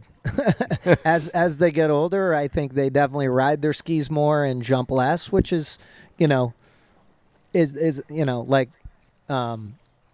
Freddie doesn't need to go over the ramp as much as Joel needs to go over the ramp, Right. And obviously it's better for Freddie probably to hit that thing less at his age versus Joel can jump if the winds are good. Now, Joel doesn't jump every day, but, he could jump every day in a week if the winds are good and it's no big deal on his body. But, I think it's like with golf, you go to the range to get the feel you want, and then you take it to so when they ride their skis, I think they're trying to get certain feels and certain, get the balance they want, the alignment they want.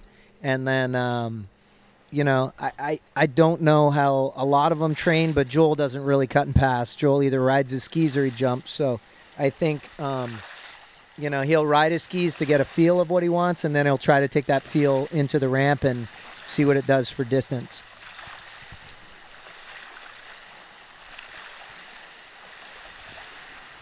All right, after passing on the first two, Igor's going to get a chance for his third jump.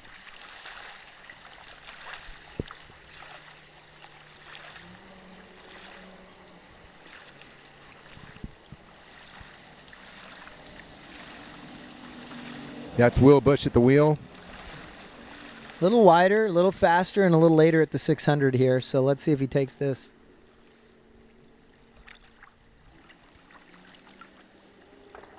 There we go. Yeah, so I think he was probably the first two just too early and slow at the 600. Didn't get the setup he wanted, and that looked like a lot better setup there.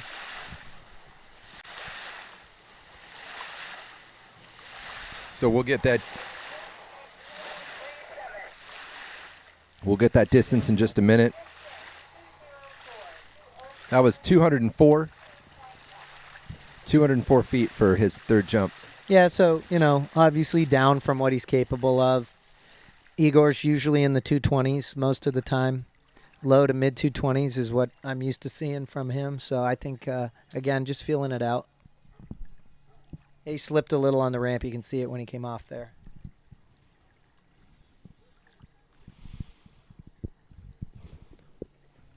And what's the speed, Matt, these guys are hitting into that base? Is it 65, so maybe more miles an hour? Yeah, I think a little more, maybe closer to 70 is what I've always heard. I don't know. They used to have radar guns, and then, people try and wear the GPS watches, but I think it's around 70. I thought of that question when you look at the camera we have looking at the back of the ramp. They're zoomed in a bit, so you don't even see the skier in the turn, and all of a sudden they come flying from the left into the frame, and that you just get that sense for the speed that they do have into the base. And that I did a little jumping in college, and that ramp looked huge to me at 5 foot. So those guys coming 70 miles an hour into this big red wall, just the courage all of these men and the ladies have is incredible to me. Yeah, and maybe like 6 years ago, they made a change to the length of the ramp so we can add a little length to it, which definitely decreases the angle, which is obviously awesome. Some tournaments still have the old length and the old height. It's a little harder on you, but this is definitely friendlier at 6 foot than it was, back in the day. Oh, that's good to know.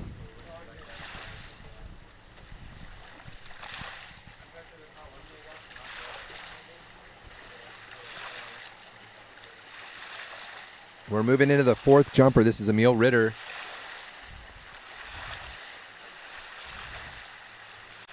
Yeah, Emil finished off his season last year with a win at the Pan Am Games. It was in Chile. He's from Chile. Absolutely huge for him. It was super cool to see him win.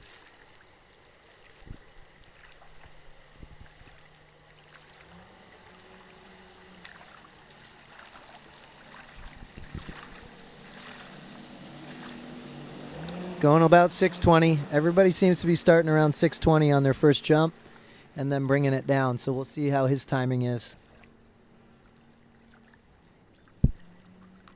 Yeah, he's early.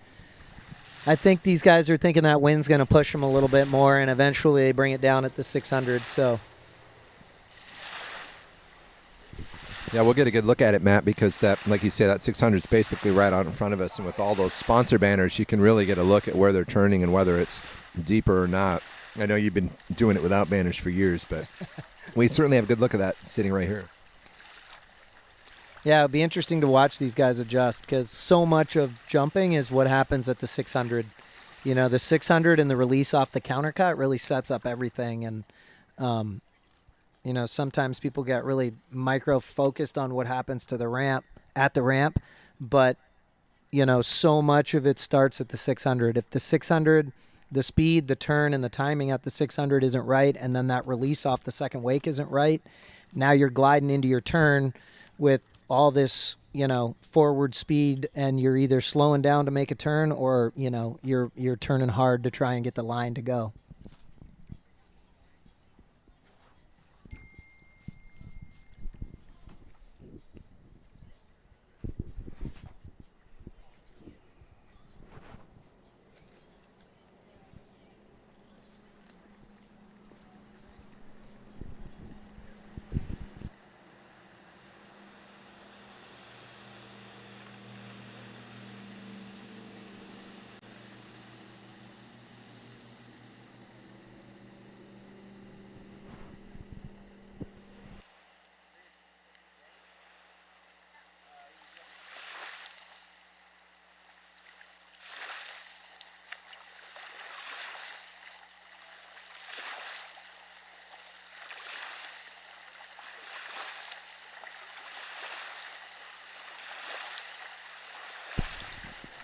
So Will Bush driving the red Nautique, bringing that boat around the island. This will be Emil's second attempt. After giving a pass on the first jump, he's got two more coming.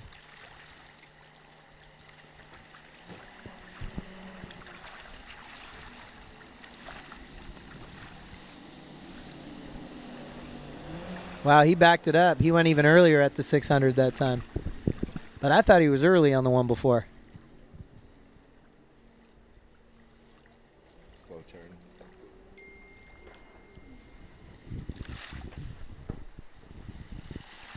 Yeah, he looked like he was slowing down in the turn there.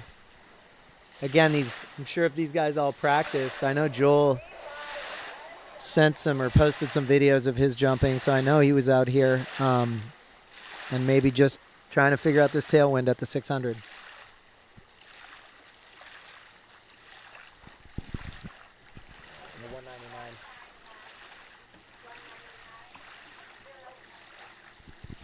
So for his second jump, that's 199 feet. Certainly capable of more. Yeah, when these guys aren't going 200, you know, they're early and missing something.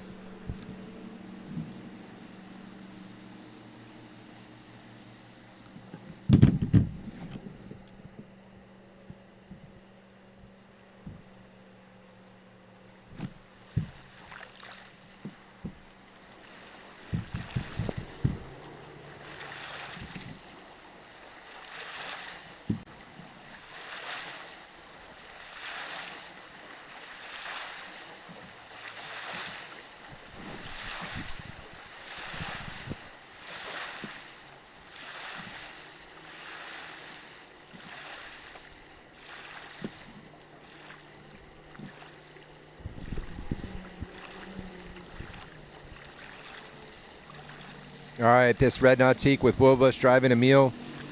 Looks like a turn similar to the last one, Matt.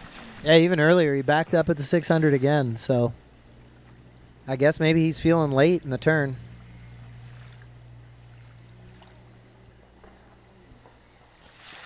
Looked like a better jump. More over his skis, right? Yeah, definitely. He was able to drive through the ramp better that time.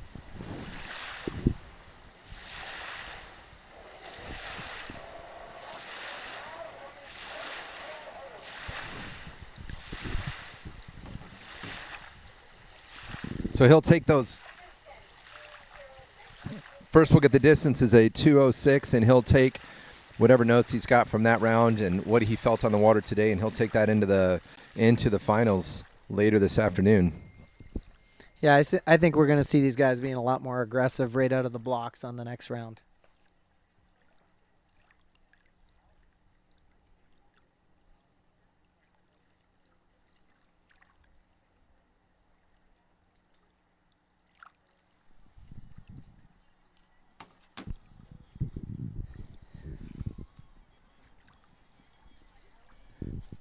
Question from the audience, Matt.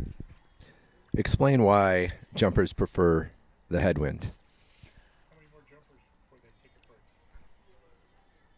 Why do jumpers like headwinds? Well, it's basically tip pressure in the air.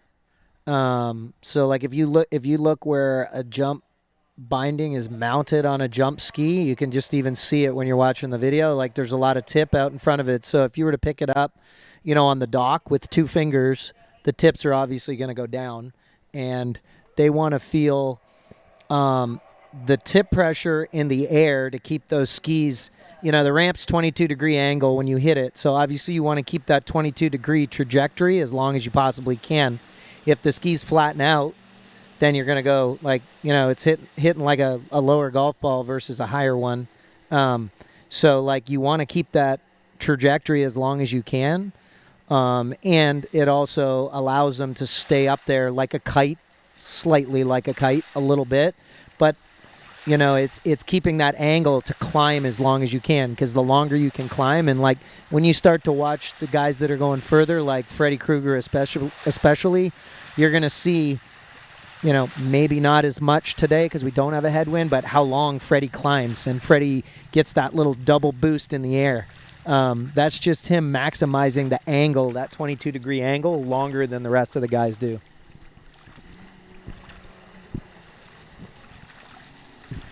This is Luca out for his first of 3 jumps. This kid's super impressive. I mean, he is fully enrolled in medical school right now. It's a good opener. Super, super solid jumper, Luca. He's in medical school. He called me about 3 weeks before the Travers LCQ to ask if he could come ski and go in the LCQ. I'm like, heck yeah. Shows up, qualifies for the Masters, and goes to the Masters. I believe he got 5th place. So then I think Joel basically told him, get your butt to California and to the next pro jump tournament, which is next week, Wednesday, Thursday. So he's opening with a 2:06. Awesome first jump there. You mentioned the Masters, Matt, obviously the premier Nautique event. Well, I don't know whether it's big Masters or Moon, but whatever. Nautique has some great events, but haven't failed to mention all weekend, my bad, this is a Masters qualifier. So the winners of this event punch a ticket to the Masters, and there are only so many of those. So Whitney today, if she hadn't already earned it by one of the other ways in, Whitney got it. And here we got jumpers trying to get that as well. Yeah, absolutely. It's a big deal. You know, it definitely is a big incentive to come to these events, especially if you are capable of winning. So Whitney didn't mention it, but she's had to qualify. She had to qualify this year and last year. The year before, she won the California Pro Am, so she didn't have to qualify. But she'll be excited next spring that she doesn't have to qualify.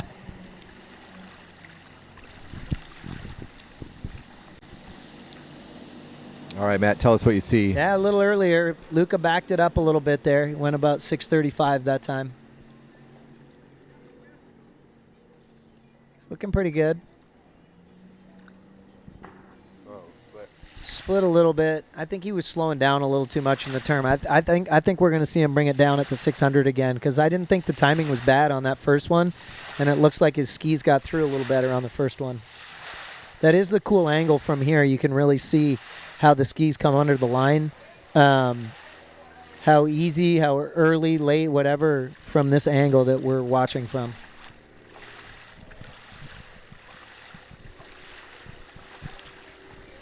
Yeah, you can see his skis came through a little slower that time. And a distance of 160 feet on that one. Yeah, he slipped huge on that one. So, Matt, I'm going to take advantage of you sitting next to me today. I'm going to learn a lot about this jump event. As I watch him through the wakes, I know jumpers take a different style through the wakes. I think Freddie kind of hops. Jarrett used to kind of step through. I see Luca is very smooth through the wakes. It's really quiet.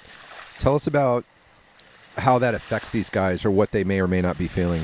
I mean, there's definitely some advantages and disadvantages to both. I mean, as an amateur jumper, you know, obviously if you can go through the wakes like Luca just did there, or like Jarrett did, or like Dodd does, you know, it's a lot easier to maintain your balance. But there's definitely some advantage to jumping the wakes like Freddie, where you get that, like, you know, release load and then reload. That last little, like, dig he gets before the ramp, I think it allows him to actually load the rope as hard or harder. And Freddie's just so smooth and good on his skis that he lands perfect almost every time. Oh, that looked like he got up there, Matt. That was a little better jump. His left ski kind of slipped a little bit. He just doesn't look like he's as balanced over the balls of his feet through the finish of the turn as I normally see him. So, you know, again, skis are coming through good, but then he's not getting the lift that he's used to off the ramp. I think he took that first one a little easy, a little early, and got lots of lift on it.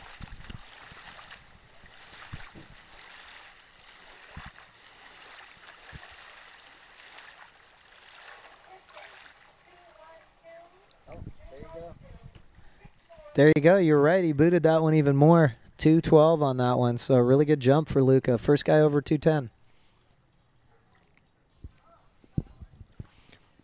Yeah, it's interesting. Just like the other events, there are a little bit of options on how you get this done, different ways maybe to skin the cat. We talked about just that weight crossing, Freddie versus others. It's interesting to hear your explanation of that. That is exactly how it looks when Freddie touches down and then has all that extra turbo power right into the base of the ramp. Yeah, and it releases the boat too. So like if you're in the boat, you know, with Dodd who's on the water the whole time, like the boat's just getting worked the whole time, and with Freddie the boat gets a little relief when he's in the air, and then, you know, you got somebody like Joel that kind of goes in between the two of them. So, you know, I've never heard of a pro who's going to change how they go through the wakes. I think it's more like how they're taught from the beginning. So,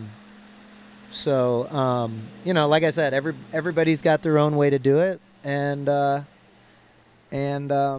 you know, the only thing that matters in the end of the day is how far you're going. So if you're going huge, you're doing something right.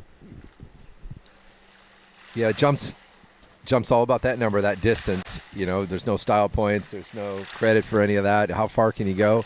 Next, we've got Taylor Garcia. We saw his fiancée Sasha in the women's finals earlier this morning. And now Taylor's out there, I believe I saw him on D3 Skis, one of our sponsors out here today. I know Taylor was out here last year. Studying law, I believe. Yeah, I think he's in law school. He's always a fun jumper to watch. Ever since he's been young, he just really goes for it. It's fun to watch. Wind's almost completely gone now. Oof. Losing his balance a little there. Matt, is that in that case? So he's out the back just a little bit off the, or a lot off the jump there. Is that his stance into the base? Like, you've got to be there before you get there, right? Yeah, I mean, a lot of times this happens. Like if he didn't pressure his feet properly out of the turn or where he's used to, it's like, you know, trying to dunk a basketball net off your heels. You know, like basically at the top left-hand corner, they're trying to spring like it's a, you know, like they're trying to dunk a basketball. And so, you know, if you just picture being on a 22-degree incline trying to dunk a basketball, if you're back on your feet at all, you know, the rope is pulling you up over your skis, but there's a point where even the rope's not going to help you get over your feet enough to kick.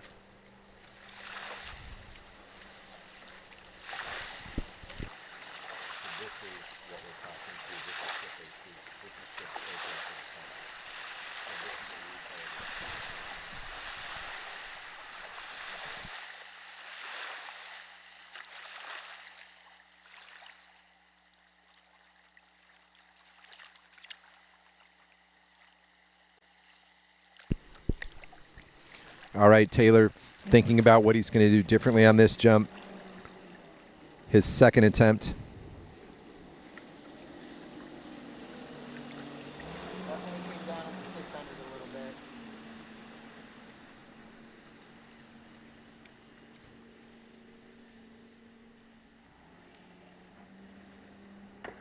I was digging pretty hard into the base there. Yeah, it was a lot better jump.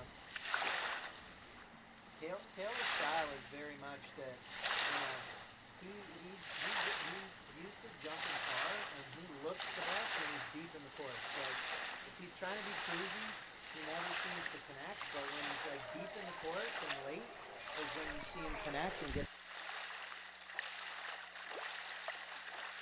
Yeah, so. Our biggest jump of the round so far, 219, 219 feet. Yeah, that was awesome. That looked like a lot better jump for Taylor. And, you know, Taylor definitely looks better when he's deep in the course. Like when he's late, that's when you see Taylor over his skis perfect and getting these huge jumps. So I think the next one he'll probably bring it down even more and we'll see even more distance out of him. One of the things I love about jump events are that as the jumper goes back by the ramp, resetting for the next one, they get an opportunity to look on shore, Matt. And it's been you in the past or anyone else that can coach them or has coached them. I see him getting help from shore over there. You know, you get all the hand signals that says, I think you need to do this or think about that. And so I watched him with his head turned backwards, getting as much feedback as he can from the shore as he resets for this next jump. Yeah, it's helpful. I mean, I think, you know, at this level, yeah, he brought it down even more at the 600. So we're going to see more aggressive setup here, which is obviously better for Taylor.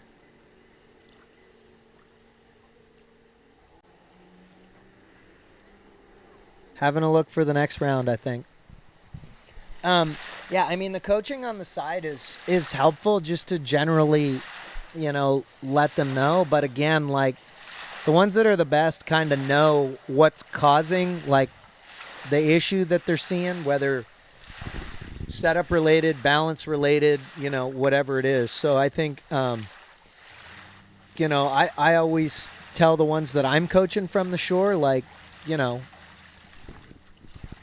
when you're practicing, you got to feel these changes and try to make these changes so that when you're out there on your own, like, yeah, okay, I can tell you the odd little thing, but it's like you got to know what to do when you're out there at this level. Obviously, when it's, you know, kids or jumpers that aren't as good, like what you're telling them on the shore is like gonna, you know, make a huge difference to them. So.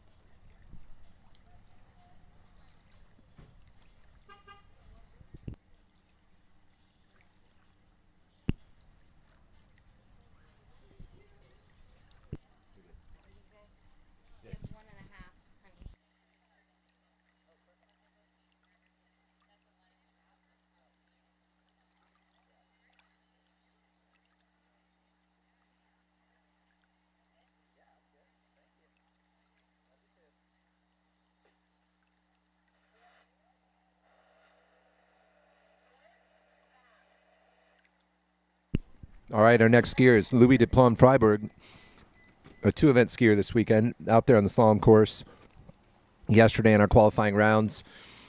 Not quite making the final today on Sunday, so he hasn't had to ski yet this morning. Until now, in our preliminary round, he's going to get 3 jumps.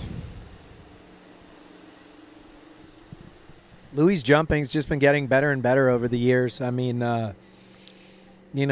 being an overall skier, the body takes a pretty good beating, but the amount of overall tournaments these guys are skiing in, just about it always comes down to jump. There's always so it's sometimes one guy will run away with it, but normally it's always doable if you jump far enough. And so I think it's been really good, seeing Louis, Joel, and Dorian chase each other and having to rely on that jumping at the end of the weekend, to get that win and overall. It's helped them learn how to be a little more clutch and go for it a little bit more and jump.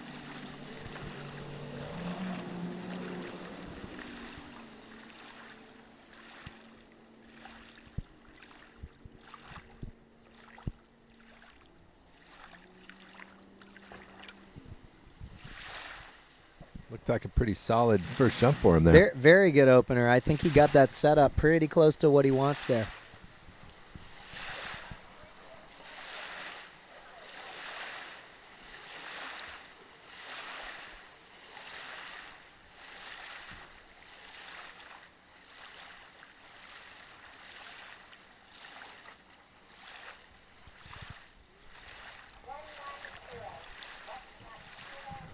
So 190 for his first jump, 190 feet. Yeah, now that we're watching the replay here, you can see he missed his lift a little bit and slipped out the back, but I thought his setup looked pretty good there.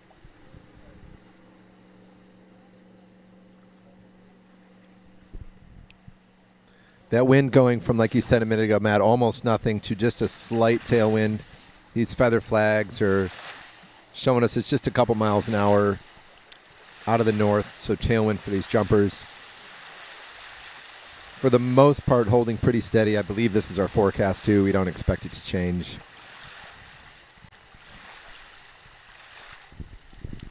Yeah, I think it's really good out right now. I mean, this is not anything that, if somebody was home at their lake and wanted to jump, wouldn't jump in this. So I think it's just having this kind of free round is more like practice for these guys. I think the next round we're going to see them a lot more aggressive.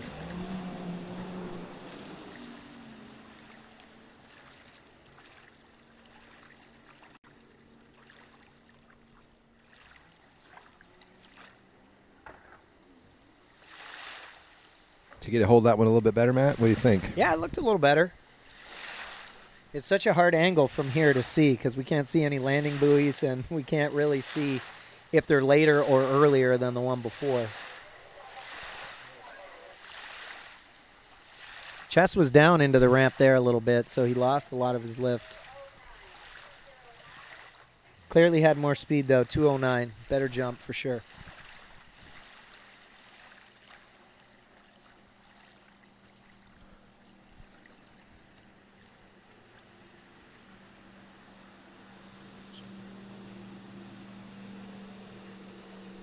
One more jump for Louis, and we'll move on to our top 3 seeds. We have Jack Critchley coming up next, then Joel Poland, and none other than Freddie Kruger. So definitely going to see some more exciting jumping, and this is just in the preliminary round for men. After the men, we'll do the women's final, so all the ladies that jumped last night will jump again this morning to decide our champion, and we'll go straight into the men after that.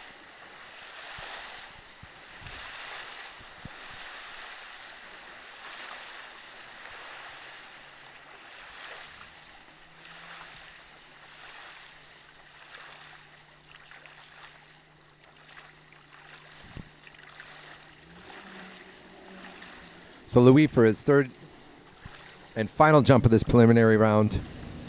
A little earlier there, Matt? Yeah, I think he backed up a little bit.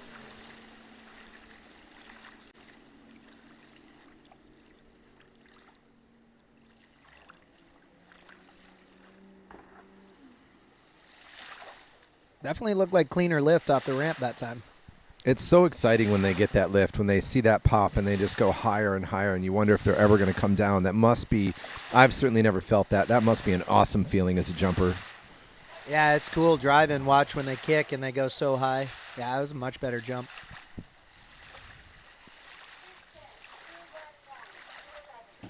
So his best jump of the round, he's at 211 feet. So we'll get ready to move into our top 3 seeds. Jack will be up next, then Joel Pullen, then Freddie Krueger. Give a shout out to Nautique Boats once again. Congratulations on 100 years of boat building. Every time I say it, I still can't believe that that's the case. Matt, I'm hearing about a Centennial Edition boat. Nautique have some exciting things coming for 2025. Yeah, it's pretty amazing when you think 100 years. And there's been a lot of years of, I know the wake industry kind of rules the boat industry now, but man, there's been a lot of years of ski boats in there. It's pretty amazing.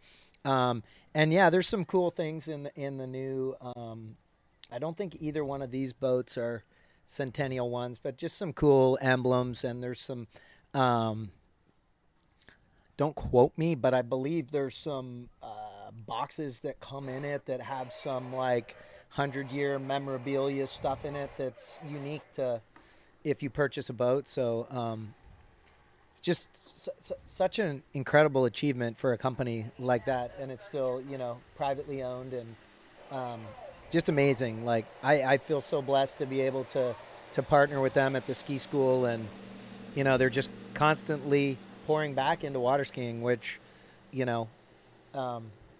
without Nautique, like there's 4 big events they put on every year, the Moomba, the Masters, Botas, and then this. They're definitely highlights of the season for sure. Yeah, we all appreciate what Nautique does for our 3-event water skiing. I mean, that's where it started for them. We recognize the importance of the wake brands, and those are fantastic products in and of themselves. But continuing that support for what we do over here in 3-event, and not only building this boat, but then, as you say, putting on these premier events, being our title sponsor here at this event, showing that they understand their roots, and at 100 years of boat building, they didn't forget. So here comes Jack on his first jump behind that ski Nautique. Yeah, Jack was forced into some time off at the beginning of the year, but it's awesome to see him back out here jumping again. I like that extra reach there over the skis with the chest. Yeah, stuck the landing. I love seeing that when they stick the landing like that. Shows how good and balanced they are. He looked like he was a little early there. Slipped a little on the ramp, but still able to stick that landing. So 198 feet for Jack's first jump. It is amazing to me that they stick those landings sometimes. I mean, how far down are they coming, Matt? Are they 30 feet in the air? I mean, I think it's around 25, 27, something like that. It's pretty high. Yeah. The landing has a lot to do with the line tension. So when you hold that line tension through the ramp really good, it's a lot easier to land. If you're early or you slip or you bank or anything like that, then it's a lot harder to stick the landing. Especially in the headwind obviously makes the line tighter in the air, which makes it easier to land. But I know Jack grew up at Hazelwood Ski World in Lincoln, where Will Asher's from and Rob Hazelwood's from, and Tom Asher, Will Asher, Robert Hazelwood, they all stick their landing. So there's something they teach them there that's like, hey, don't let your butt hit the water, which I have a lot of respect for. The Brits that land on their feet.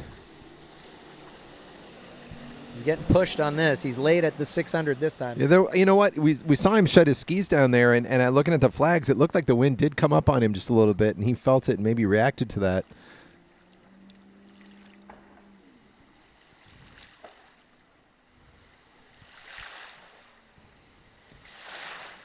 Yeah, that pushed him at the 600 there. Yeah. I think he ended up a little later than he wanted to be. But slipping again on that one a little bit. Yeah, he started pretty hard, so I think he was probably later than he wanted to be. started hard, pushed on his right ski a little bit, and ended up on his heels. All right, Matt, I got another question for you. So as these skiers go into the jump, obviously so much of that load's in that right foot, that right ski. Some people even completely picking up the left ski, but obviously by the time you hit the jump, you can't be all on that one ski. Jack almost looked like it was really late there on only the left, or I'm sorry, only his right. How does a jumper think as they come into that ramp to make sure that you get that weight distributed properly in your skis before you go off the jump? Well, you're not thinking about that so much into the ramp unless you're off balance, obviously. But you're trying to get that, like, I try to teach people to get that feel that they want at the top left of the corner when they roll up and put that right ski down in their glide. Like when you put that right ski down in your glide before your turn, like that's where you want to really feel your balance. That's where you want to feel the weight in the balls of your feet, so that as your ski comes through the turn, you have that balance set. If you're trying to jockey your balance through the wakes and into the ramp, it's probably, when that boat's like roaring away from you, it's probably going to be pretty tough to do. All right, see if we can get him on the balls of his feet through this turn. This looks like a lot less rushed into the turn this time.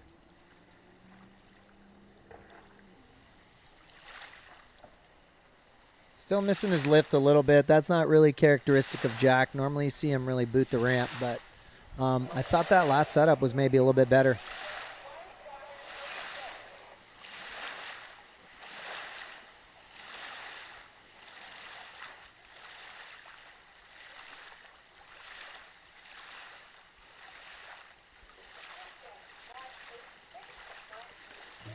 So I'm sorry, I did miss the second jump. The third jump was a 186. So I'm pretty sure the longest jump was the first one at 198, not the number he's looking for in the finals. And I'm sure we'll see more out of him in the finals. There it is, a 149 as the second jump. Thank you.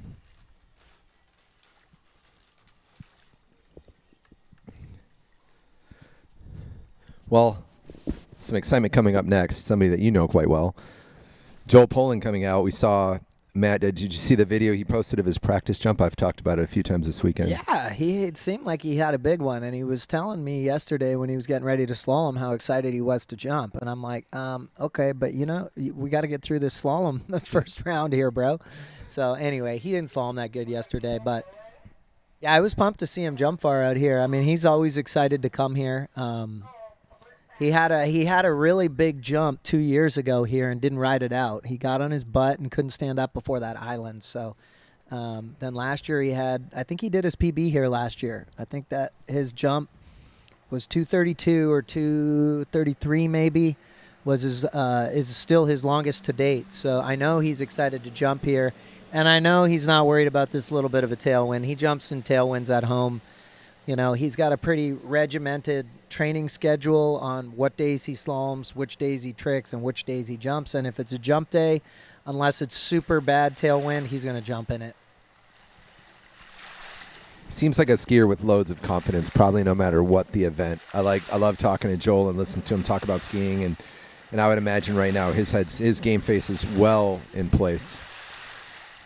Yeah, I don't think he'll lay up and have an easy round here. I think he's going to try and put out a big jump and feel what he wants to feel in the next round, in this round. When you get to this level, they don't really do well just trying to take it easy. It's like you got to just go for it. So he's the earliest of anybody so far.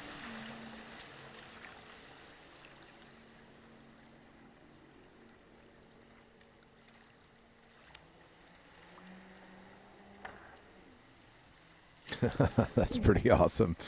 Yeah, that turn in almost looks so casual, and I'm sure that's deliberate on his part. Just rolls in so nice and so calm, and then ends up, that was like that jump he posted from practice. You just watch him turn in and you think he's taking it easier, and all of a sudden he goes off the jump and he's flying. Yeah, I mean, they're trying to get that boat to work the hardest, through the ramp, so you can't kill the boat. If they kill the boat out to the side, then it's not going to have anything left when it's time, through the ramp. So we got a 212, a 212-foot jump for his opener. Yeah, he banked on that. I think he needs to cut later at the 600. I don't think there's nearly as much help from the wind on the countercut as he thinks there is.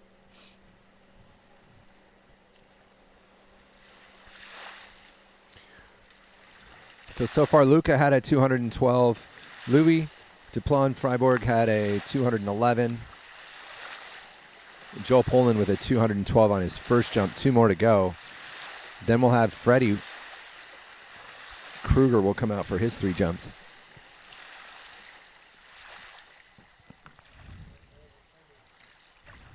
Does Joel train out at your lake exclusively, pretty much full time? Yeah, I mean, pretty much. I mean, I'd say 98% of the skiing he's done in the last 10 or 12 years has been out at the lake. So he does like to go ski at other lakes and with other people, which is great. I mean, I absolutely encourage him to. I guess I think he's checking his fin. I saw him checking it on the way back. It wasn't because he was late. It was because he was narrow and slow. And when you're narrow and slow, you're going to end up right on the corner because you can't get your skis. You can't get any angle with your skis. So, but it looks like he's good to go.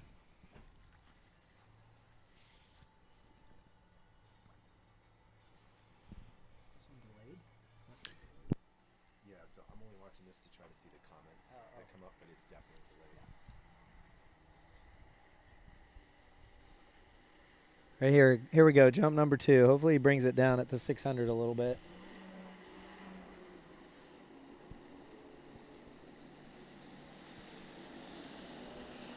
Yeah, he brought it down.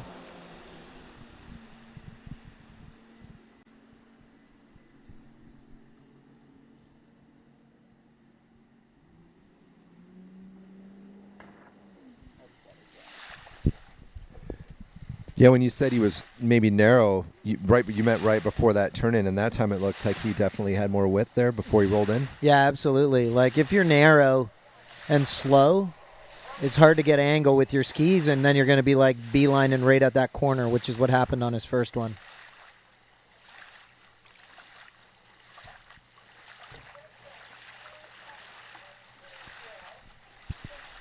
So a 220-foot jump from Joel there, so we're definitely building on that first one. It's getting better. If I recall correctly, Matt, the practice jump he posted here was a 234.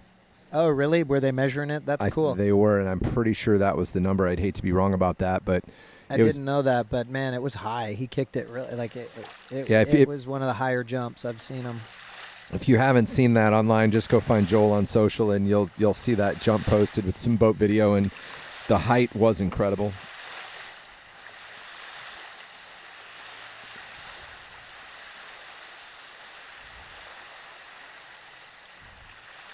All right, so Joel with one more chance here in this men's preliminary round.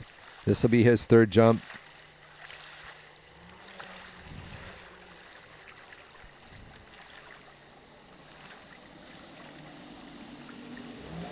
About the same spot at the 600 on this one.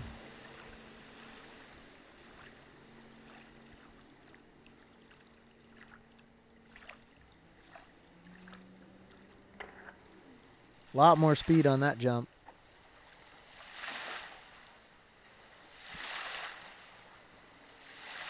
I like to see that he's sticking his landings, because I think he lost a place at the last one by not riding out that one jump he had, or 2 years ago.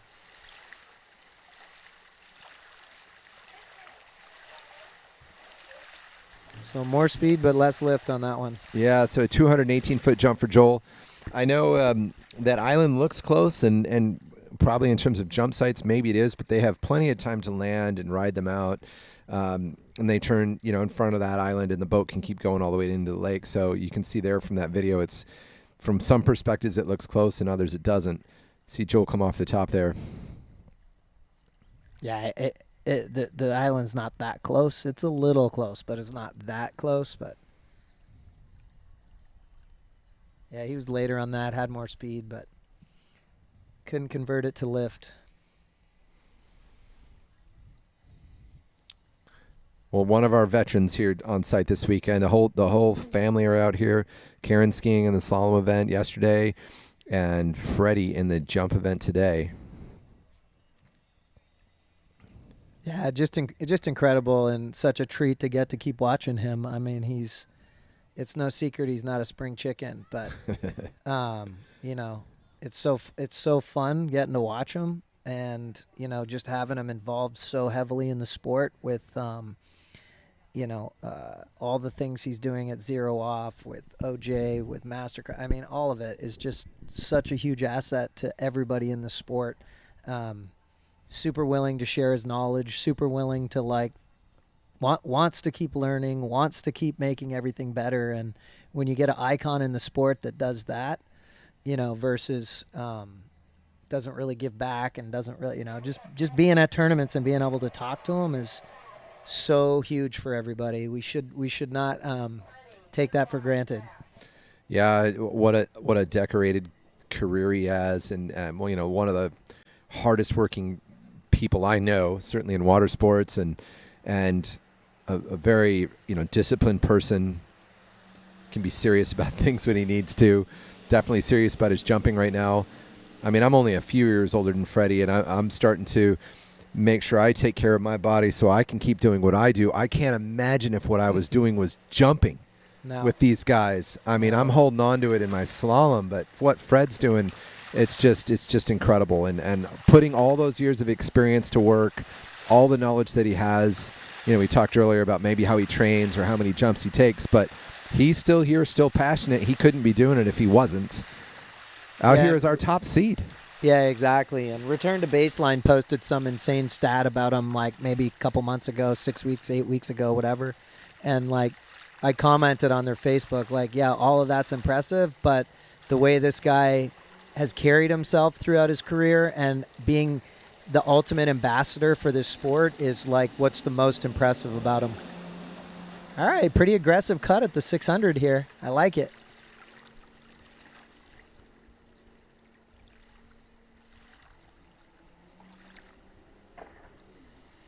That's a good jump.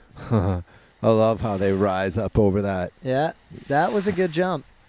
He was kind of close to the corner on that one, but that was a beautiful jump from where we're watching. Yeah, it looked like it to me too.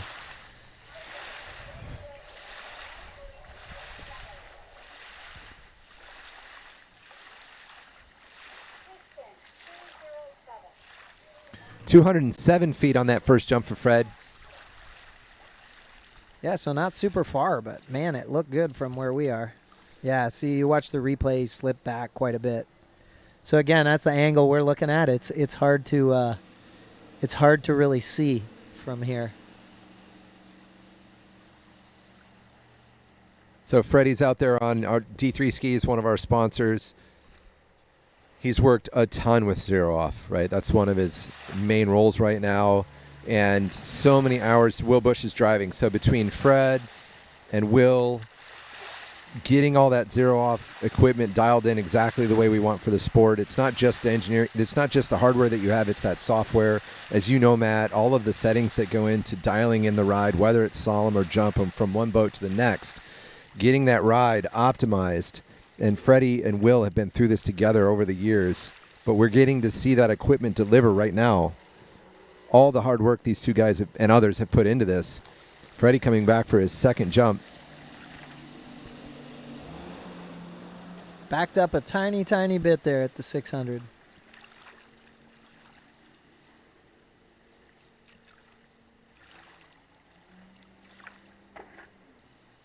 Wow. Yeah, that one was definitely higher. It looked like he got more lift on that one. Yeah, I mean the way that the speed control works now in the sport and the consistency, you add the SurePath into that, and like, I mean, water skiing has definitely been a lot more. There we go. Yeah, now we're talking. We're getting into some big jumps now. That was a 225. Yeah, really good, that jump. You know, still obviously back from where we're used to seeing these guys. Like last year they were in the 230s, but again, I think that's a pretty awesome jump for, you know, around that it counts, but it's not like there's nothing on the line here. So kind of like a warm-up round. Yeah. I'll date myself enough to say that I remember watching Freddie coming through his whole career. We're not that far apart in age, and the only thing I have in common, other than we're water skiers, is we're from the Midwest. Fred's just such an incredible person, so many decorated achievements. I've skied out there at the pits where he's from, met his family. Remember when he went to Bennett's. I remember when he became, the jumper that he is today, and it's been so much fun watching him go through that. And incredible to see him out here today, top seed, longest jump.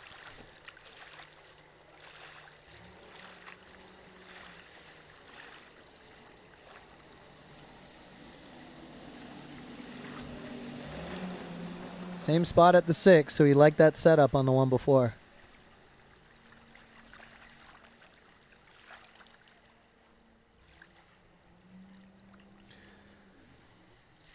Well, similar setup in either, Matt. I don't know. You tell me. Either didn't like the look or liked the look and said, I don't need the jump. Yeah, I don't know which one it is. He's got the top seed, so I think, I think that's probably what he wanted. You were saying about dating yourself. Well, I was actually at the U.S. Open at Navy Pier in downtown Chicago, and I believe Freddie won. I don't know if it was his first win, but he was young, and he was, like, going for it, and it was so crappy there. It was just rolly, and there was, like, they parked a barge to block the waves coming from the lake down into where we were all skiing. And I remember Sammy and Carl and them talking about how crazy this kid was because he was jumping so far in this crappy condition. But crazy like a fox, I guess. He started his assault on his tournament wins then, and he's still doing it now. So it's pretty cool.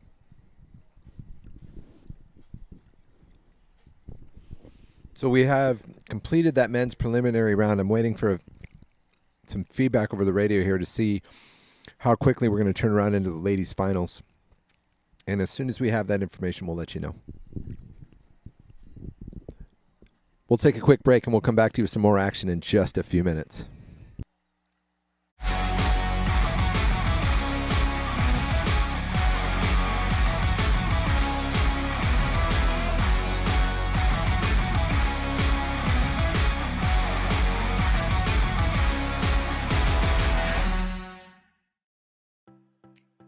Hi, my name is Thomas De Gasperi. I am from Trento, Italy. That's where I was born and raised. I'm here now in Orlando, Florida, where I spend my winters, doing a little bit of ski school, a little bit of training.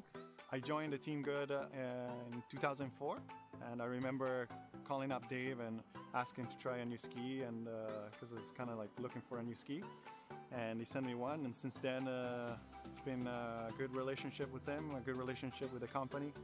And I'm still riding it today, and I still feel like it's the best choice for me.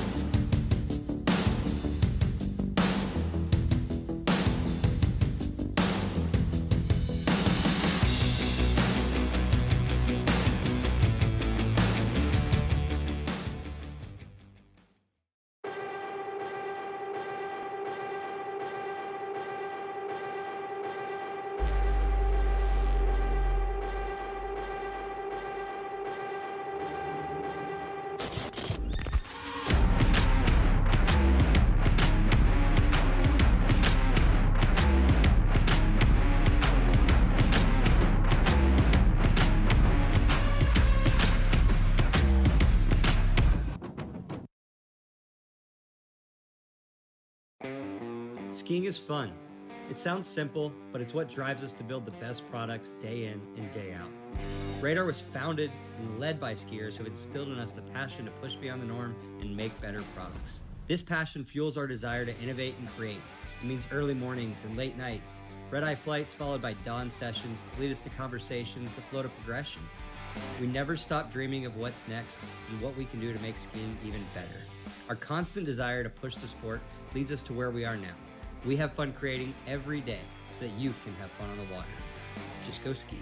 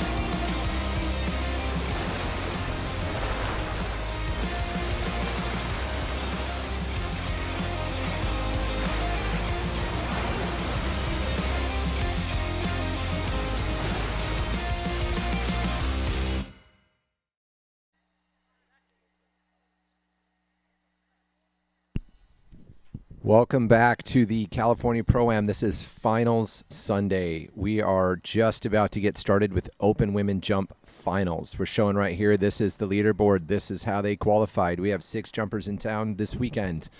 These are their performances and the seating for this event. We have Valentina Gonzalez first, based on a 139. Regina Jaques, after a strong performance in slalom today, out here jumping based on her 157. Brittany Wharton, 160 feet. Sasha Danaskaya, 169. Lauren Morgan at 170. And Hannah Stratslova at 174 feet. These ladies are all about to take to the water here at Shortland Lake. I'm here with Matt Reaney. Thank you, Matt, for joining me. And we've been talking about the conditions today, but this lake is almost just a oily flat right now. Yeah, there's no wind out here now. There's a tiny little bit of movement in the flags down by the 700, but you know, the ramp and everything, it's flat calm, so they shouldn't have any issues setting up. I know they did a little jumping in a headwind, little jumping in a tailwind last night, so they should know exactly where they need to cut at the 600 on this opener. So we're wrapping up this morning. We had a lot of excitement in slalom. We can get back to those results in a bit. We're going to do some awards after these jump events. Amazing slalom performances. We've had some strong jump preliminary performances, and I'm expecting, Matt, some even higher performances here now that these titles are on the line. Yeah, for sure. Big purses for both the men and the women this weekend, and Masters qualifier, as you pointed out. So whoever wins is in the Masters. So everybody's looking to punch that ticket early. You know, this is the last one of the year. You can get a Masters qualification and a big bag of cash. So I think we're going to see some people pushing a little bit now. All right, and straight into the action. Greg Bedell driving the ski nautique. We've got Valentina coming in for her first of 3 jumps.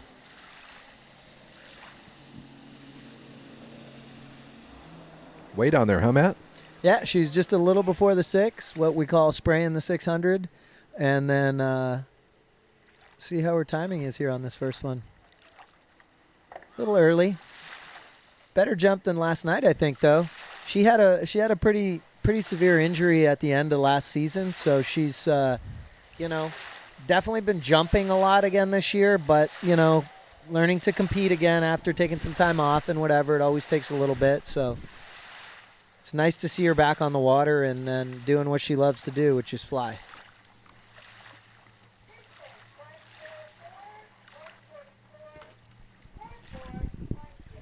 So 144 for her, building on that best jump in the preliminary round of a 139. So coming out in that first jump, 144.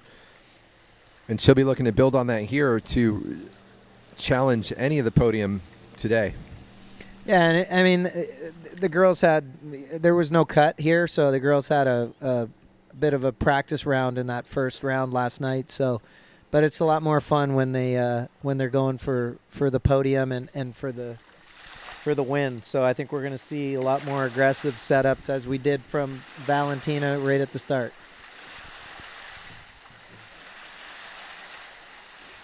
While she gets ready for that jump, I want to give a shout out to some Canadian skiers. This is on behalf of Paul Crawford. So Gordon Tuck, Todd Lamb, and the Davis family. Thanks for tuning in. Thanks for being fans of the sport.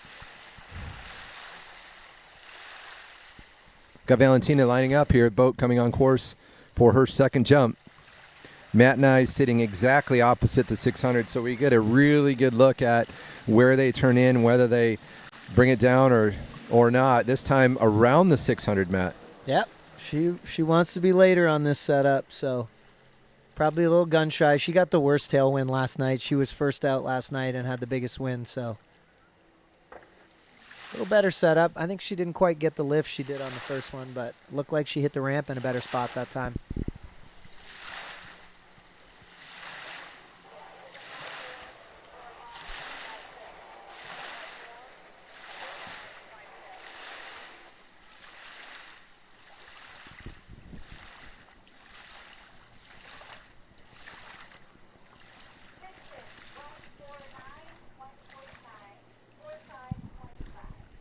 Well, continuing on that building process, now a 149 on the second jump.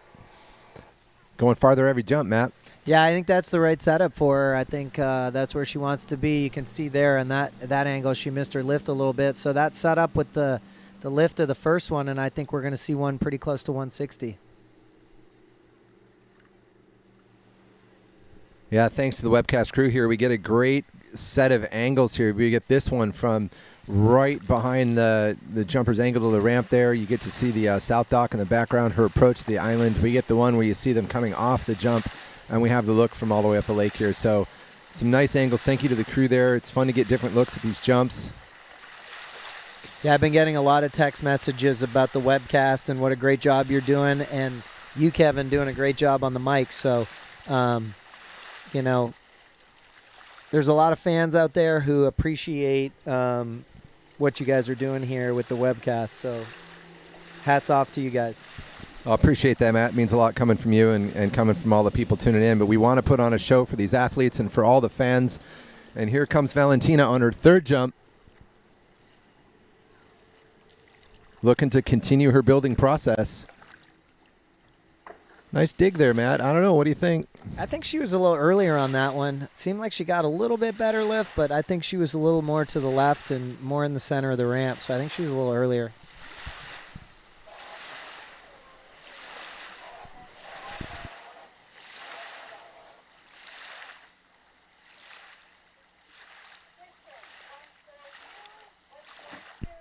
So last jump, a 142, not able to build on that 149, but a strong performance of her. Nice, consistent jumping there. All three over the ramp, all three rode away. Great to see Valentina out here today. Yeah, 100%. It's definitely going to be, this has been a building year for her, getting back and getting her confidence back, jumping in tournaments, and probably getting her confidence back in that ankle of hers. So super nice to see her out here. And I know her family's watching. It's like they're such an amazing family and a tight-knit family. And her brother just won the Junior Worlds for the second time, which is pretty crazy in the boys' U17 trick. So shout out to their family because they are wonderful people.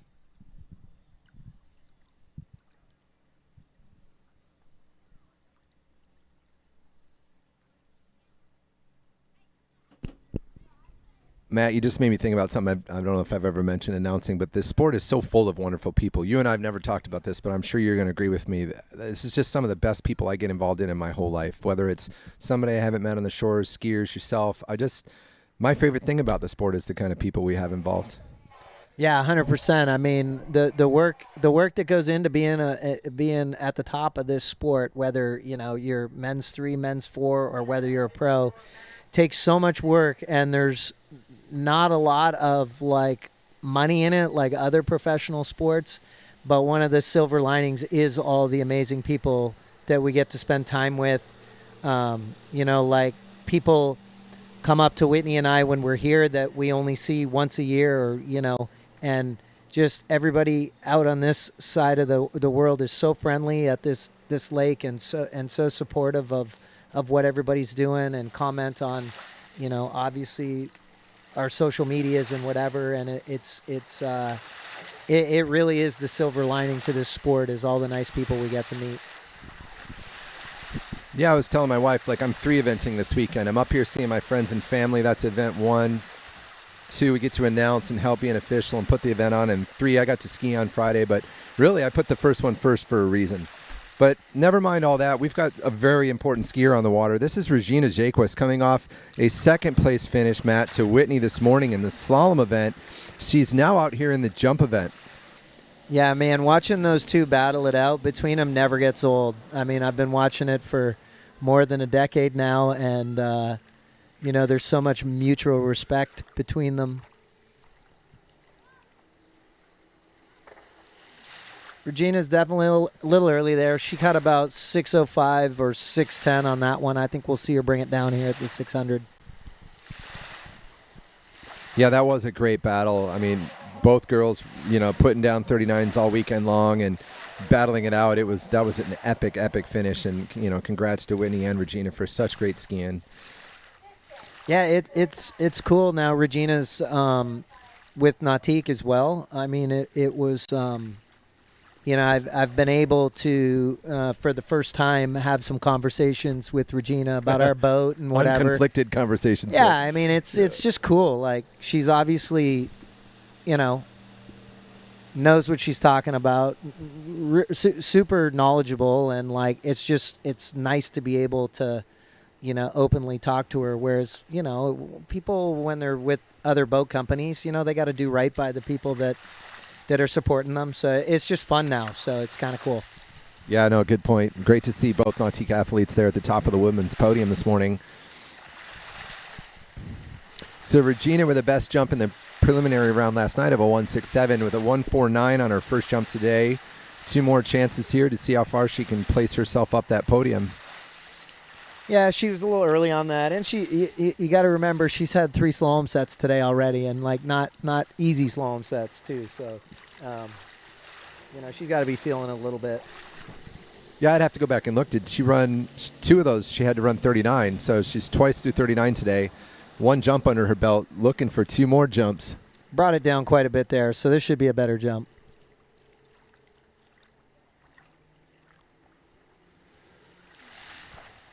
Maybe a little later than she wanted, but I think that's the right spot at the 600. It looked like she had a lot of speed there, which was good. Sometimes you make that correction at the 600 and it's actually the right place, but you just a little complacent from being early on the one before, so then you get pushed later in the turn than you want, and then you go, okay, do I want to back up or do I just want to start my turn earlier? Which, we're always looking to just start the turn earlier and not lose any speed.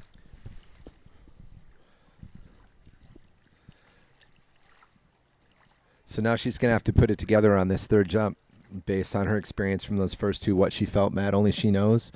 That boat will go take her down around the island and back to the other end, and she'll line up for 1 more chance to put up a number to place her in this field. Yeah, I mean, obviously not the position she wants to be in with a short jump on the first and a pass on the second, but, it's Regina. She's been around a long time. She's really good at her job, so I think she'll probably clutch up on this one, and if she's feeling it, she'll probably go for it.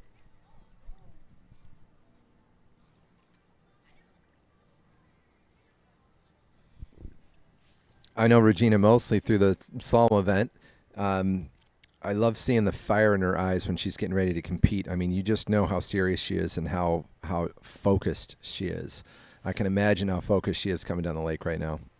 Yeah, and when she hurt her knee a couple of years ago jumping, I actually witnessed it where the slalom skiers were telling her, be done, don't jump anymore. And she's like, yeah, but I love it, and so she loves to jump, and like that's such a huge part of it. Like, you got to love to jump to like keep pushing and keep like, in situations where this right here where you don't go, maybe it's not today. Like, you got to love it. And these guys that are here, and like, that's why, a little tailwind's not ideal, but it's not going to slow them down. It's not going to stop them. They love it. They're here for a reason. And I know Regina is a slalom skier, but deep down, that girl's a jumper. She loves to jump.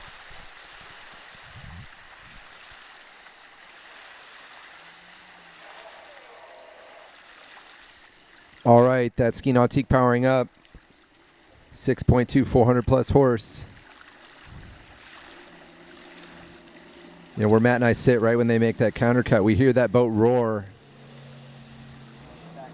Just backed up a bit, sprayed the 6, Matt. That's what we say? Yep.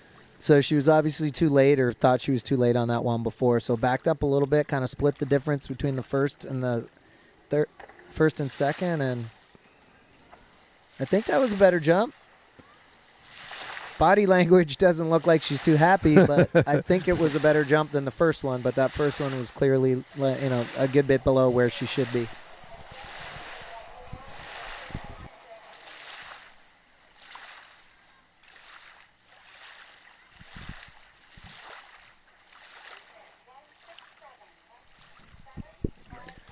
So 1.67 on her 3rd jump. So same as her best score in the prelims. Like, I'm agreeing with Matt as she skied away from that last jump, kind of the head thrown back. The body language to me said, oh, I know I had more in me.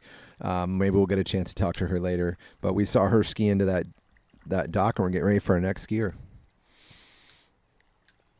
Yeah, she's probably feeling that it's a lot better out here today than it was last night. And so she's probably feeling a little bit of a missed opportunity. Like I said, knowing the results from last year and being excited about how many big jumps there were last year, I think they're all pretty fired up for today.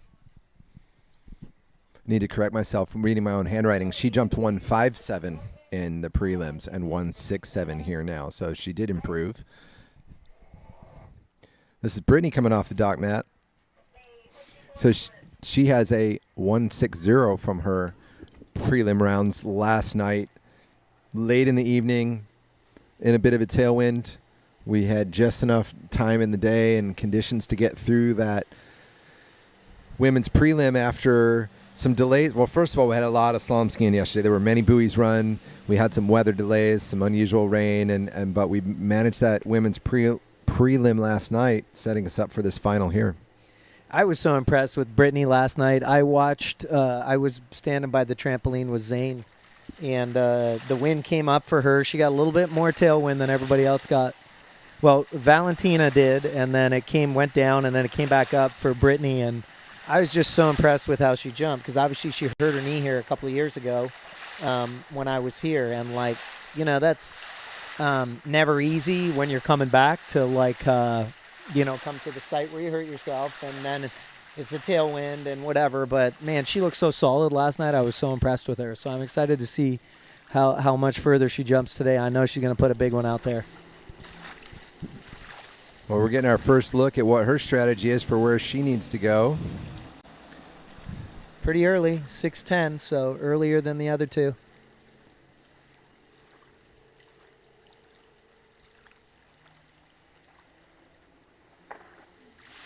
Looked like pretty good timing on the ramp from our angle. And where they go at the 600's there's not a right answer. Everybody's countercut's a little different. Some people swing up on the boat easier. Some people have to work harder to get up on the boat. I mean, you just don't want to leave yourself where you're not deep enough in the course to get a big jump.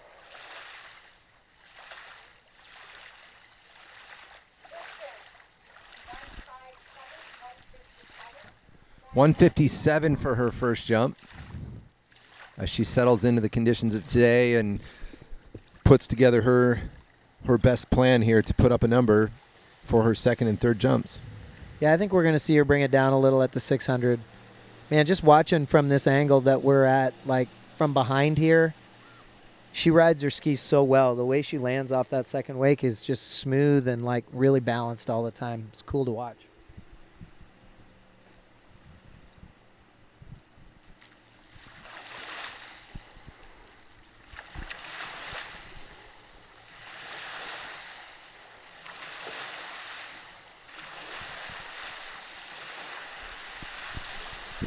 If you're out there watching and you have any comments, you have any predictions, want to support any of these skiers, throw a comment in the YouTube chat. We'll be happy to take a look if I get a chance.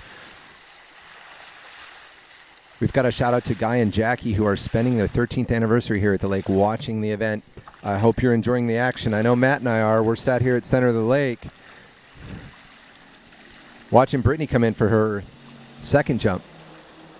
Definitely not later at the 6. Probably the same, maybe a tiny, tiny bit earlier.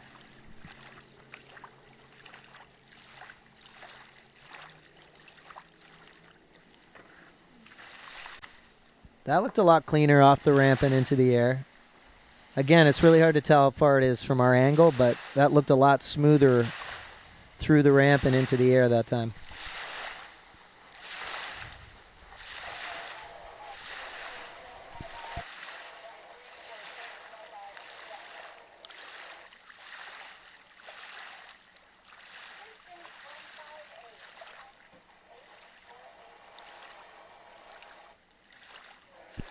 So a 158, consistent jumping for Brittany Morton. But I think she knows, look at that hand up, I think she knows there's more in her. Matt, I know you know there's more in her. Yeah, for sure. I mean, I don't know. It's I feel like she's a little early at the 6 and just falling back on the boat, and then you can see this approach. She doesn't have a lot of space at the bottom of the ramp to the right-hand corner, but she's kind of going straight up it, which means she's taking a straighter line than I think she probably wants to. Obviously I'm not watching from the side, but I think I'd tell her to bring it down at the 600 and swing up on the boat a little bit more so she can get those skis pointed across the lake out of the turn a little better.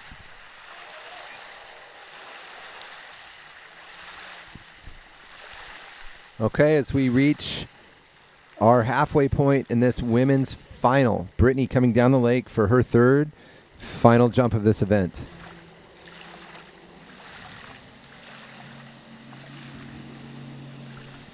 There we go. Now she made a big adjustment at the 600. That's quite a bit later.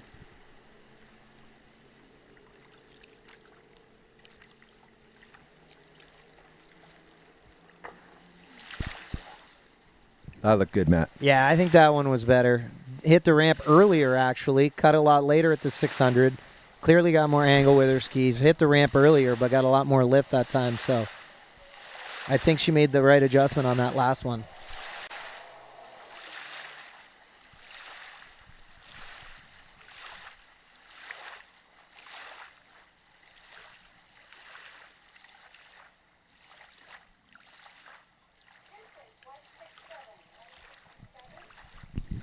All right, so her best jump of the weekend, that is a 167. Nice for her to put that together on that third jump.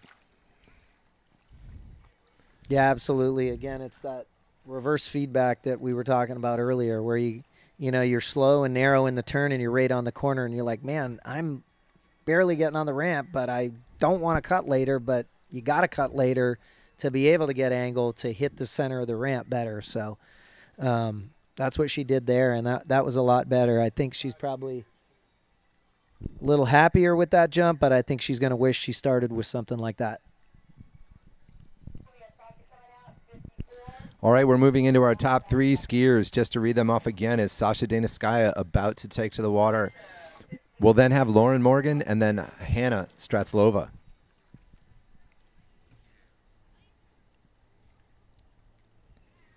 This is the Belarusian invasion here. These girls are so good at jump. It's fun to watch them.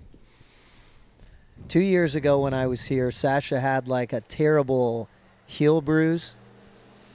And when you're standing on the dock there, like this was in practice. I was on the dock. And every time she'd land, she'd squeak like one of those squeak toys. Like when you step on a dog squeak toy, they squeak.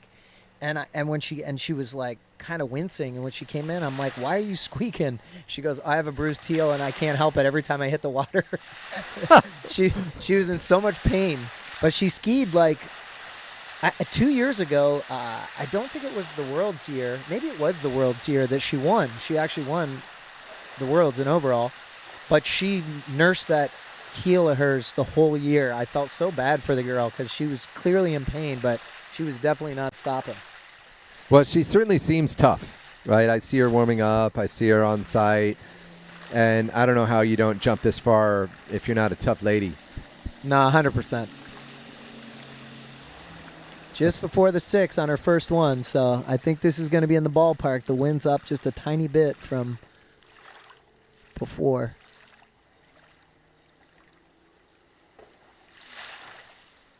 All right, so puts one together, gets over the ramp, over her skis.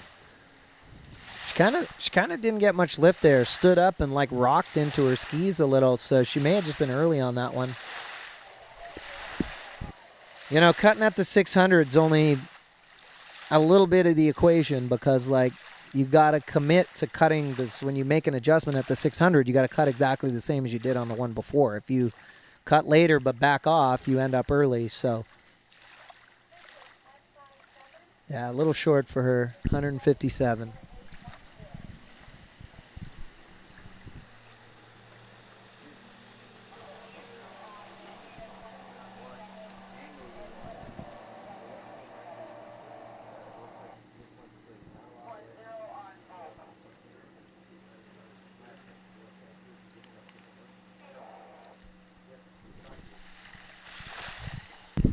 I had my mic off, so I was talking about camera angles and different perspectives. Saw her missing her lift a little bit on this jump right here.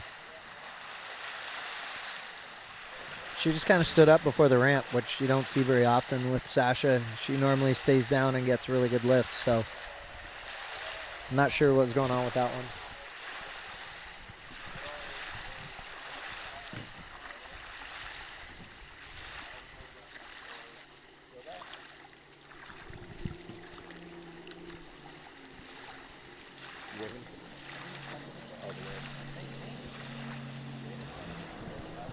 All right, Sasha Deniskaya on her second jump.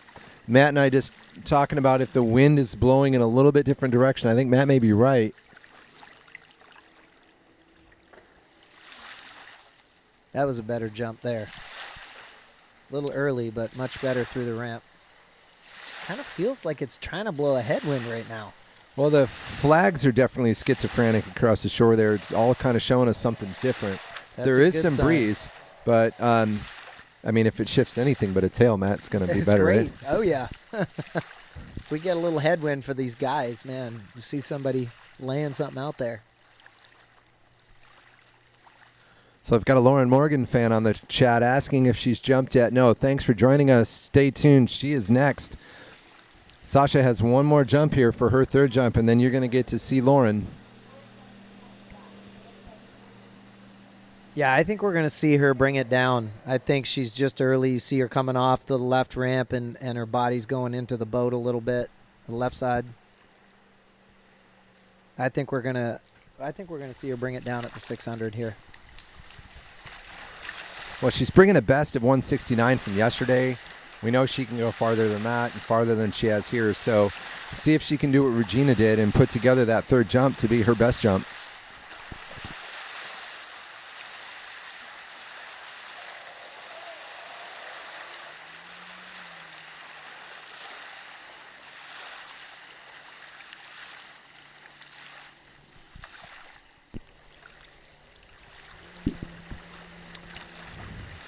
And from our left, we hear the Nautique, hear the switch kick in, hear that motor rev up. Greg Bedell driving this red Nautique. She went a tiny bit later. Didn't turn the 6, but went a tiny bit later.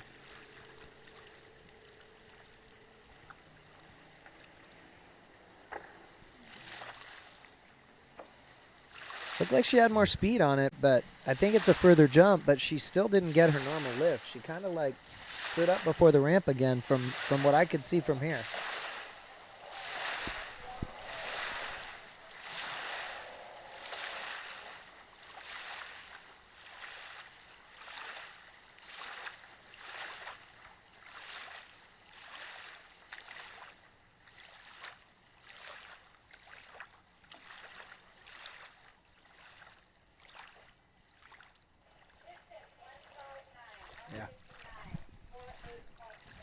So her best jump of the round, 159. Unlikely to be the number she's looking for, Matt, but great to see her out here competing in 2 events this weekend. Yeah, she was in the Slalom Finals this morning. She's not going to be happy with that jump, that's for sure. She's used to going quite a bit further than that, so I'd be interested to hear her perspective on what she couldn't put together this round. It's weird. I haven't seen her struggle like that in these good conditions before, so I don't know. Maybe she's not feeling it today. Thanks for the webcast crew for posting our standings. You're seeing it there live. We've got a tie for Brittany and Regina at the moment. Then Sasha. Do we have meters? They're tied on meters? Yeah, also tied on meters. So we're going to have to see how this goes. I might have to check the rules for how we resolve that in the jump event.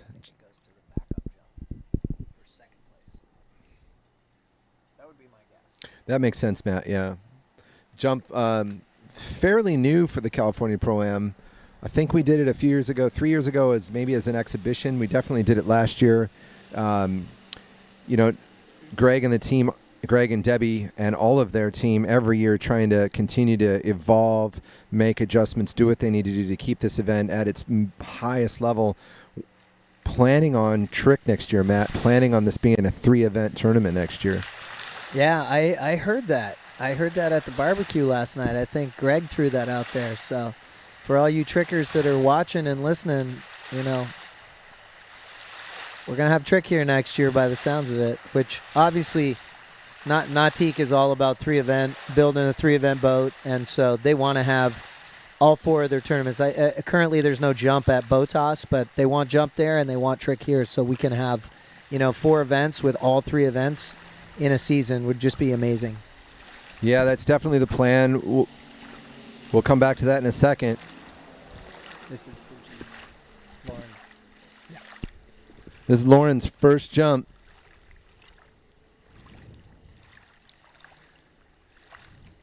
and an early pass there, Matt.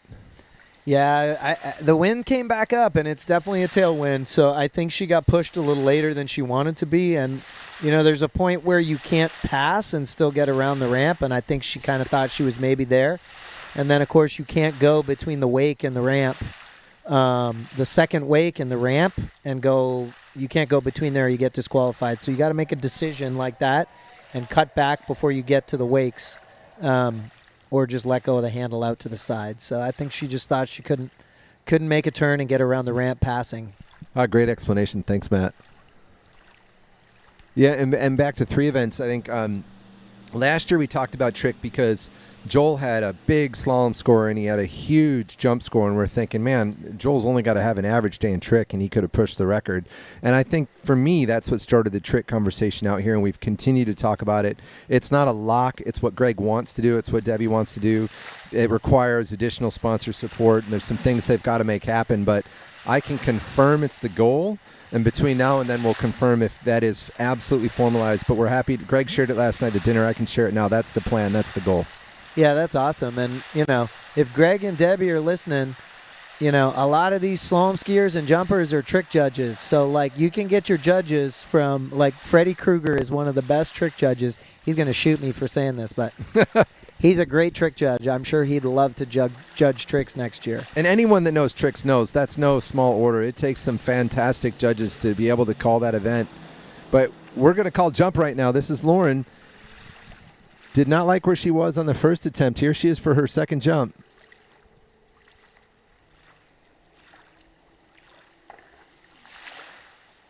Like a pretty solid second jump, but first try.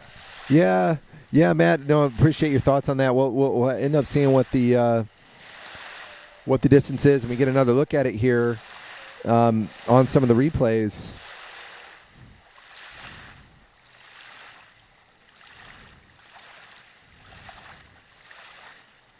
Little split there, Matt? Yeah, a little bit.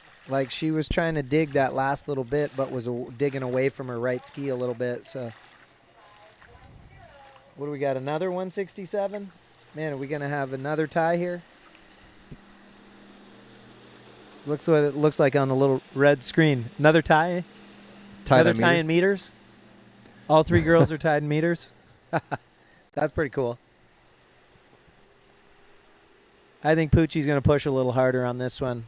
Looked like that setup was good. Looks like she was just leaning away from her ski a little bit more and lost that. See that left ski go up and sort of to the left more off the top of the ramp. Yep.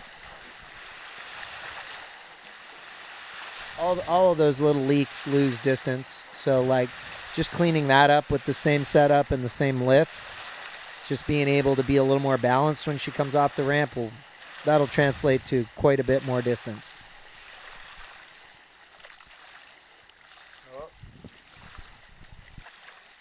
Well, we've dropped the boat at the end of the lake just for a moment. Maybe she's checking her equipment.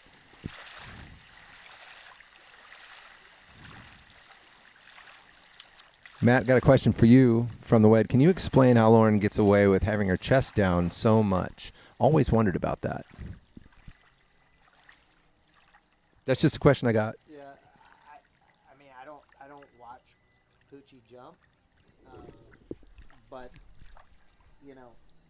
think about climbing a 22 degree. Well, it's not 22 degrees at 5.5, but it's let's say 20 degrees, 19 degrees, whatever it is. Something has to bend forward. So the ankles. Yeah, so I don't watch Poochie jump. Only in tournaments, obviously, so I don't know her jumping that well. But let's watch this last jump, and I can explain to you generally when you drop your chest what that is from.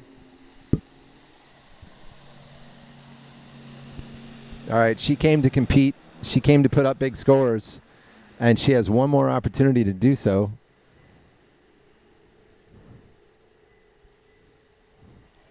And no. Yeah, it's weird. I don't know what she's feeling out there. I guess she's just too late and is not, not comfortable even turning for the ramp, which is unusual to have that twice in one set. So, not sure what's going on there.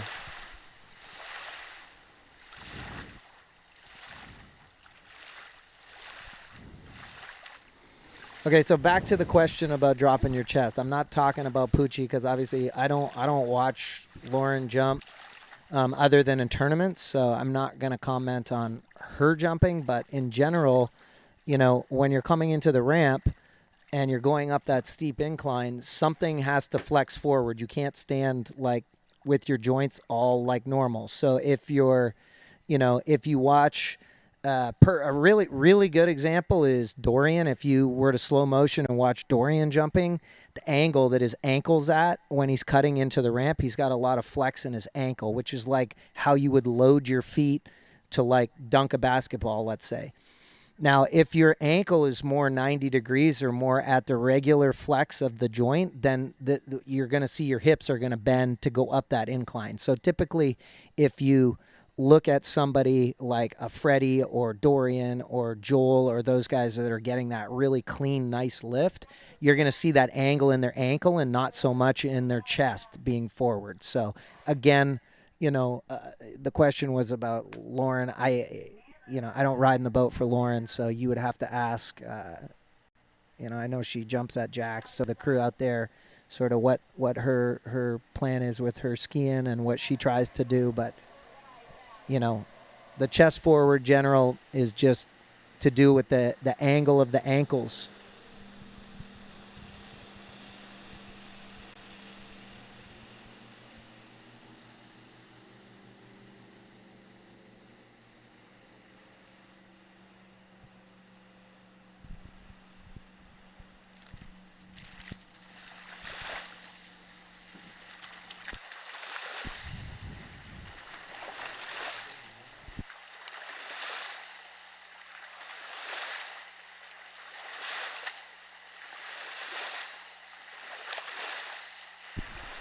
So, Matt, we're on to our last woman skier of this jump event, Hannah Stratslova, with a 174 from yesterday.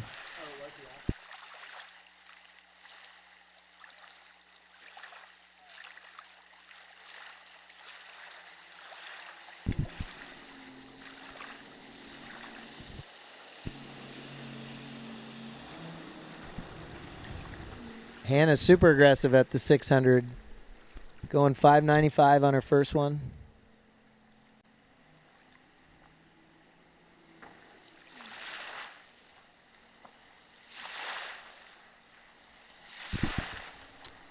Pretty strong first jump for this event, I'm sure. We'll take us a minute to get the meter reading, but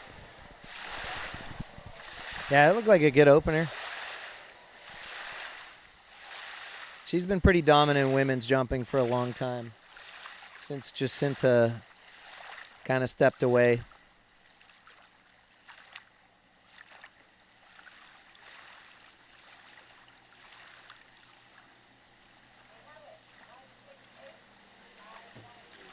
We got a winner, 168. Looks like Hannah takes the California Pro Am on jump number 1. that looks like it. It looks like she's seen the number there. She got a little clap. I think she knows what that means, so that takes the pressure off any of these other two jumps. But congratulations to her for getting out there and getting it done on her first jump.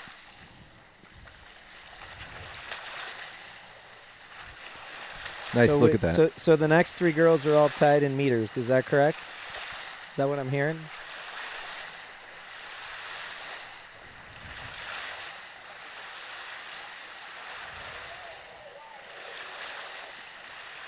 So we're just going to let the judges resolve the tie, the 3-way tie for second.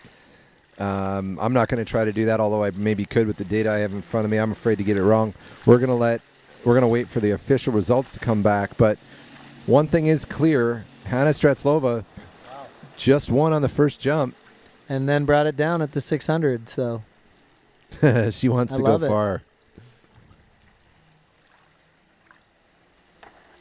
Wow, Matt. Yeah, that was a good jump.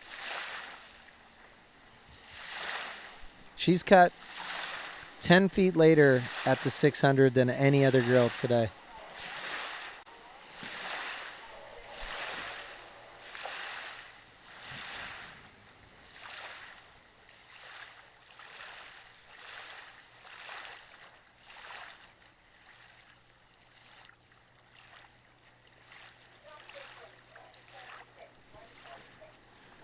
Well, leaving no doubt, going out there on her second jump, jumping 176 feet.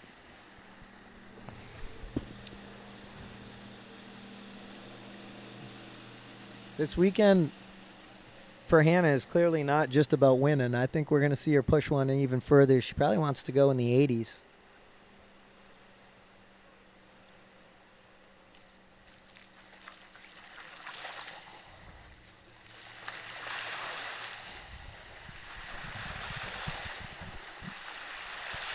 So as we move through this last women's pro jump skier, we'll be getting ready for the men. We've got to make a quick adjustment to that ramp, get the boat crews swapped out.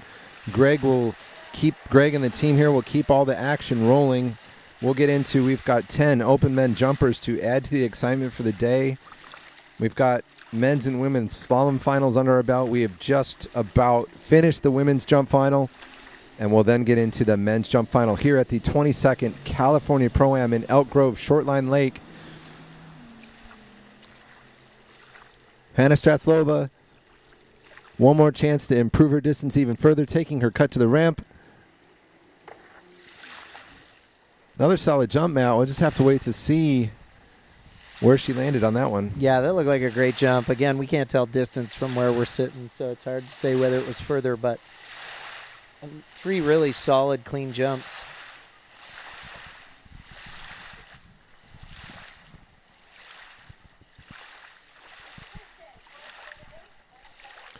Well, and she's built on it, 178 for her best jump today.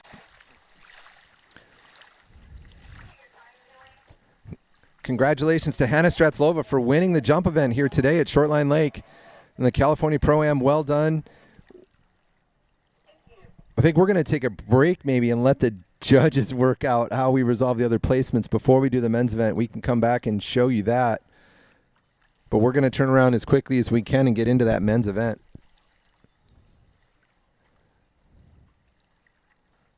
Nice replay of that jump there. Again, thank you all the sponsors, especially Nautique Boats, title sponsor, ski companies that are supporting us with good, Radar Syndicate, Conley, D3, Babes Boat Products. So here we've got, thank you judges for getting on this so quickly. We've got in first place Hannah Stratzlova, tied for second. Well, tied all the way down, but we've got our placements 2, 3, 4 with Lauren Morgan, followed by Brittany Wharton, followed by Regina Jaques. In fifth place, Sasha Danaskaya, and in sixth, Valentina Gonzalez. We will do awards for all of the finalists today, slalom and jump, immediately following the jump event. Please stick around for that.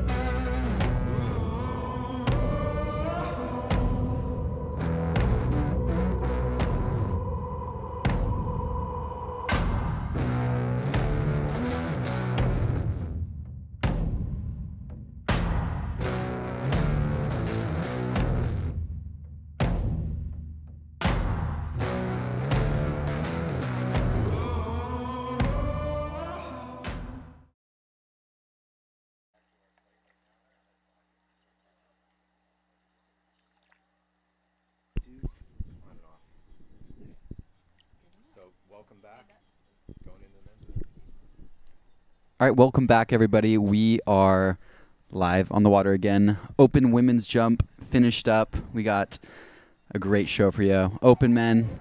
My name is Blaze Grubbs. I'm with the legendary Lauren Morgan announcing with me, and yeah, it should be super fun with these open men's jump. Yeah, I'm looking forward to it. Who do we have first? Eduardo Morenzi, looks like. First skier, Edo, as many people call him. In the prelims, he went 191 feet, so he definitely has a lot left in the tank. Spends a lot of time at Pico Ski School training there. He's an amazing 3-eventer, great jumper, and awesome coach, too. I actually got coached by him this morning tricking at our lake, and he had a lot of good tips. So thank you, Edo. No way. My dad actually skis with him, too, up at Corey's. So, yeah. He's all over. I love it. So, Lauren, are you stoked with your performance today, or how'd it feel out there? Yeah, I'm happy. What I told others on the dock was I didn't jump very good, but I managed to get second. So my jump yesterday is what kind of saved me, it turns out. But yeah, I struggled with the conditions, and we can talk about that a little bit later. Edo's coming in for jump number 1, but it's definitely a little tricky out there. It's changing all the time. Hard to get that timing. For sure. As many of you know, a little bit of a tailwind is more difficult than a headwind, but let's see what Edo has for us on his first jump, pulling nice and wide. Boat's going 35 miles an hour now.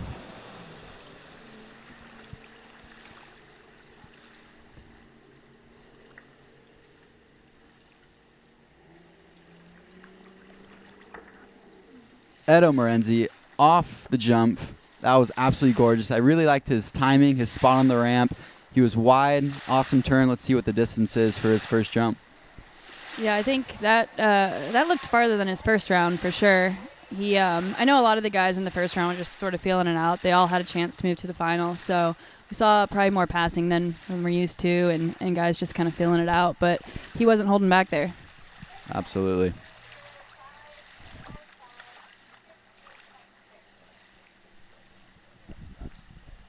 First jump, 205, so bigger than any of his jumps in the prelims, starting off with a massive 205. So I'm sure he will be happy with that, but definitely still some left in the tank for Edo. Yeah, Edo, what I like about Edo's style is he really kicks the ramp well. Personally, I am not so good at that. I'm more of a speed demon myself, but I think if he just gets a little bit more speed, it looks like the wind's staying down, brings it down a little bit. With that kick, he's going to go a long way. Definitely right over those skis off the top. Does a really good job at that. But I totally agree with you. If you can have a little bit more speed, same place, same kick, he's going to go a lot further.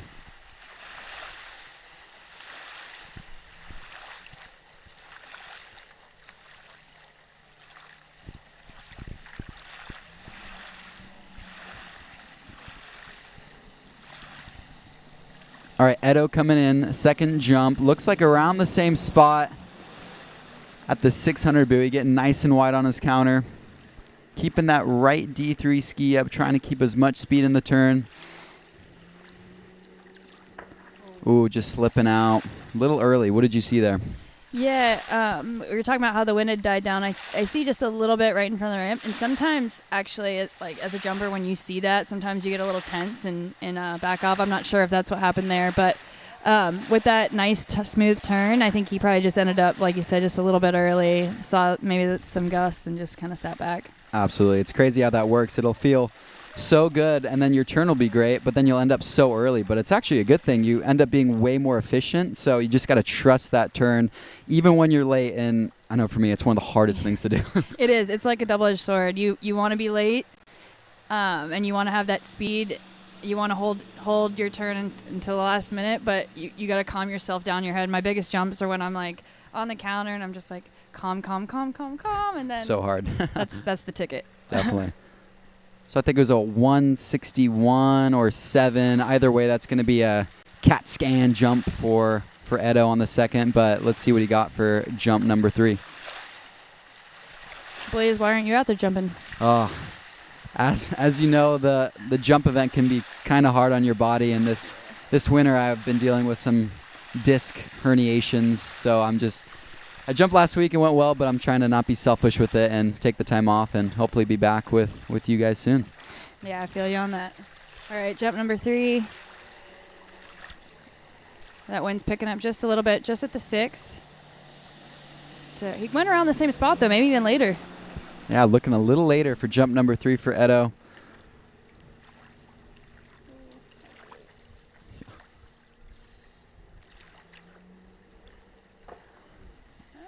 Awesome third jump from Edo. I really like his turn. He turns so slowly, picks up the boat nicely, and again, that kick is unlike anyone. Let's see what the jump score is for Edo, jump number 3. I think it might have been just a little bit less than that first one. Yeah, a little earlier, but still got his kick. Yeah, you're totally right. 200 feet on his last jump. Yeah, that first one, he just got such good pull, and he kind of missed that there. For sure. Yeah. Awesome. Well, 3 safe jumps for Edo. We always like to see it. Up next, we'll have Jack Critchley. I'm looking at the comments here. Someone said, what's the story behind the nickname Poochie? So, I have the right person to ask sitting next to me.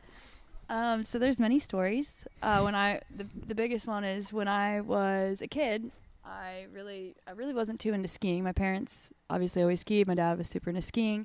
But they bribed me, and they were like, okay, if you run the slalom course, we'll get you a dog. I really wanted a dog. This is sort of embarrassing, but yeah, I ran the slalom course in like a week, less than a week, from getting up on 2 and everything. And then we have a good friend. He used to be an announcer. He just recently passed away, and he nicknamed me Poochie. So yeah, it's a good friend of ours, John Bond, and it's kind of fun now. People are like, do you not like it when I call you that? I'm like, no, now it's got to stay. So Absolutely. I'm sure it means more to you even now. So, all right, next skier, the legendary Jack Critchley. He's coming off of an injury not too long ago with his shoulder, from what I'm aware of. But he's back on the water. I think this is his first pro tournament since his injury, so we definitely want to see him put one down the lake. It looks like the wind's starting to pick up again, which is not what we want to see for a tailwind, but these guys are pros and they know how to handle it, so let's see what he got. yeah, and it's interesting, like the wind is definitely changing for every person, which is always hard, and you kind of go out there with a plan and then you have to change it. So for Jack, he probably had a plan, and then he saw it pick up, and he's like, okay, I might need to back it up a little bit. I know that was the case for me and a few others, but what seems to be happening is everyone does get like at least one jump where it's flat, so that seems nice. It's like Moomba training. Everything's changing every jump, but it's good practice.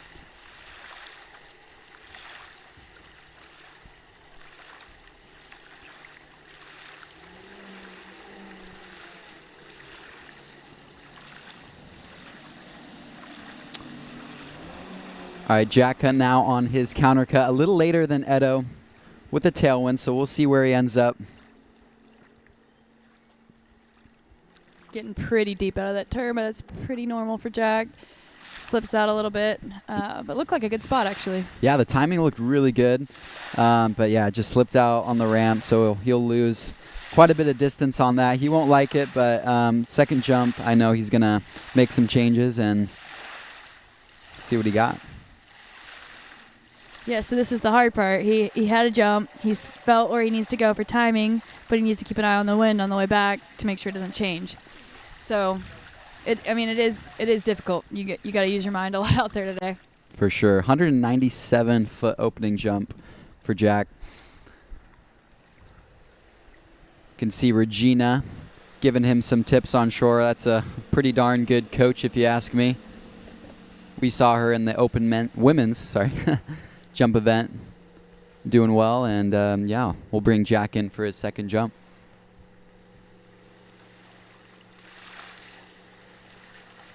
Yeah, one thing I like about Jack's jumping is his turn. It's kind of like that Zach Warden style. He's nice and light on his feet, but when he turns, he's going, and it is just super fun to watch. Yeah, it is, and he can go a lot later at the 6 and in the turn because he gets so much angle. Taylor's also sort of like that. I like watching all the different styles and where everyone sort of goes, but they all end up getting over the ramp. Absolutely, yeah.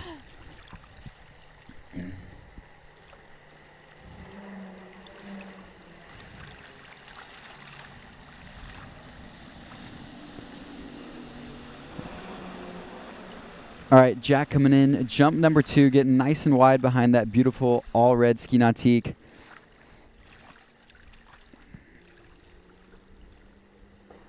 Absolutely boots it. Still just a little bit of slip with his left ski, but that'll definitely be better than his first jump. Yeah, not quite what he's looking for. Oh, and I think he might have. Oh, he's up. Okay, and he's up. The landing. That's one thing that's interesting about this lake is the landing area is pretty tight, especially when you got a tailwind.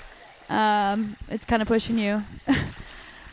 Yeah, how would you explain landing in a tailwind? It's like you're in no man's land. You don't have the boat, the rope's slack, but you're still trying to get up. So it's really difficult to get back up. But 206-foot second jump, definitely better than his first jump and his round 1. So he'll be more so happy with that. But what did you see there? Yeah, he'll definitely be looking for more. In practice, he was up over 220 for sure. I think he went somewhere around 224 or so. So he's definitely got more left in the tank. I think the wind's calming down a little bit. It'll be interesting to see if he goes later at the 6 here. But actually, I think Jack was a little bit early for him there. Just didn't quite get all the pull out of the ramp. I've seen him get a lot more out of it. So I think he'll figure it out on this third one, and hopefully we'll see him go over 220. Yeah, we would love to see that. Looks like Jack got a podium at the Moomba Masters earlier this year, so he's very used to different conditions. Definitely still a tailwind, but it looks like it's calming down a little bit. Getting nice and wide on the boat. Jack Critchley, jump number 3. He went about the same spot, so I'm hoping that he's not too early. He looks real calm out of the turn. Let's see. There we go. Beautiful. That's a bit farther. I think so. And a better landing, too. Had the speed, stuck the landing. That's also a signature move from Jack, which is pretty cool.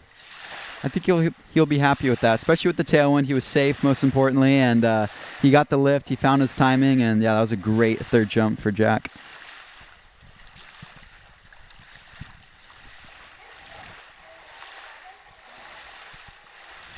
$217-foot third jump. That'll definitely put some pressure on the guys to come. Yeah, it'll be interesting. I mean, if the wind stays up, that's going to be tough to beat. We'll see. I think, that could be in podium contention.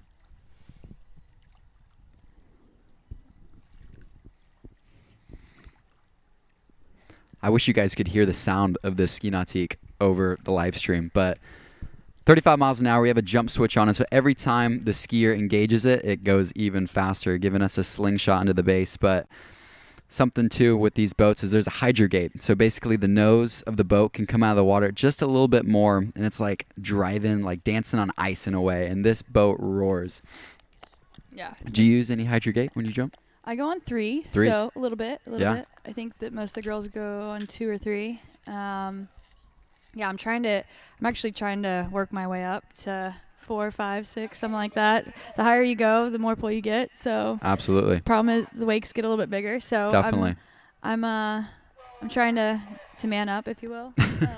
I like it. But the boat is strong. It feels great. And we got Igor next. Yeah, Igor up next. Alec Veo and I talked a lot about how different jumpers cut through the wakes, and from my experience, when you have a little more hydrogate, it's a little easier to fly the wakes versus if you're just going to cut through it. But at the end of the day, what we're looking for is speed. Speed at the base, more speed the further you go, and that's what we're all after. So yeah, next jumper, flying Russian man, Igor Morozov. What a legend of the sport.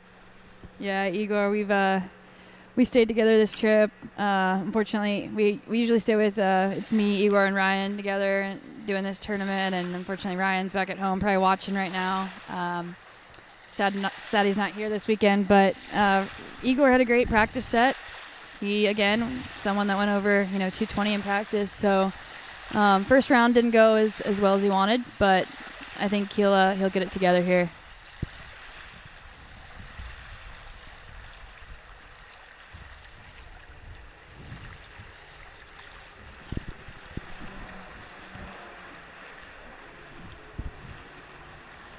Wind's definitely staying steady. Tailwind, it's not what the jumpers like to see, but once again, they have the experience. Igor getting nice and wide on his countercut. Yeah, so Igor looks a little bit different than Jack. Not such a hard turn. Oh, that was big. Beautiful opening jump. Yeah. Right on the corner, got his lift. He'll be super stoked with that, I think. Yeah, that was a really solid opener. It looked like he was a little late out of the turn, but he managed to get on, get a solid opener. I think that was over 210. Oh, I definitely think so. I don't want to overpromise, but we'll know shortly.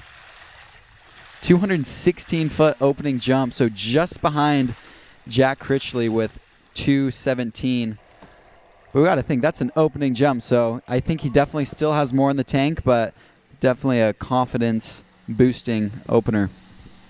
Yeah, he'll be really happy with that opener. We might even see him back it up just a touch so he can drive through the ramp a little bit more. We got a little opened up there, but I'll be curious to see what adjustments he makes. Mm-hmm.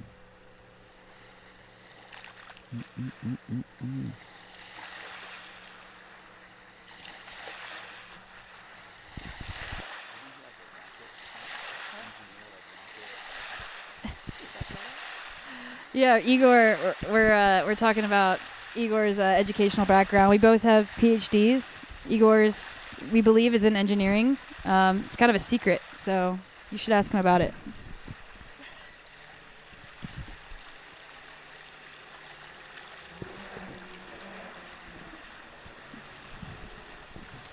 Very curious to see where Igor goes at the 600-foot buoy. Looks about the same. Yeah, about the same, which I think is good because the wind did die a little bit. Absolutely. Igor is not holding back. Turning in nice and strong. Just passing. I don't think he liked the turn, and honestly, we didn't like it either. No, he looks like he just got a tiny bit ahead of himself, ahead of the boat there, and it's kind of weird. I mean, it happened to me too on my first and my last jump. With that tailwind, you really got to be light on the boat and keep the line. If you lose it for a second, you're getting ahead of the boat, and then you're not getting the turn you want, and that's what happened there.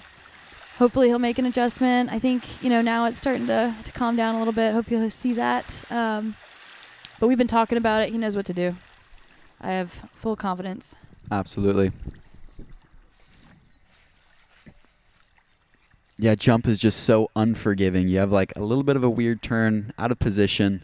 The boat's going 35 miles an hour, but you're actually traveling at like 60 miles an hour trying to hit a 6-foot ramp. So it makes no sense to try to kick a jump that isn't going to be safe. So we made a good decision there. Yeah, and everyone talks, jump, you have 3 jumps, 3 tries, but it's really not like that. You want to start out with, like he did, with a solid jump on your first one and then build from there. It's really hard when you start in a place where you're either too late or too early to get to kind of that sweet spot. I did that today and ended up not getting to the spot where I wanted to be. So it just happened so quick, like you said, unforgiving. Absolutely. We'll bring Igor in for jump number 3. Right after open men's jump, we'll have awards right after at the jump starting dock, and we'll see Lauren actually get her silver medal, so that'll be super cool. Yeah, I'm looking forward to it. It's been 2 years since I've been back here. My first Waterski Pro Tour event. First one ever. First one back. Oh, first one back. I was like, injury. whoa. Yep. Yeah. So it feels good to be back in the mix. Definitely. Yeah.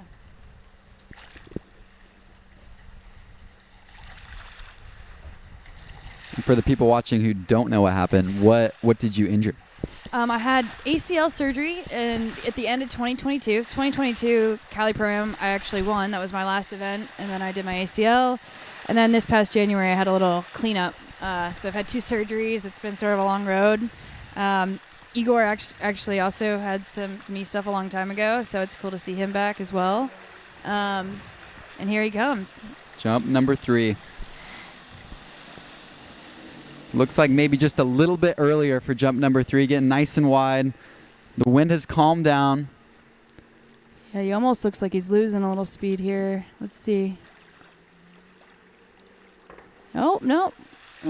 Great third jump. I don't think he turned from as wide of a point. No. Not as much speed, but still, regardless, a beautiful third jump, and I think he'll be really happy with that 216. Yeah, I do too. I don't think it's going to quite top that. That first one, he just had a lot of speed. You could see him kind of slowing down in the turn there, and he got every. What was it? 199. 199-foot third jump. Yeah, I just didn't quite have that speed there. Nice kick, but not enough pull. Who do we have next?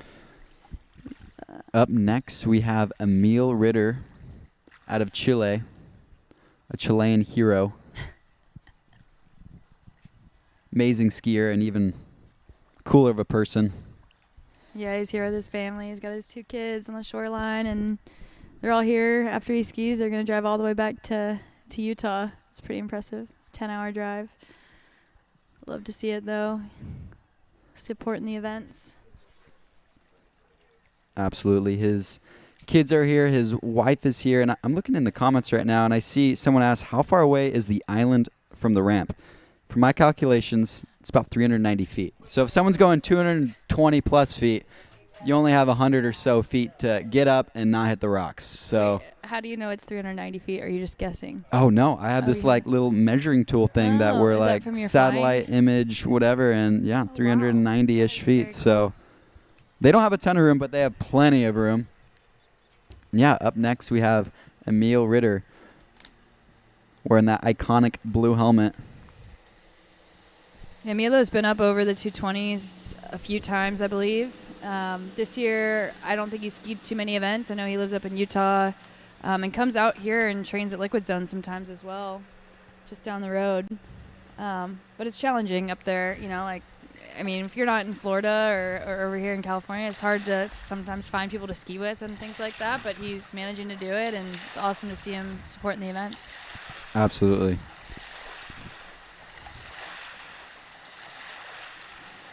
Yeah, just last year in Santiago, Chile for the Pan American Games, he won gold actually. So bringing gold home to Chile at a Chilean tournament. So that was such a huge deal.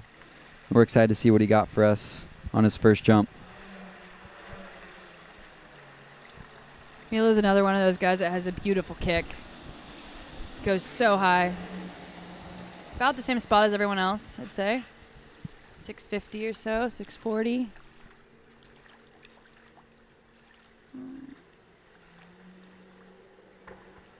Beautiful first jump. Got right over those skis. Tons of speed. Thought he was a little bit early. That's just nitpicking, though. I thought that was an awesome first jump. Yeah, it looked like he lost a tiny bit of speed. We'll probably see him bring it down here for jump number 2, but he kicked the ramp really well, and I think that'll be up over 210. Solid opener.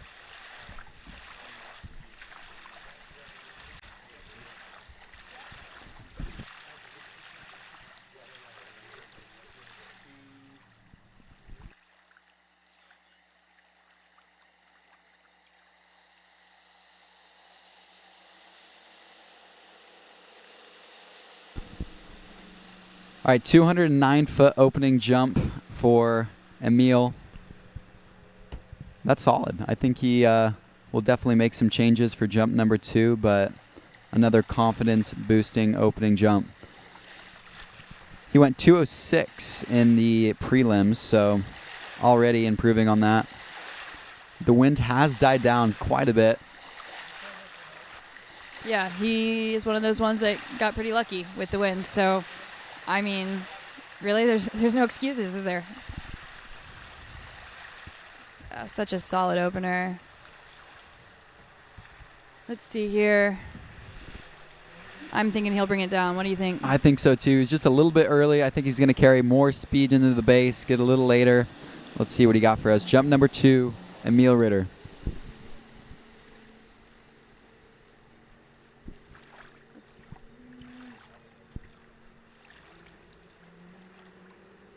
Definitely later. I don't think he got the most amount of angle out of his turn, which isn't a bad thing, but let's see what the distance is. Another awesome jump for Emil Ritter, jump number 2. Yeah, for me, you know, from this angle, you can really see he's kind of pointing his skis towards the ramp, isn't he? And you know that usually means you're a little early from the turn. He's getting to the ramp in a good spot because he's kind of waiting and relaxed there. I'd like to see a little bit more speed. Oh, that was 205 on the second. You know, he just looks a little bit slow out of the turn. I'd like to see a little bit more speed at the 6 and a little bit more speed in the turn to the ramp, and I think he'll be up 215, 220. Absolutely.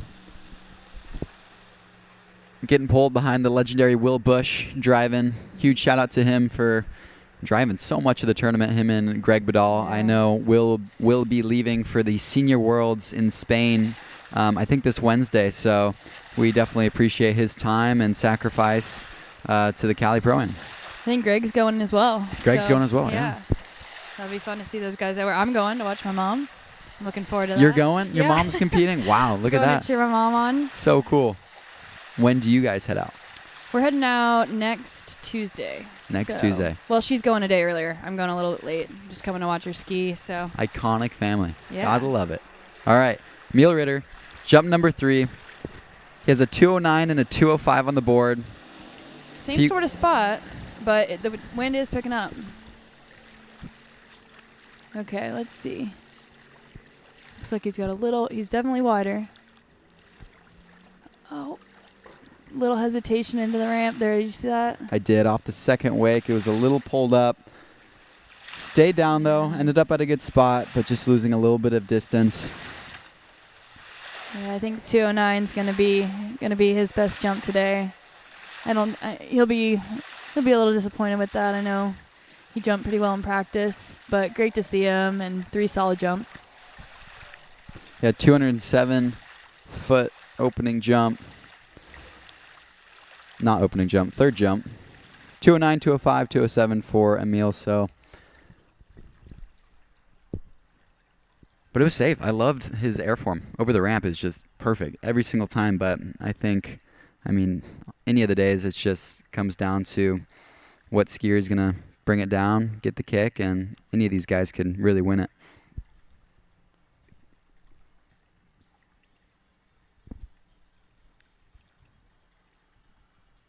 Yeah, he does. He kicks the ramp so well. I wish I had that kick. Same. We're working on it. It's doing good. She's back. Silver medal after 2 surgeries. Our next skier, Dorian Llewellyn. No stranger to the game. An overall past world record holder. His father, Jared, one of the best to ever do it, if not the best to ever do it in the overall jump. It's so fun to watch. Yeah, a bunch of these guys, we're heading to an overall tournament next weekend, so a bunch of them are here. It's really cool to see. Nice to have kind of 2 events back-to-back as well. We're all traveling over tomorrow up to Canada. Jarrett's putting on an event up there with Jim Clooney, so that'll be really fun. And Dorian's no stranger to injuries as well, coming back from an injury he got, I think it was last June, so it's been a long road for him, and it's nice to see him back. Definitely. Right before Worlds last year, he got injured, and skiing through injuries, especially with the pressure of like a big world championship event, he definitely had to lock in, and he did ski it, and it was super impressive, but he continues to get stronger, and he is one of the most fun skiers to watch. He makes it look way too easy, and I definitely think he gets that from his dad. Yeah, Dorian. I train with Dorian down at Jack Travers, and one of the hardest working people I know. Always in the gym. When he's not skiing, he skis a ton. I think sometimes too much. No, but he's super impressive, and I'm excited to see him back out here, and I hope he boots a big one. Absolutely.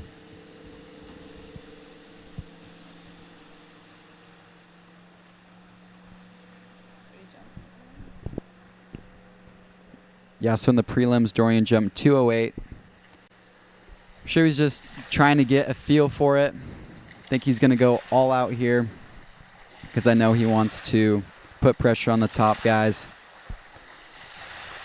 Big shout out to Jared and Bridget. I'm sure Britta, sorry. I know they're watching. Their son ski. Such amazing people. So involved in the sport.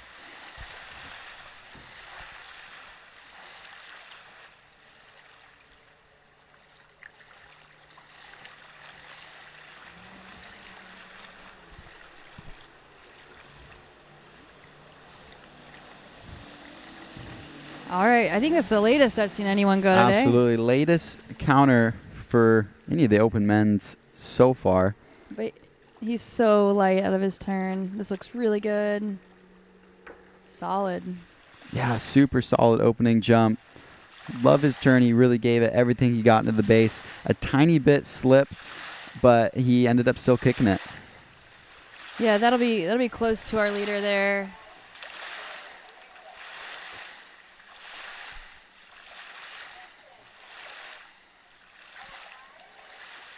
All right, 2:05 on jump number 1.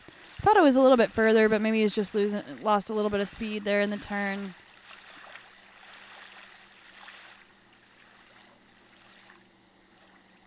Did miss the kick a little bit, but solid opener.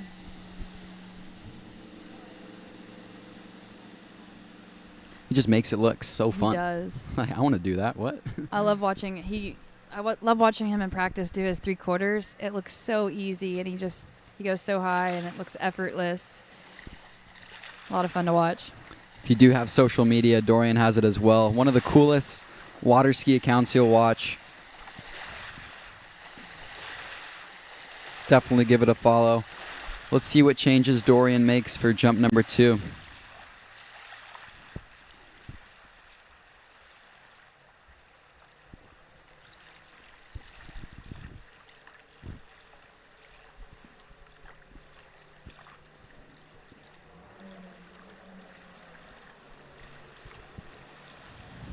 He has really solid speed at the 6, which I like. Nice turn, brought it down.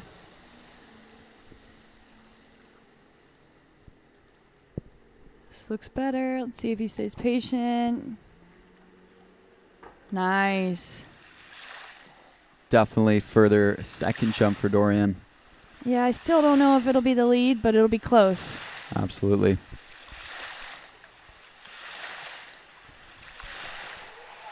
Either way, I think Dorian is going to be really happy with this set. It's 2 solid starting jumps and nice build. 2-on-1, 2:11. He's got a lot left in the tank, I think, too.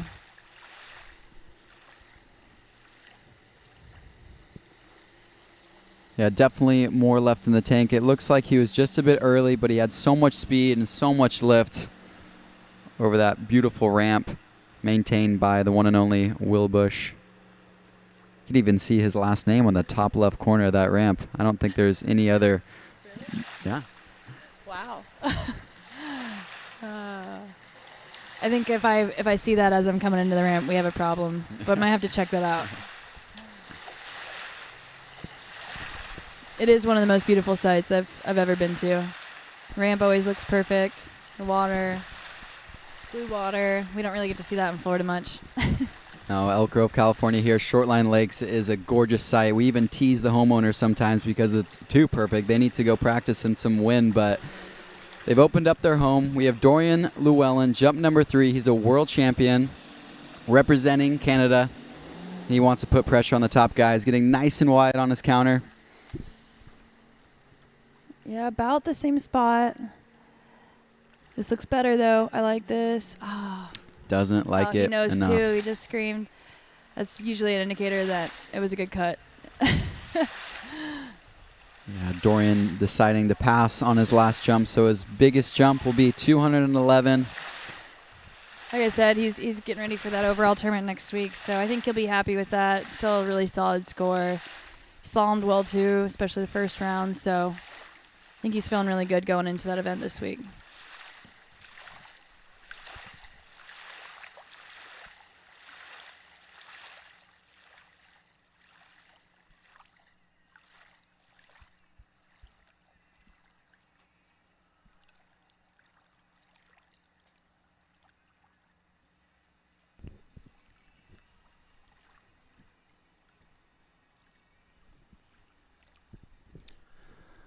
All right, next skier we have Louis Duplan-Fribourg representing France. Also got to trick with him this morning. Super cool.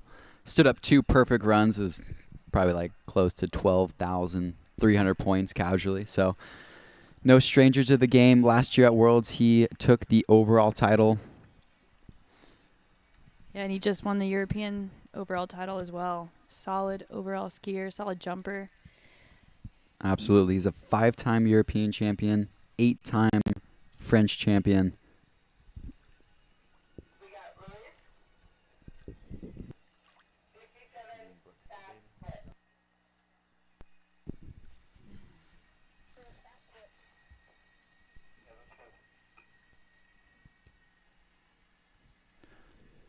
I'm sure his number one fan will be watching, besides his mom, Brooke Baldwin. Shout out to her. Hi, Brooke. She's definitely his training partner. And yeah, Louis, let's see what he got for his opening jump. Another very hard worker. I ski with him at Jack's as well. His warm-up is like no other. No other. Almost close to as Brian Detrick, so that's saying something. It is long, and he's definitely warmed up before he skis, but these athletes know what it takes to be in tip-top shape, and maybe I should start doing that more, and I'll ski better.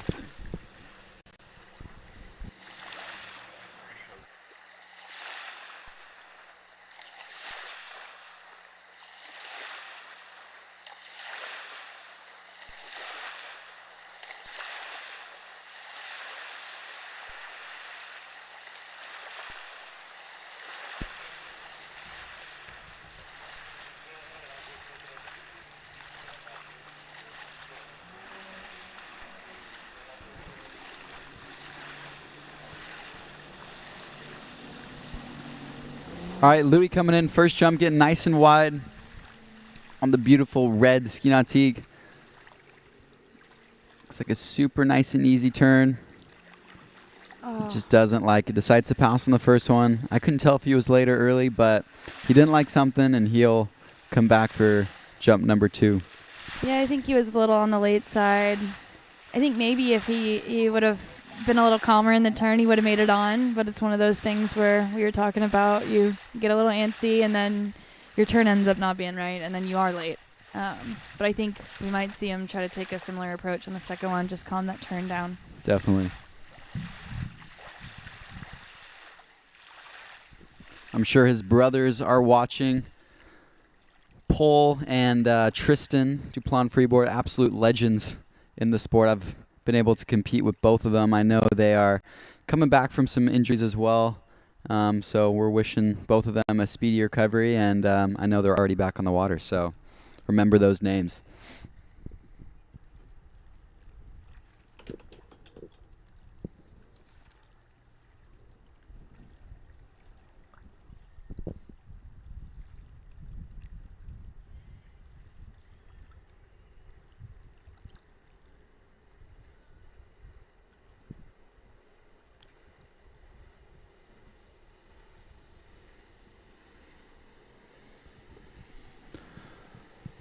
Louis is a world champion. His brother Tristan is a junior masters champion. And Paul is also a world champion. So this family is just an icon of the sport. And they ski at Jack's quite a bit too, right? Yeah, they do. All three of the brothers are down there. They come in the spring, and then they come in the fall. They usually go home for the summer, but it's really fun to have them there, have Dorian there. Bunch of overall skiers, bunch of jumpers. I always like that. Everyone, it's a place to be. Jack Travers Ski Lake.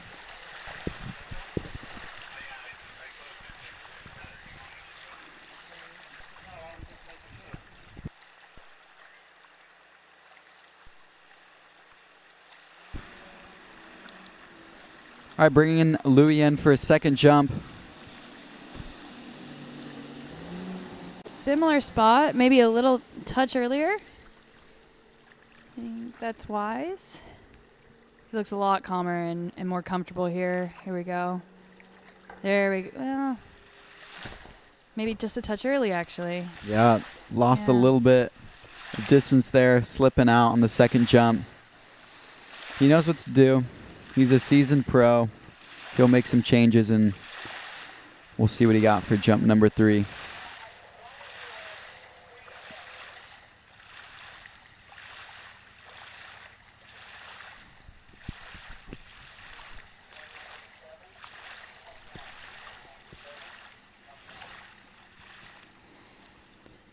Yeah, so Louis, 197-foot second jump. So he has a pass. He has a 197.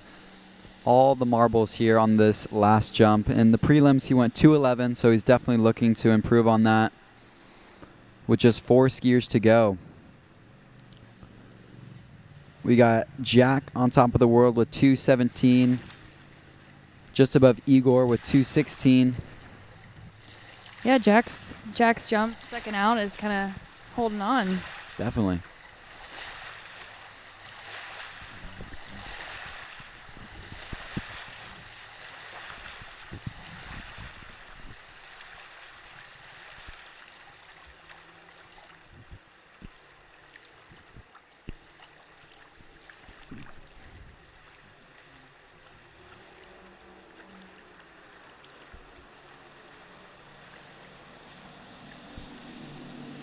All right, same spot, maybe a touch later.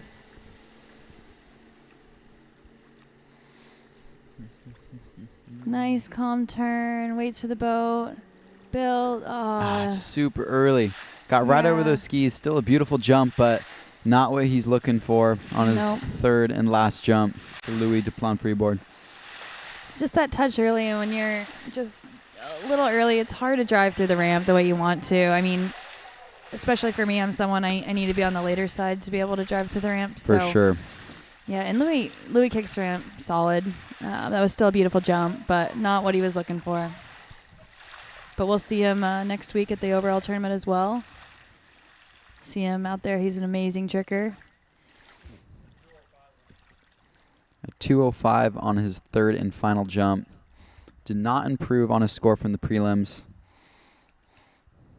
but it still looked so good. He makes it look so easy, but jumping, there's just such fine lines between good and great, and they're looking for their personal best each and every set. Yeah, especially when you're at a site like this. I always look forward to jumping here. I think I came here back in 2013 for Gold Rush, jumped to PB. And then Gold Rush. That's Rush. legendary. That's some legendary days. I'm old. No. And then came back, 2 years ago when we first had jump here and went over 180. And this place is amazing. I love it. Can't wait to come back next year already. Luca. Yeah. We have Luca Rockenwald up next. He's one that's kind of come onto the scene more recently. Going up over 220. I'm not exactly sure how far his PB is, but definitely up over 220. He qualified for the Masters this year, which was a big goal of his. Made the finals at Worlds this year and got on the podium at Europeans this year. So he's killing it. I know he had a little injury a few months ago. And he got back to ski Europeans, so that was great to see, and we're glad he's here.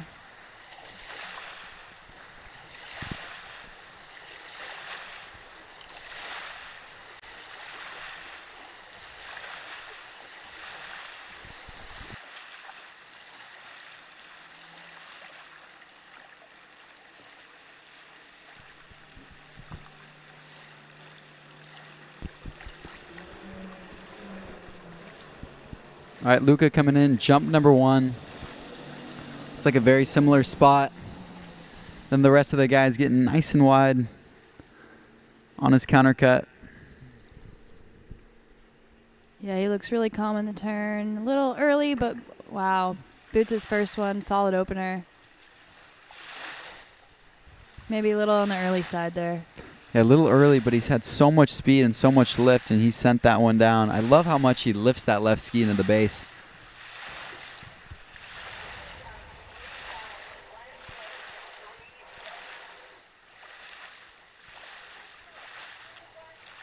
Wow.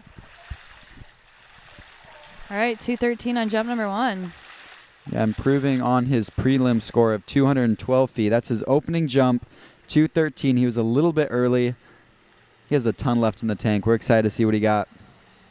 Yeah, to me it looks like he's got a lot left in the tank, so this should be impressive. 213 comes out. Not in the lead yet, but solid opener, and hope he'll build from there.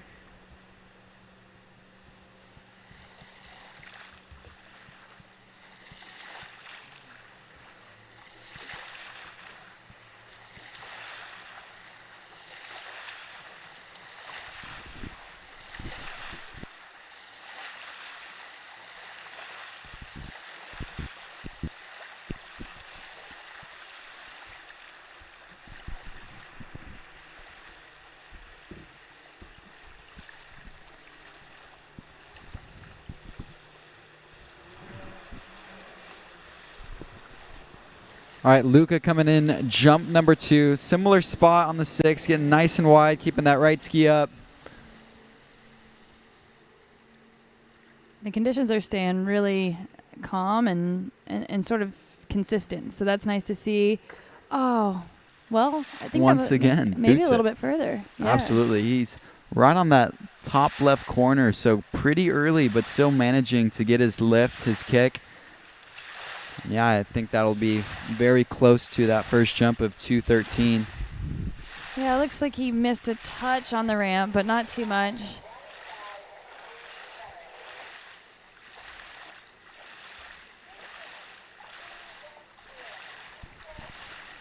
.210, jump number 2, so a little less than his opening jump, but he's still so early. He has a lot left.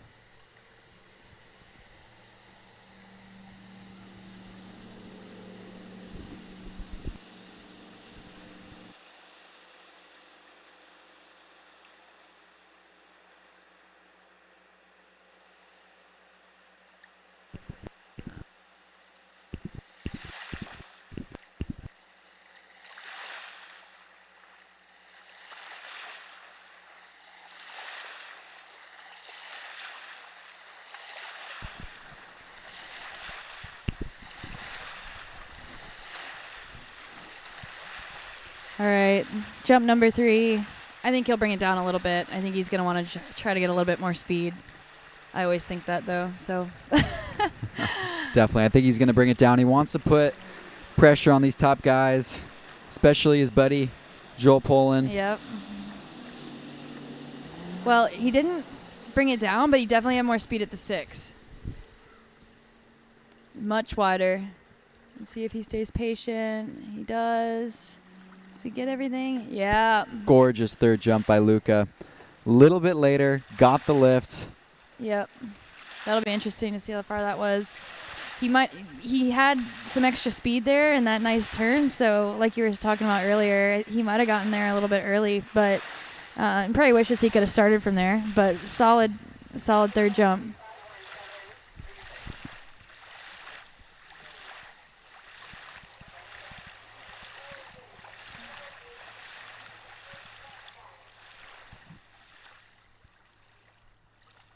Yeah, it's just a little bit early there. 3 solid jumps, though.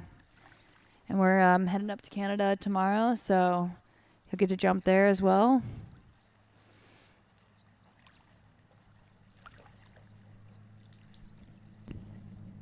We got Taylor coming up next. Taylor also did Gold Rush, I believe. I think he jumped as a junior at that tournament. That's awesome.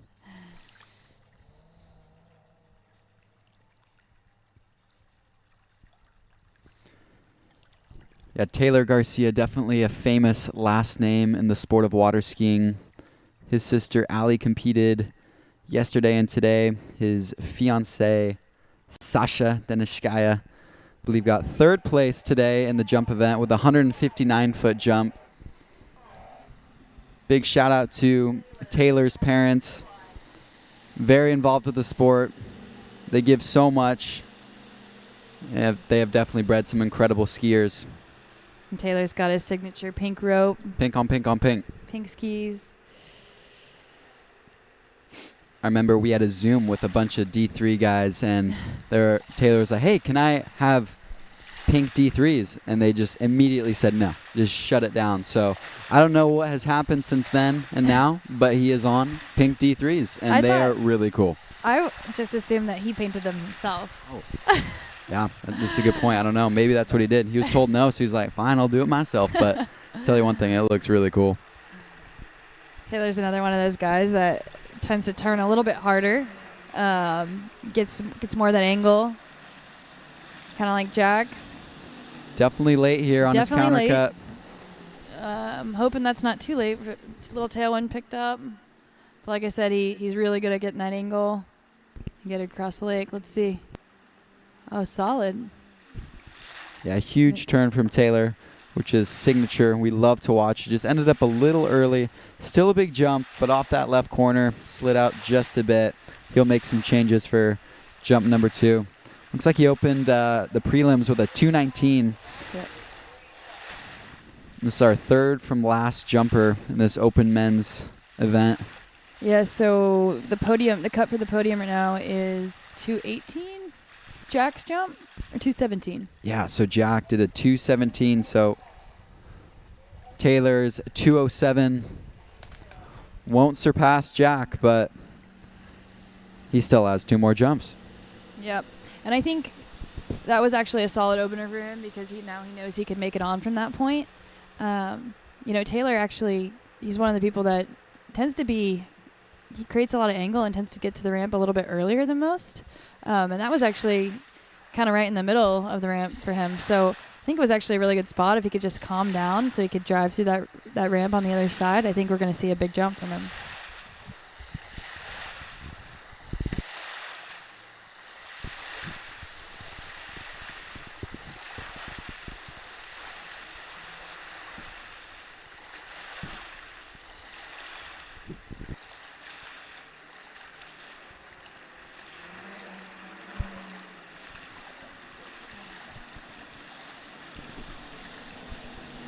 Yeah, backed it up just a little bit.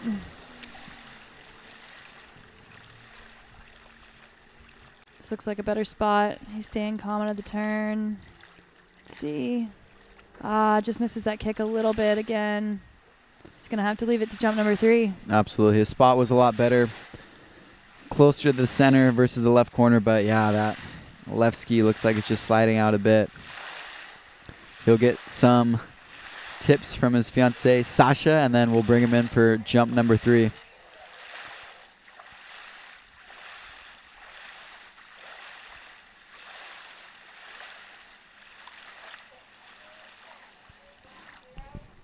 Big crush. Yeah, so 210-foot second jump, and he slid out. Yeah. That's super, super impressive. So if he can find his kick, find his timing, I think we can see him way over the 220s. Yeah, I think he's in the right spot. That just indicates he's got a lot of speed. If he kicks the ramp, he's going over 220 for sure. Come on, Taylor.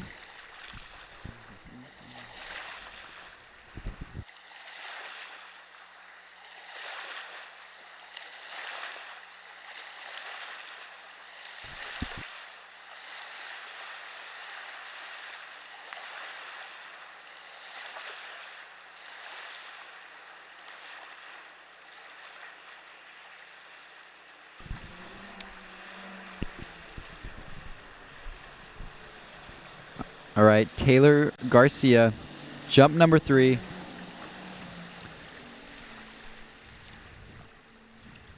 He doesn't have a jump that's going to put him on the podium yet. It comes down to this third and final.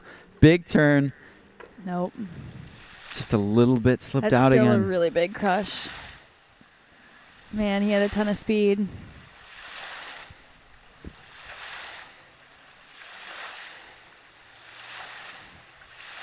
I think that's just going to be shy of Jack's jump, maybe 210 around that same spot. 209.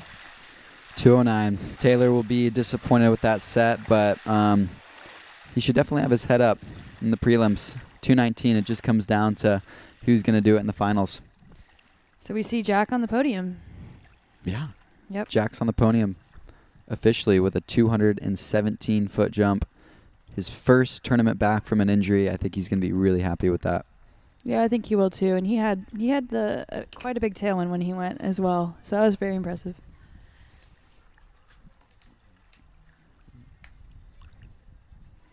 So we got Joel coming up next. 220 in the prelims. And he was actually a little disappointed with that. I think he went over 230 in practice, and he's been jumping really well. So he'll be looking to do that this round and put some pressure on Freddie.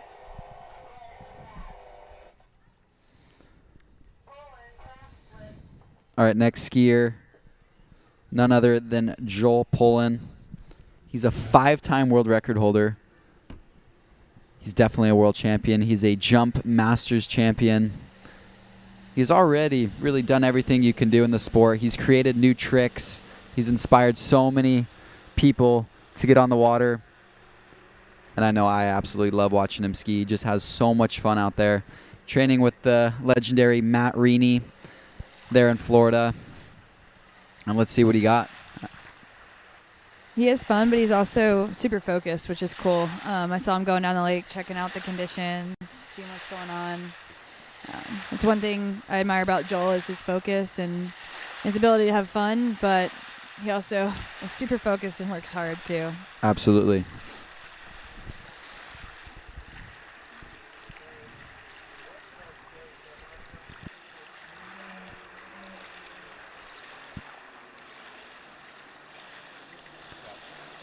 All right, going quite a bit earlier than most of the guys so far. He's got great speed on the counter, staying calm. Huge opening jump for Joel, right on the corner, tons of speed. I think he'll be really happy with that. Getting right up on that island. We saw Joel slalom yesterday, not as good as he wanted, but something about these overall skiers, it's so difficult to keep each and every event in tip-top shape. That's what makes him so good. Because he'll beat you in trick, then he'll go beat you in slalom, and then jump. 2:22, taking the lead on jump number 1.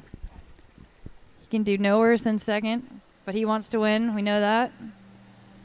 He won the Masters earlier this year. Yeah, 2-time Masters jump champion. And he's an overall skier. You do not see that often. No. And we kind of saw that at Worlds. I mean, he didn't have the round he wanted in tricks, and then he went out and ran 41. So. Yeah, so he fell on a trick that he didn't like. He went and shaved his head, and he decided he was going to run 41 the next round. It was pretty cool to watch.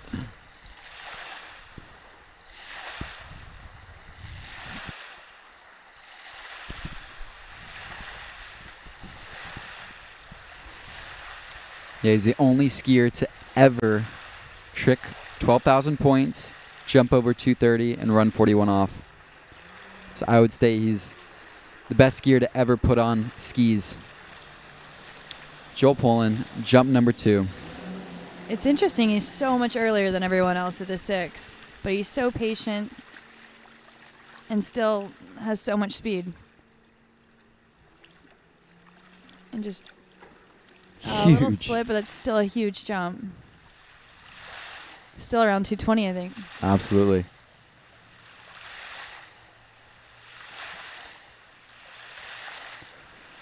Joel Poland definitely putting the pressure on Freddie Krueger, who will be our last skier. Joel went 220 in the prelims. He opened up with a 222. We're awaiting his second jump distance here in the finals.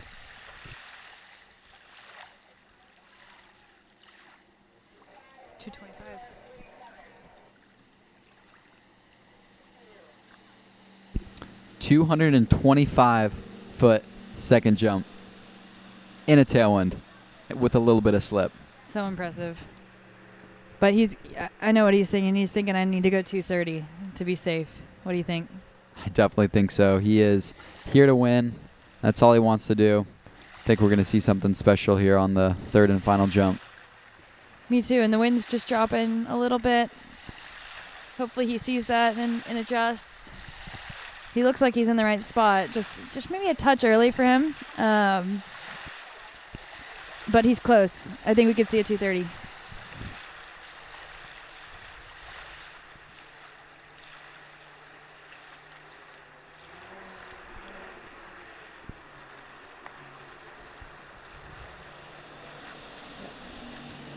Looks like he brought it down just a little bit, but earlier than all the other guys.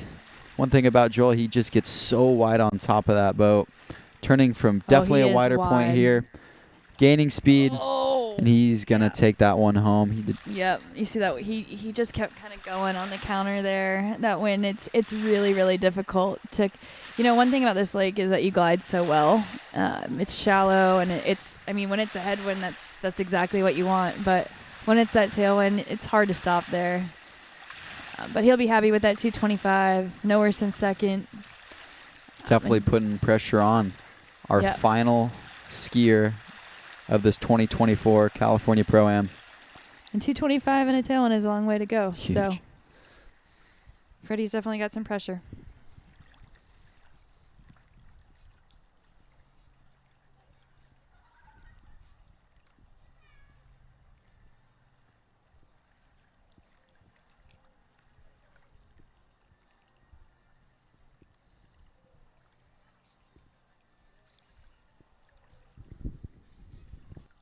He's so humble. He has nothing in his bio.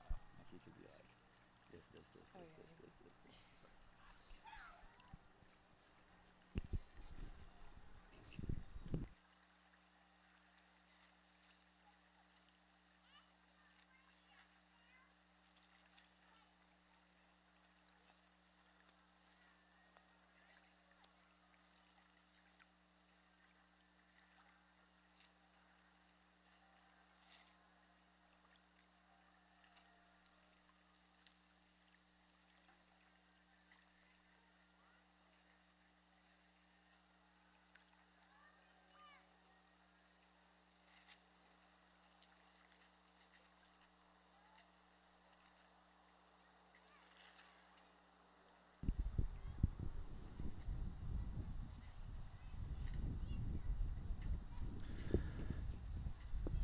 Yeah, so it looks like the tailwind's kicking up a little more here for Freddie Krueger, but he's not on the water yet. We don't know exactly what's going on down at the dock, but we are holding the boat there at the dock.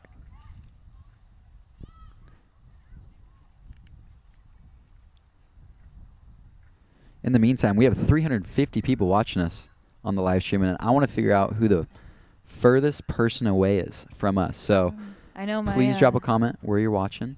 I know my boyfriend Ben. He's watching from England. From over England. at Gosfield Lake. Ben, you may win it unless someone can come in with a further location, but It is.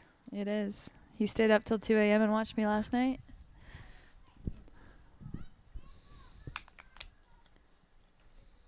Brooke is probably watching. We know that. sure she is, yeah. Definitely good boyfriend and girlfriend staying up to watch their skiers rip, and yeah, still holding the boat down there. I see him though. I see him walking around. He's here. Freddie is here. Pretty cool. Freddie Krueger's son.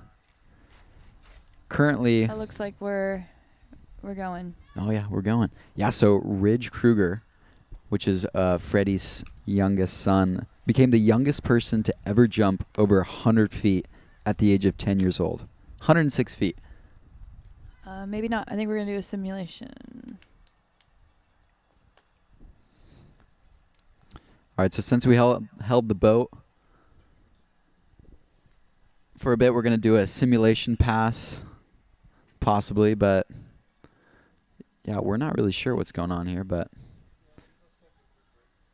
we're going to take a quick break and get right back to you.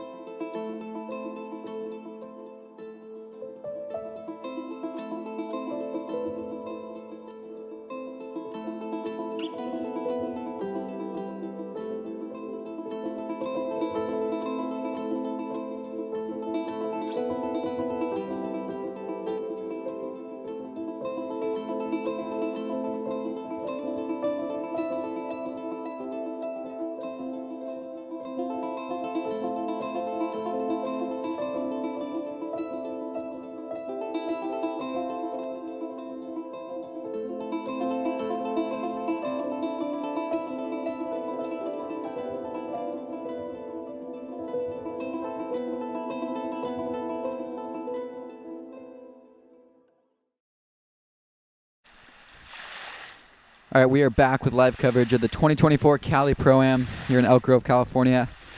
We just did a simulation pass. We're going to bring Freddie Krueger, our top seat and last skier of the event, in. The wind was quite calm. Now it looks like it's picking up again in a tailwind, but yeah, we want to make one correction. Taylor Garcia, jump number 3 was 214. It was not 210. I don't know where that came from. It still doesn't get him on the podium officially, but yeah, that's great jumping for Taylor in a tailwind. He slipped out. He has so much more that he can do, and we've seen it many times.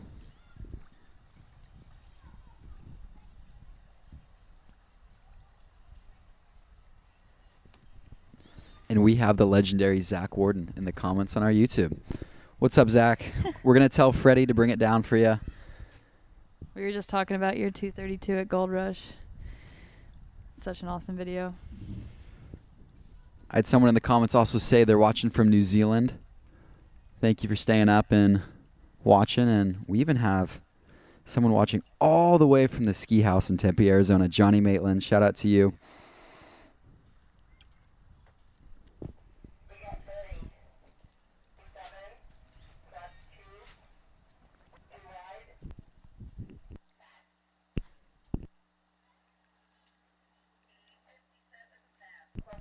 Yeah, wind's picking up just a little bit, but I think it's pretty similar to what Joel had. And here we go, last jumper of the day. Unless, of course, there's a jump off. Freddie Krueger, the absolute legend of the sport. The person that has gone the furthest on jump skis ever, 312 feet, ski fly. He's done everything there is for water skiing over and over and over again, and he's still doing it. And Zach wanted to correct us. 233. Oh, not 233. My bad. 233.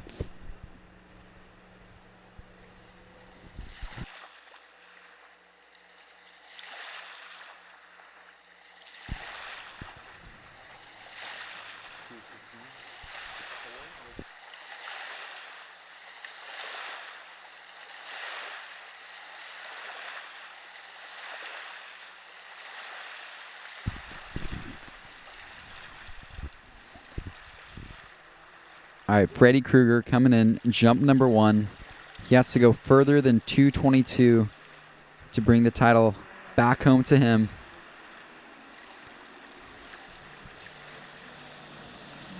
The flying nightmare Krueger cutting out on his counter.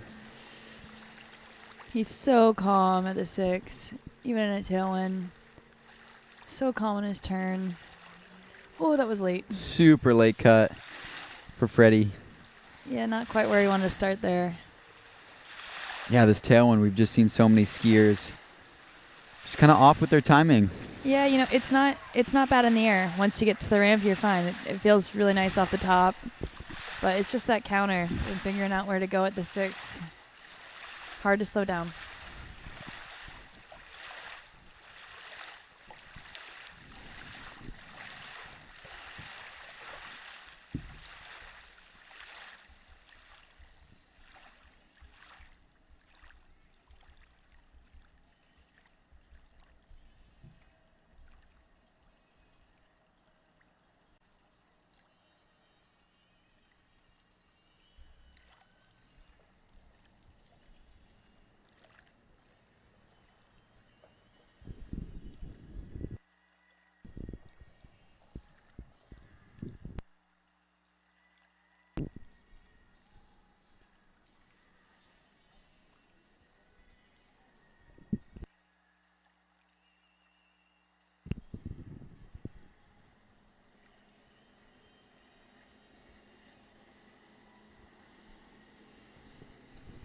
All right, we'll bring Freddie Krueger in for jump number 2.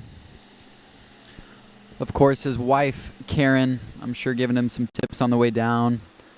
His 2 boys are here, and they want to see him bring home gold once again at the California Pro Am. As of just 9 months ago, Freddie's an 8-time world record holder, 5-time world champion, and 14-time Masters champion. Not much he hasn't done. Not at all. And such a nice guy, class act. You know, I don't skew with Freddie or anything like that, but he's always just so humble and gracious and willing to help people. So Absolutely. So involved with the sport, even at 49 years old. yeah. He's still jumping. It's absolutely incredible. And he's not just jumping, he's on top of his game. Freddie Krueger, jump number 2. Looks like he's... Same sort of spot, but the Same wind did spot. die a little bit, so I think he'll be good. This looks good. Oh! Huge. It was late. Second jump for Freddie, right on the corner. He's That's the stoked. We have a fist Yep. pump from him.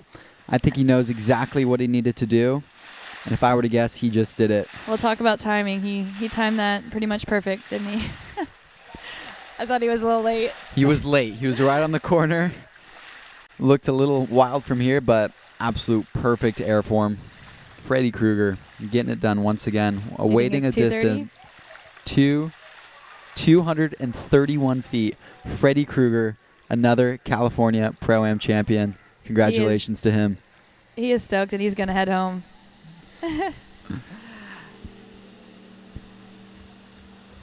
Amazing. Just look at this jump. So much kick, so much height. In the 230s for the win. Nothing's better than that. So we got Freddie in first, Joel in second, and Jack in third. Those are our podium winners. That is your podium. We've reigned 4 champions at the 2024 Cali Pro Am. Whitney McClintock, women's slalom. Nate Smith, men's slalom. Hannah Stratsova for women's jump. And the legend Freddie Krueger for open men's jump. Everyone was safe. Everyone was safe. We live. Yep. And now we get to go up to Canada and jump again, so it's great. Thank you so much to all the sponsors, and we got Good, Babes Boats. What is it? Yep, Babes Boats, Syndicate, HO, State Farm, D3 Skis, Masterline, Zero Off, Eagle, of course, Dutch Bros Coffee, Sanger Homes, and then we got the Wilderness Forestry, Connolly, Radar, Bay Area, Water Ski Club, California Ski Ranch. Thank you all so much. It's been a successful event. And we'll see you on the next one. We got awards coming up right now. Jump starting doc. And yeah, thank you everyone for watching. Thank you to the sponsors. And we'll be back next year. 2025. That's scary. Cali Pro Am. That sounds crazy. We'll see you guys. See ya.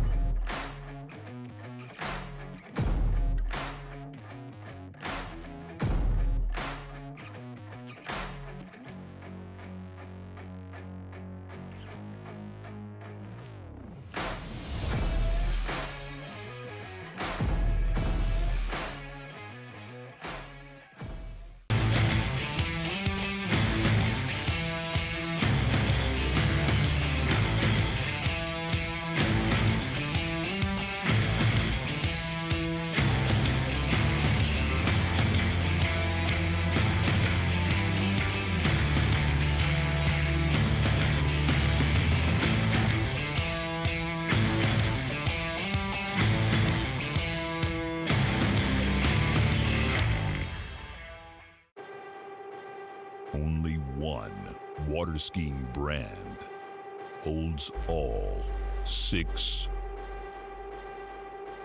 world records.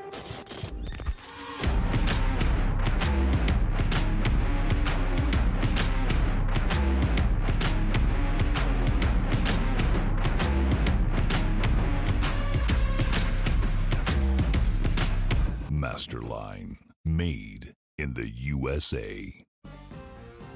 We are Radar, and this crew is the backbone of the Radar Nation.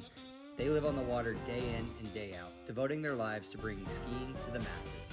We have designers, innovators, free spirits, and badass buoy slayers, all charging at 100% to grow the sport. There's no better group of individuals to be driving the ship that leads water skiing.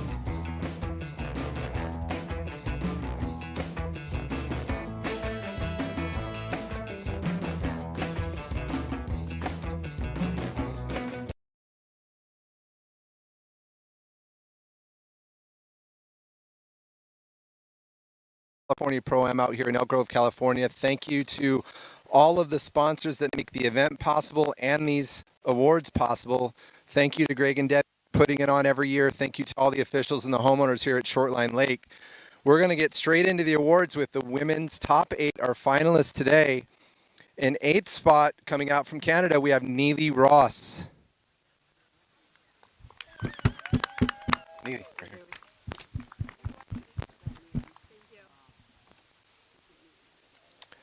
In 7th place, Sasha Deniskaya.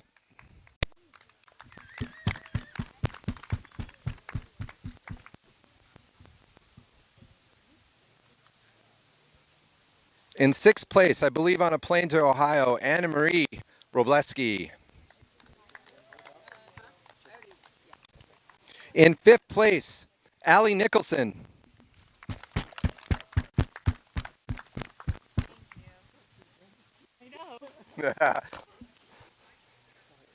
In 4th place, Manon Costard.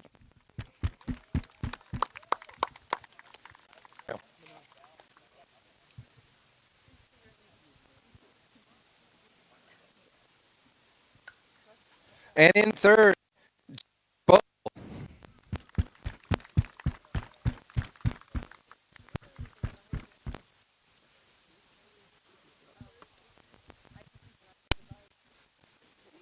Okay, our top two skiers this weekend. In second place, Regina Jaquez.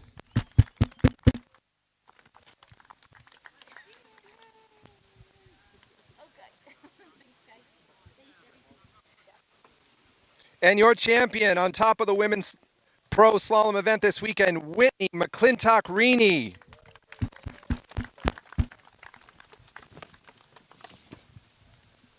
Congratulations to all our women's finalists this weekend, putting on a great show. Thank you so much for all that you do. It was great to watch your performances. Well done, ladies. All right, there's more room on the podium there. There we are.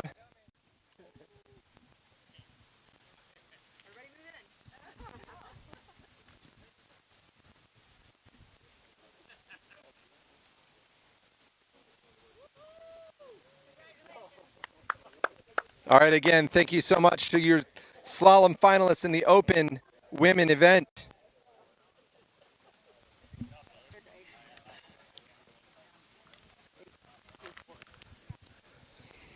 Moving right on, we're going to get into our pro men slalom finalists, the top 8 today. In 8th place, Stephen Neveu. Sorry, he's gone. In 7th place, hustling in the background, Jonathan Travers.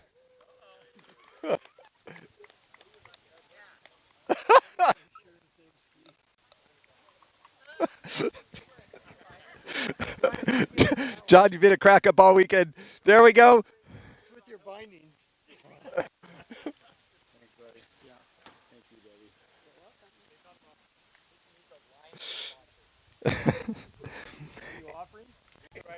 In 6th place, Lucas Cornell.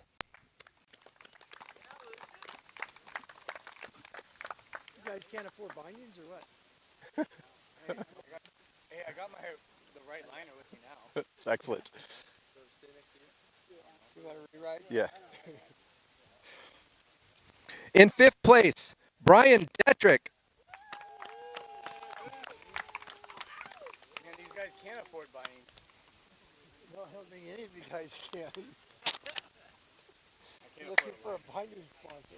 All right, your top 4. In 4th place, Thomas DeGasperi.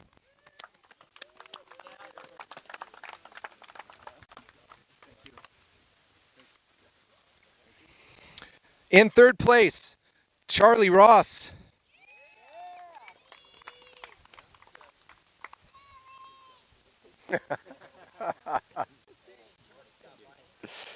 Yeah.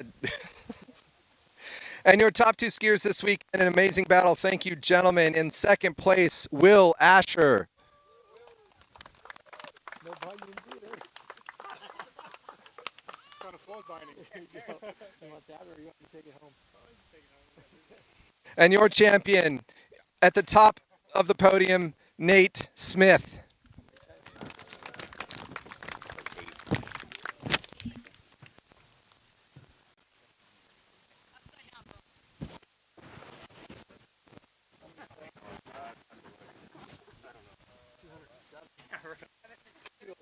Thank you. Yeah, man. Nice work.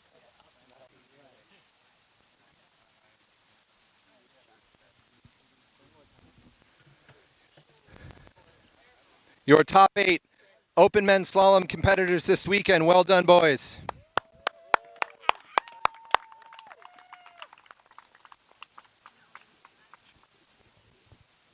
We're going to ski in right now without bindings and see how y'all do.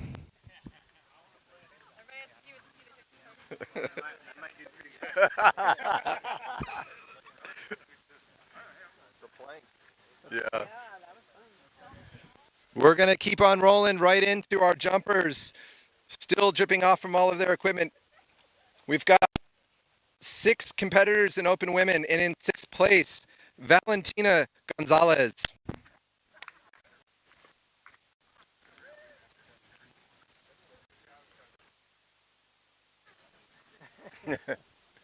Zane needs to come over and help announce. He's doing great.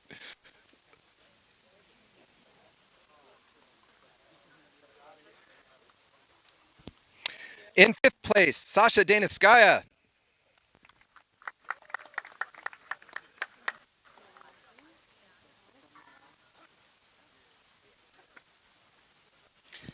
In fourth place on the podium again today, Regina Jaquez. Way back to run. Come on, just keep running. She's got binding.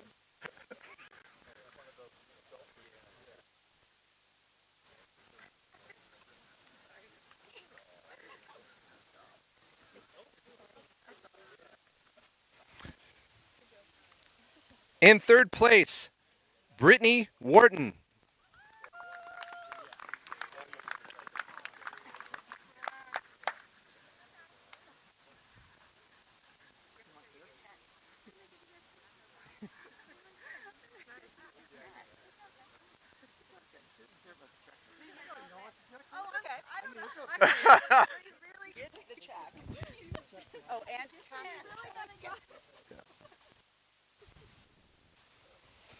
In second place, Lauren Morgan.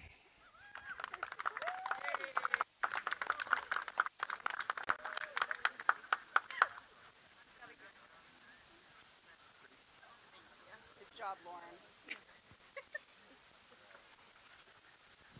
And your California Pro Am Open Women Jump Champion, Hannah Stratslova.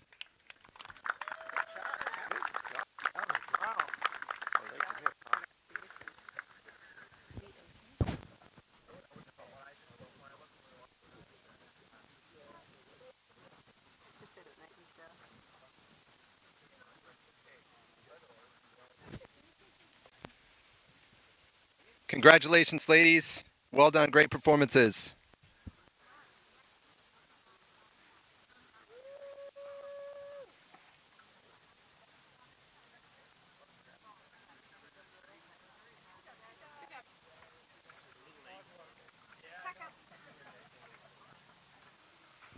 Okay, and moving on to Open Men Jump, our last event.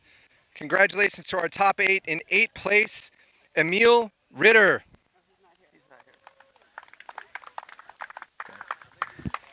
Yeah, thanks. He took off. That's all right. We got in 7th place, Dorian Llewellyn. Thought I saw Dorian. Here he is. Rock and roll. Do I get Emil's check too? Yeah, he's not here. You can have his check. It's good stuff. In 6th place, Luca Rockenwald.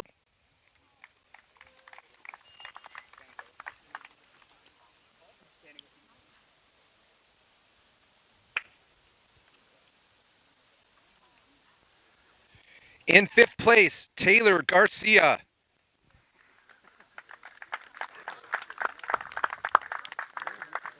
He's coming. It's all right. What can you do? Yeah. Moving on to our top 4 in 4th place, Igor Morozov.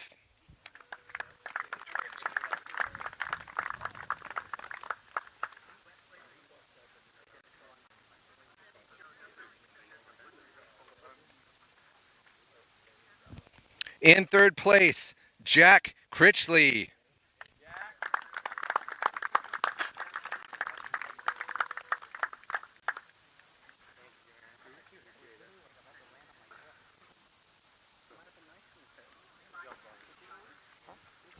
In 2nd place, we have Joel Poland. Oh, me?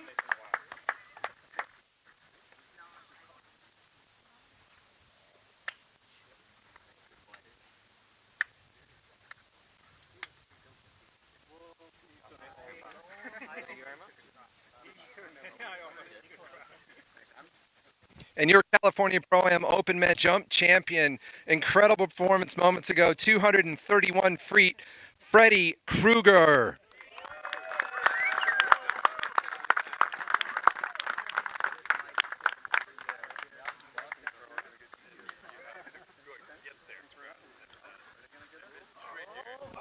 Congratulations, men. We really enjoyed watching you jump. You guys are incredible, great performances. Here are your Pro Am men's jumpers.